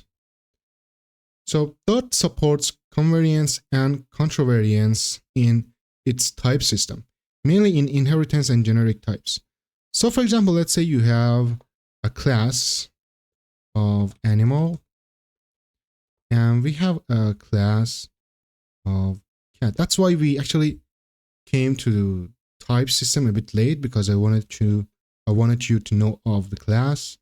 So when we are doing this, it's not something super fancy for you. So you have two classes, an animal and a cat class, which extends from animal.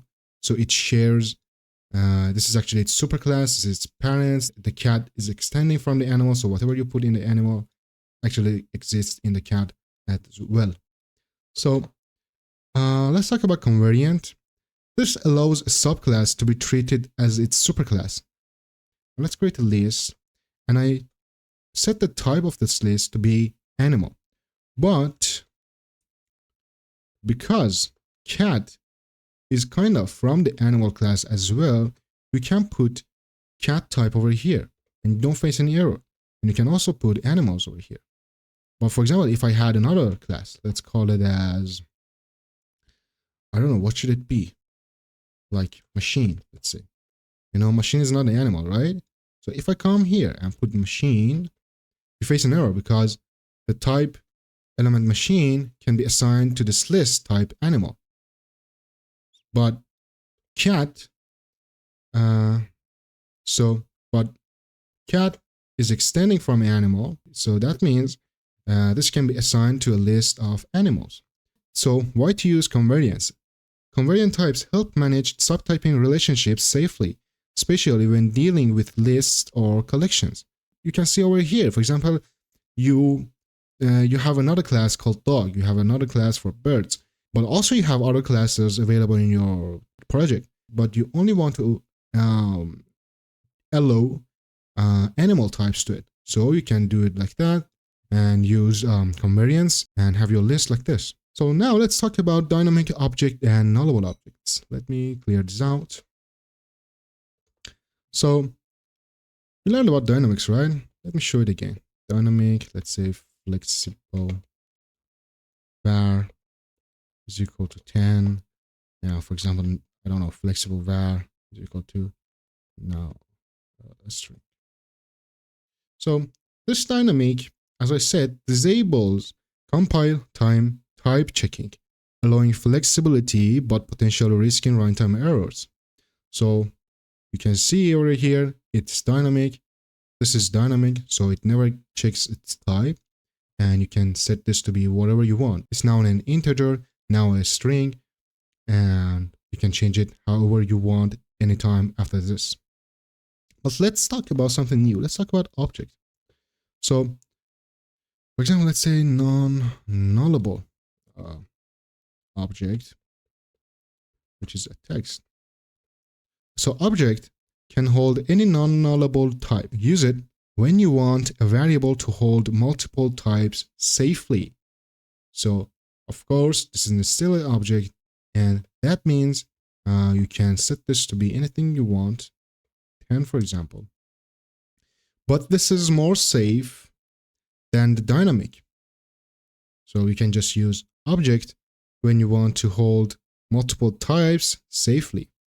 And if you want it to be nullable, just use the question mark over here, and you can just set it to be nullable, and you're fine. And just a quick tip, you might get a bit confused when to use dynamic, when to use objects. So dynamic should be used sparingly for cases where you accept runtime flexibility, while object is for general types without nulls.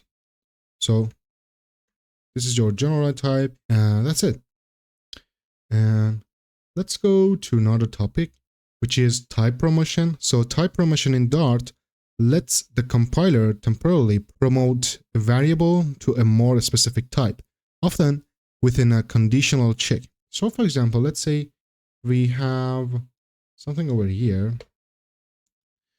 Let me create another method, void print length, which we want to get an object, which can be nullable as well. And we're going to say value. And we're going to say if value is a string, we're going to check its type, then print value dot length. Or else just say print not a string. And if you come over here, you're going to use it, print, I'm sorry, not print, print length, say hello world, run this app. You're going to see 11, but if I pass 1, for example, you're going to see the not a string message. So the tip over here is promotion happens only if Dart can confidently determine that a variable meets center conditions, such as being a string after a type check. So the thing that is happening over here, we're checking if this is string or not, and do an operation on that value. So you also got to know with the as operator. So the as operator, again, is used to cast an object explicitly to a specific type. So for example, let's say we have a void function, let's call it as display age, and we're going to get a age object, which also this works if you use dynamic instead of object. But because we learned about objects, let me create them with object. And if we say, for example, if person is integer, the person's age is integer, then print, I want to add 5 to this person's age. So to safely do it, I should just wrap it with parentheses and say as int. So right now I am defining its type, saying this is an integer. If I didn't do it, like for example over here, it says this is an object. And I can just say plus 5 as integer and plus 5. Of course, it's an unnecessary cast. I just wanted to show you, or even not gonna run the function. But this is how you can cast, for example, something like an object variable or a dynamic variable, if this was dynamic as well. Dynamic. You saw it before, the as operator. You see, this is now an integer. This is not a dynamic anymore. Why this is unnecessary? Because the moment you say plus 5, it becomes an int by itself. And it's not a dynamic anymore because you're using plus 5. And another tip over here is always use is operator before as operator, what we had over here, to ensure the cast is valid and avoid runtime errors. That's a best practice for you. So right now, as for a simple break, we have had a lot of heavy topics. Let's go for an easier topic. Let's talk about different types of comments in Dart. So what are the comments? Comments are essential for explaining code, improving readability, and making collaboration easier. And Dart supports multiple comment types. So first one is single line comments, what I've been using so far. So you can use double slashes for single line comments. They explain a specific part of the code. For example, let's say we have an integer over here, which is 25. Of course, by naming your variables clearly, this simply says that this is an integer, is age, and its value is 25. But you also can place a comment over here to help its readability. So we can just say this is a single line comment, or just say this is the user's age. And you can explain your code by having the comments. The compiler won't run the codes in here, it will just ignore it. This is the code for you. This is the notes for you. You even can have, for example, some to do over here. And if you have the right extensions, you can see that the to do is now highlighted for me. Or for example, you can have fix me, I guess. Yeah. And again, this is another tag which is highlighted by the help of an extension in the VSCode. You can watch this video in our channel, top 10 VSCode extensions. So these comments help you to write a better code, have a to-do list for yourself, have some tips or commands, and something for when later you would come back to this code, and by just reading the comments, you would totally understand what the code is doing, and for example, what this function is doing. And let's say you wanted to have multiple lines of commands. Of course, you can just do these till the end of the word. Nothing's bad going to happen. Instead of just placing double slashes at the start of each line, you can just use this format. So it starts with a slash, asterisk, and another asterisk, and a slash. So this gives you a multiple line comments. So you can place anything in between these operators, and they all gonna be looked as a comment. And these are actually, of course, these are suitable for longer explanations or temporarily removing code. So what do I mean by that? So let's say you have a block of code. Let me go back. Oh yeah, over here, for example, we have this block of code.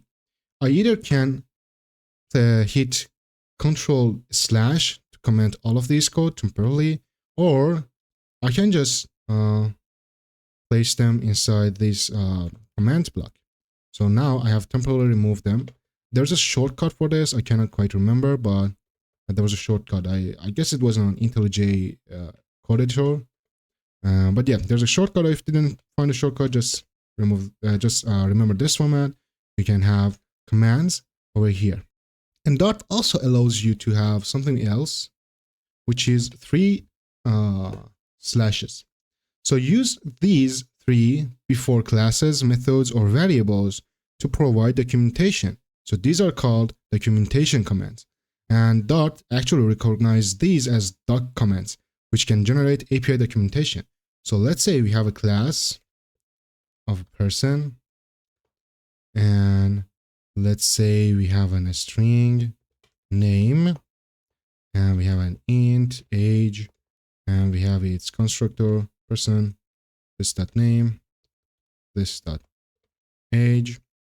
And for example, if I come over here, let me remove this. Come over here and say, for example, person is equal to person. Age is, for example, Alice. Age is 25. And just say print person.name, and person.age. So right now, if I hover over them, we don't see anything. You just see its type, you see how it's working, you see its arguments, parameters, but I can set documentations for it. So I can say this represents a person with a name and age. In here, I can say person's name. In here, I can say person's age. And like that, if I now hover over them, you can see the documentation we have represents a person with a name and age. If I hover over this, you can see this is the person's name. If I hover over this, you can see this is the person's age, just because of these documentation commands we have placed, and Dart fully recognizes them. Actually, for example, if I have a list over here, this is the class from the Dart. You can see every documentation is in the same format as we were doing. So that's why when you hover over list, you see all this documentation provided by the Dart. And you can go through its documentation to see how they format their code, how they show different parts of code. So that's why you see them all in this format. And if you want to develop a package with Dart or an API, we can just use these documentations. And for the next person who's going to work on the code would be more clear and readable. But let's talk about the escape sequences. So escape sequences are special character combinations starting with backslash. Let me have the comments, the backslash. These are used within strings for representing specific characters or formatting. And let me show you the main escape sequences. So for example, let me have a print over here. We said that this is a simple hello world, right? But we got to know to \n. And as I told you, this \n looks like an enter. This means a new line. So this moves to the next line in text. So you have hello, and in the next line, in a new line, you have word. Next thing is \t. So the \t, let me remove this print and bring something else. So let's say, for example, item, \t, and price. Another print, say apple, \t. So if I just place $1 over here, it says accepted an identifier because we said the $sign means we want to write some codes in here, right? So to have the $sign itself, you need to actually use another $sign. So this $sign lets you to have the $sign in your string. So if I run this now, you're going to see the $sign over here, and this \t means a horizontal tab and adds a tab space often used in aligning text. So you can see we have a tab space over here, which is created by this \t. And again, in order to show the $sign within your string, you need to use $sign. So what if you wanted to have a / itself? So no matter what you put after the /, it's going to be considered as an escape sequence, but we don't have \1, right? So for example, let's say you wanted to show something like this. You wanted to say drive C / for example, program was / and Dart. So what would happen if I run this? This is a completely normal format, right? I mean, if you go to the Windows, you would see something like this. But when we come over here, we don't see those /. So in order to print the /, you need to use /. So this is the escape sequence for the / itself, which you can see over here in our debug console. Now we have the / character. And next thing we have is the / code. So for example, let's say I wanted to say, for example, something like it's start time. Oh my God. It's start time. Now it doesn't cause any problem because we are inside a double quotation mark. But let's say what if we were inside a single quotation mark? Now this is completely causing an error, right? So just use / and quotation mark and single quote. And now you can have the single quote over here. And exactly, you would do the same if you were in a double quotation mark and you want to say, for example, hello, he said. So in order to have these double quotation marks, you need to use the / double quotation to use their character inside your print. And now you can say, hello, he said. And yeah, those are the famous, actually most commonly used escape sequences. Let's go to the next chapter. All right, guys, we are eventually reaching the end of the video. So as for our last topic, we are going to be talking about how to test your codes in Dart. First of all, we are going to be talking about unit testing. So unit testing allows you to verify individual parts of your code, such as specific functions or classes, to ensure they work as expected. So first step is to set up our project and bring in the test package.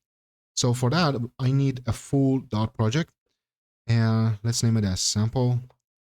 And you can give it any name, or just want to be quick. And we can just delete the main.dart we had so far. So let's delete that. And this is our live function, and this is our test folder. So let's go to our popspec.yaml. You can see that in our dev dependencies, we already have the test package.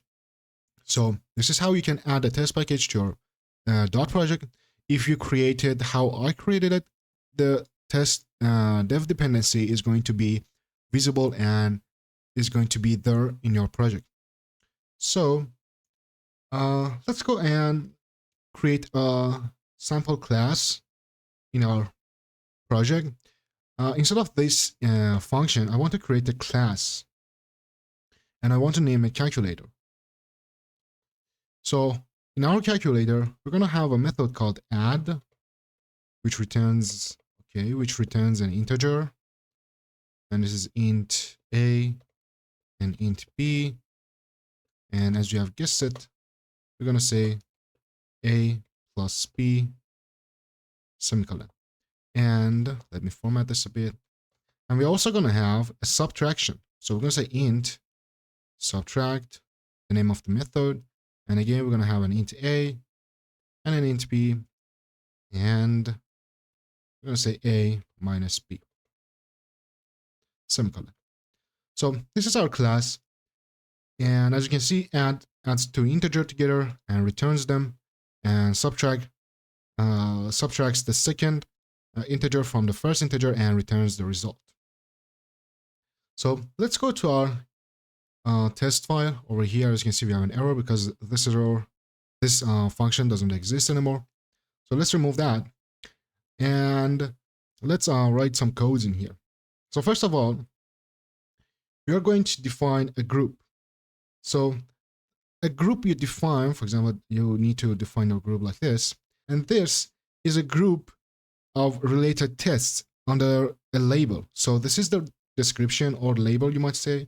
So I'm gonna give it the name of calculator tests, and our body is going to be actually a function, as you saw in the description. So it's going to be a function, and don't forget the semicolon. And in here, first of all, I'm going to create an instance of my calculator class. So we had the calculator equal to my calculator class. As you see, because of the addressing over here, I have access to my sample.dart. So the calculator class is inside the sample.dart. If I remove the sign, you can see it says the calculator is not defined. So just by coming over here, pressing Ctrl dot on your Windows, you can see it says import library sample.dart. So like that, we create an instance of the calculator, and let's add two tests over here, as we had two methods, and we're going to test all of those methods in here. So we're going to say test, and this is going to be the description or the label of the test. So it's going to say adds to number, and its body is going to be a function again. Don't forget the semicolon. And inside it, we're going to say and use except function, and we're going to say calculator dot add 2 to 3, and matcher is going to be 5. So what this code means, except function checks if calculator dot add 2 to 3 equals 5. So as you said, this is the, let me show you once again. Let me write it from the start. So when I bring in except function, you can see it means actual. So what we are going to do, the function we want to check. So the function we wanted to check is this calculator.add function, .add method. And this is what we expect the result to be. So I expect the 2 plus 3 is going to be 5. So I say it here. And let's go do the same for the subtraction or the subtract method. So bring it over here, say subtract two numbers, and instead of add, we're going to say subtract. For example, instead of 2 and 3, let's be different, say subtract 3 from 5, and the result we expect it to be 2, right? So this is the same thing again. And let's see how we can run our test.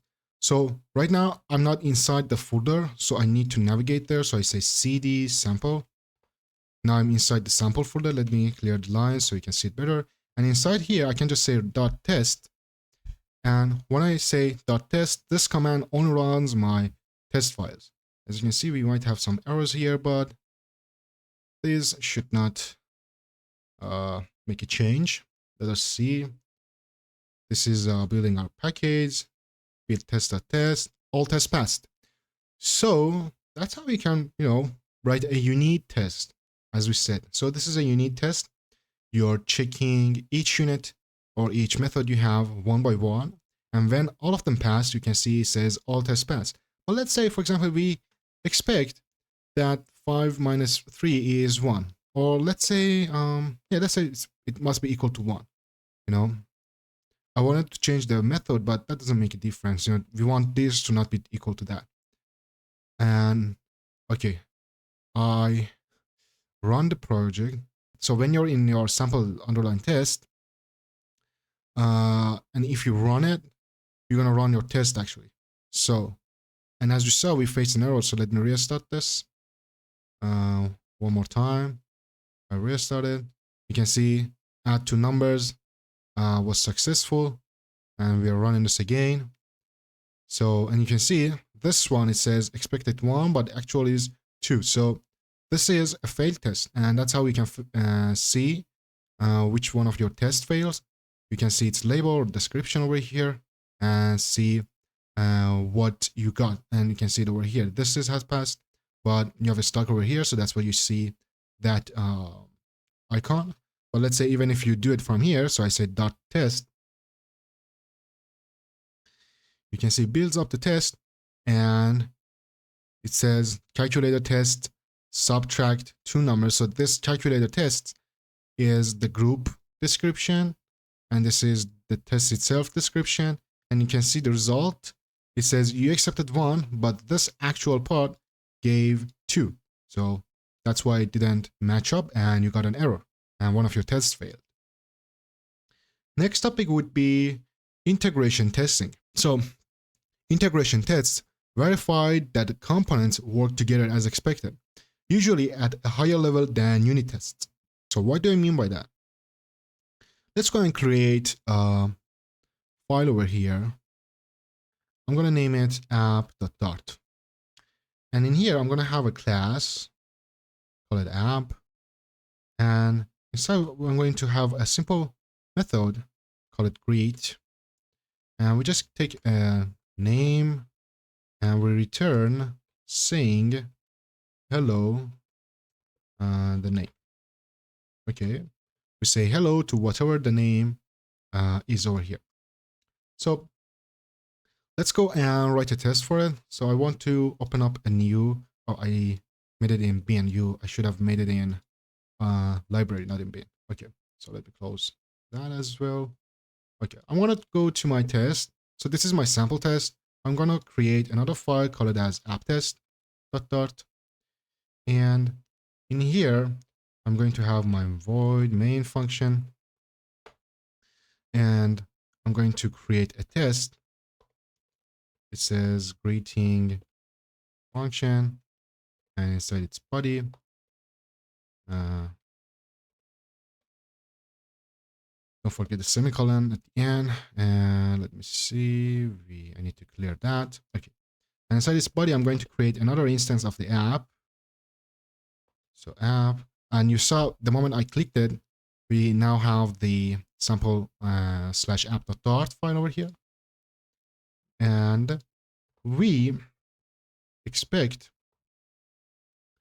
the app.greet, for example, let's say Alice, to be equal to hello Alice. And notice I'm writing it in the same format. So we have hello, comma, a space, the name, and an exclamation mark. So that's exactly what we're doing here.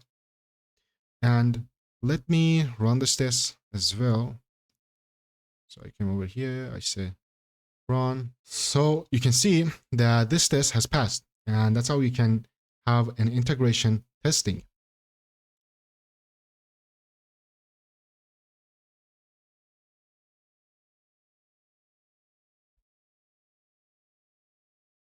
So let's see how we can organize tests with setup and teardown.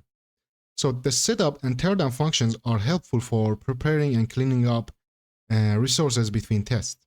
So let's say we go back to our sample test, and for example, let me clear this up. I want to have a static test. I just want to say setup, and okay, don't forget the semicolon. So this is one function you have, and teardown is another function. And let me close that. And for example, I want to test example test that if let's say I expect the 1 plus 1 to be 2, and put the semicolon here. So if I run this code,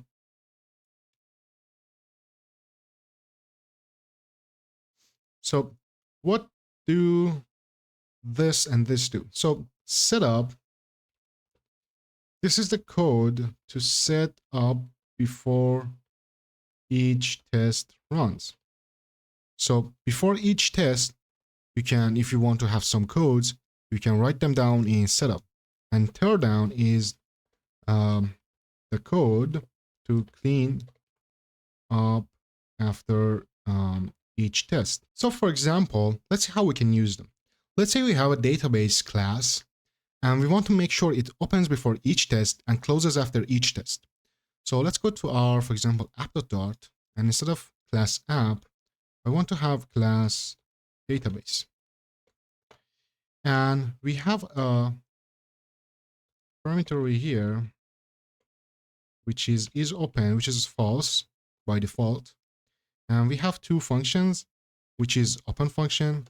So this sets is open to true and prints out the message saying database open, semicolon.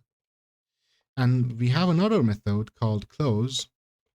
So this sets is open to false and prints out the message saying database closed. Okay, so we have these two functions. And let's go back to our tests, app tests, and let me clear this out. So I want to have my setup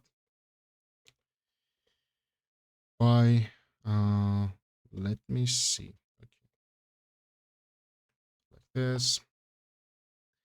First of all, I need the instance of the database right now. So I'm going to create it up here so I can use it inside my setup, inside my teardown, or even inside my test functions.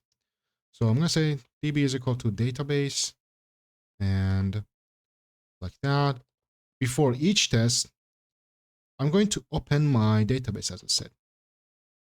So I use the open function, open method to open it. And even after each test, let me have a space. And after each test, we are going to close it. So we say db close. Okay, so before each test, we open it, and after each test is done, we close it. So I come a bit here and say we need a test, for example, to test, for example, database should be opened during the test, for example. And there was a typo, database. And in here, we want to say we expect the db.isOpen to be true, right? And let's say have another test, just to say, let's say another test that requires the database to be open. These do the same thing, these check the same value, but we want to have two tests to really check it. So we say expect I want my DB to be open. So if I put the semicolon over here, and if we run this, we're going to see database opening, and closing. You can see it. Database opened, did the first test, closed it. Database opened, did the second test, and closed it. So that's what setup and teardown are for. So for example, if you're in the same scenario, you can use them in the same use case we did. All right, Astrodevs, that's a wrap on Dart Masterclass. Thanks for sticking with me through this journey. If you found this course helpful, drop a like and subscribe for more. And also you can support us on Buy Me a Coffee website and support our project. Right now we have $100 goals, so if you want, you can support us on that project, and you can also follow us on social medias for more content. Thanks for watching and happy coding.